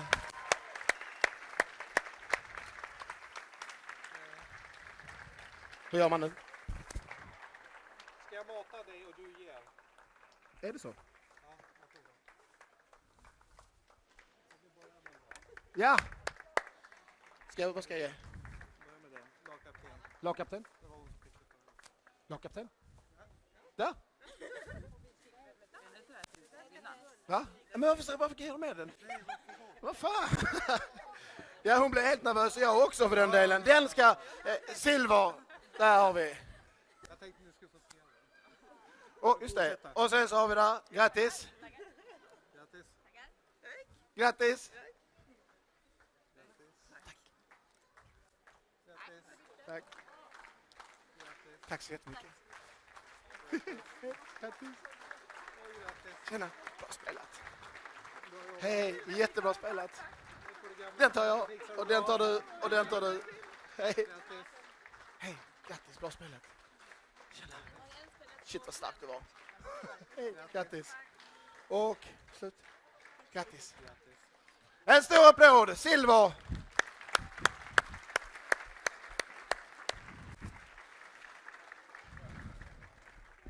Och guldet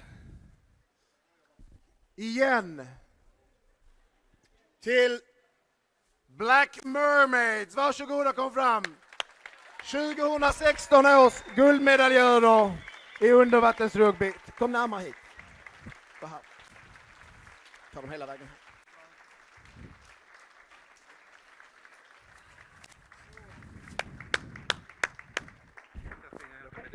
Måste du?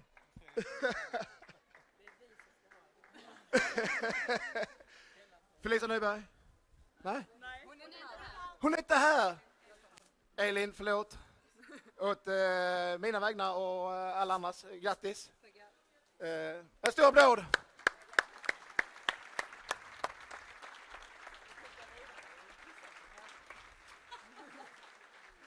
Till klubben, va?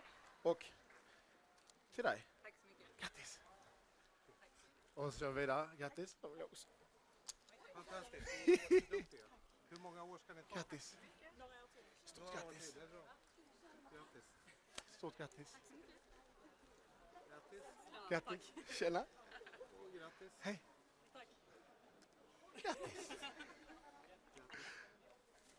Stort grattis. Grattis. Saga, nice. Första. Nej, tredje. Grattis första. Tack. Det är snäckan. Grattis. Grattis. Jo, grattis.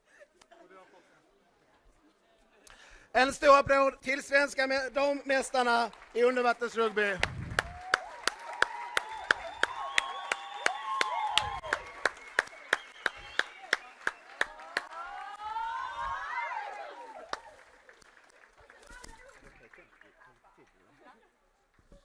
Vi fortsätter med herrarna. På en fjärde plats, en stor applåd för Linköping.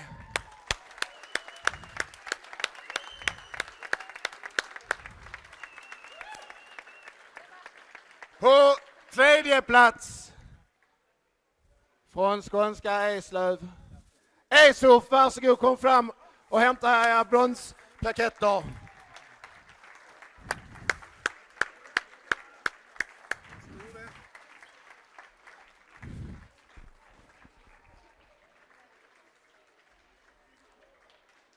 Är det okej? Bra. Lucky Luke. Hela vägen ner.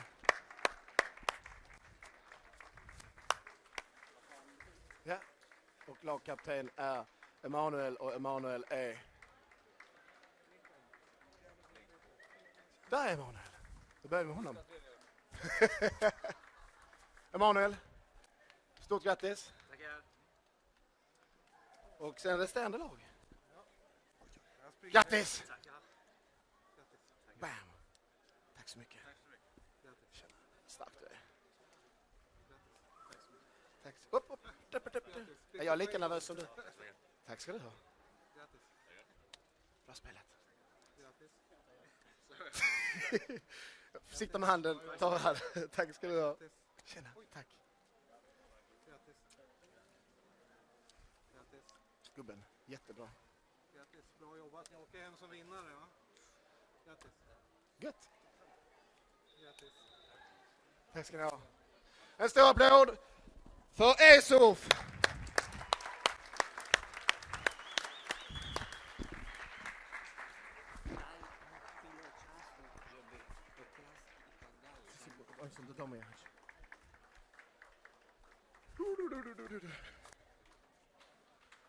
På andra plats efter 2 fruktansvärt tuffa matcher.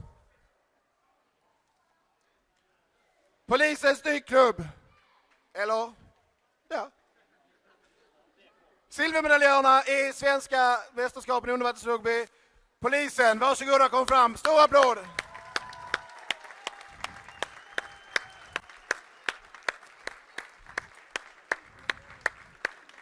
Jakob Thun som är Ja.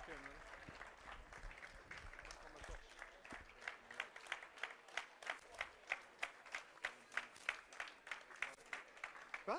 Jag fixar det. Stå hemma. Den var till dig. Och den är till dig. Stort grattis. Hopp. Grattis. Ja, den är till klubben. Tack ska du ha. Grattis. Tack ska ni ha. Tack ska du ha. Tack. Tack för ett bra arrangemang. Tack snälla. Känner vi igen. Ja, visst. Grattis. Tack ska du ha. Bra spelat. Grattis. Bra spelat, grattis. Grattis. Tack så mycket. Varsågod, grattis. Hej. Grattis. Är ni full styrka här eller fattas det någon? Good work, Devil. 2016 års silvermedaljör i undervattensrugby.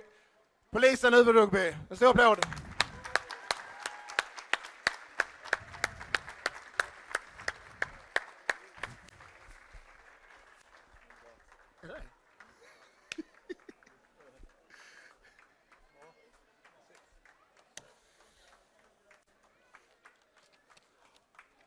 Och slutligen mitt kära egna lag. Från Malmö, guldmedaljörer i svenska mästerskapen, Uv-rugby 2016. SDK Malmö Triton, en stor applåd!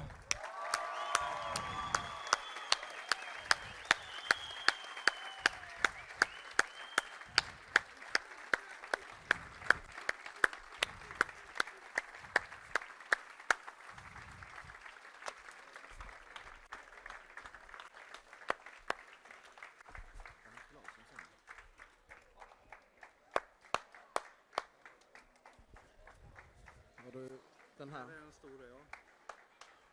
Lagkaptenen kommer. Vi kommer, där har vi. Kommer. Lagkapten för Triton, Anders Osbäck. Grattis.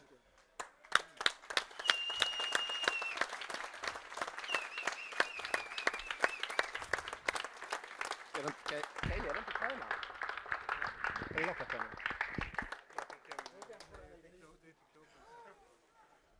Och vi fortsätter med så. Tusen tack. Och ett guld. Fan vad gott! Hemma igen! Tack ska du ha. Äntligen. Tack ska du ha, gubben. Ordningen återställd.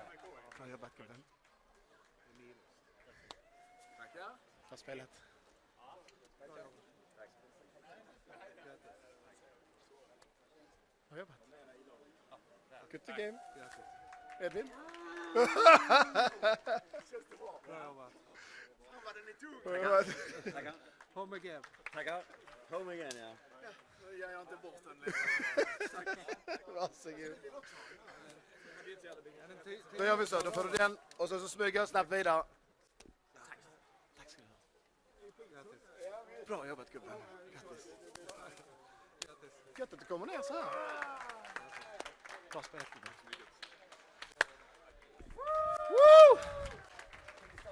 Svenska mästarna i undervattensrugby 2016. Kan vi få en bild precis framför här? SDK, Malmö Triton. Grattis!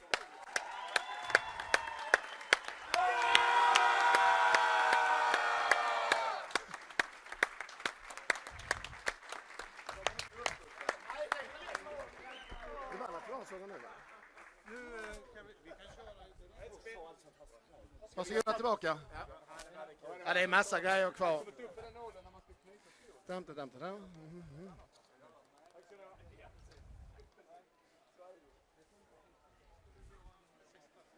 Nej, men ska vi nationalsång först?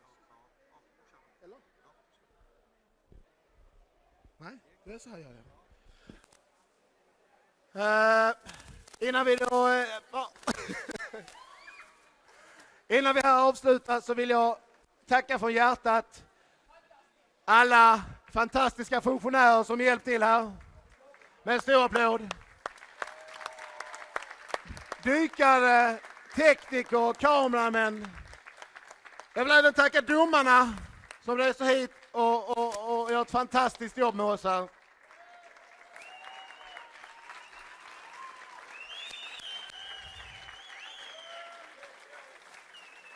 Malmö stad som låter oss arrangera det här. Badhuspersonalen som finns här för oss. Vår samarbetspartner Input Interiör, Totalel, AV Abab, Redtech, Svedol, Pivac Syd och Dyktjänst som har hjälpt oss med utrustning, kläder och allt som för att få detta att funka. Tack så jättemycket. En applåd till dem också.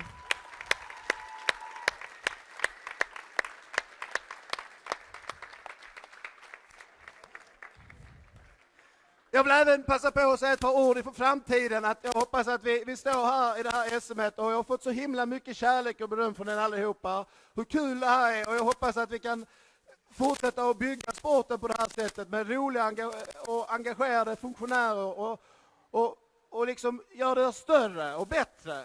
För att det här är jätteroligt och jag vill bara att det ska bli på alla och fler ska spela. Så jag ber alla er som står här att hjälpa till och ragga juniorer, hitta folk som kan vara med och träna, för det här är så roligt. Ja, det var det. Och då står vi upp för nationalsången, tack.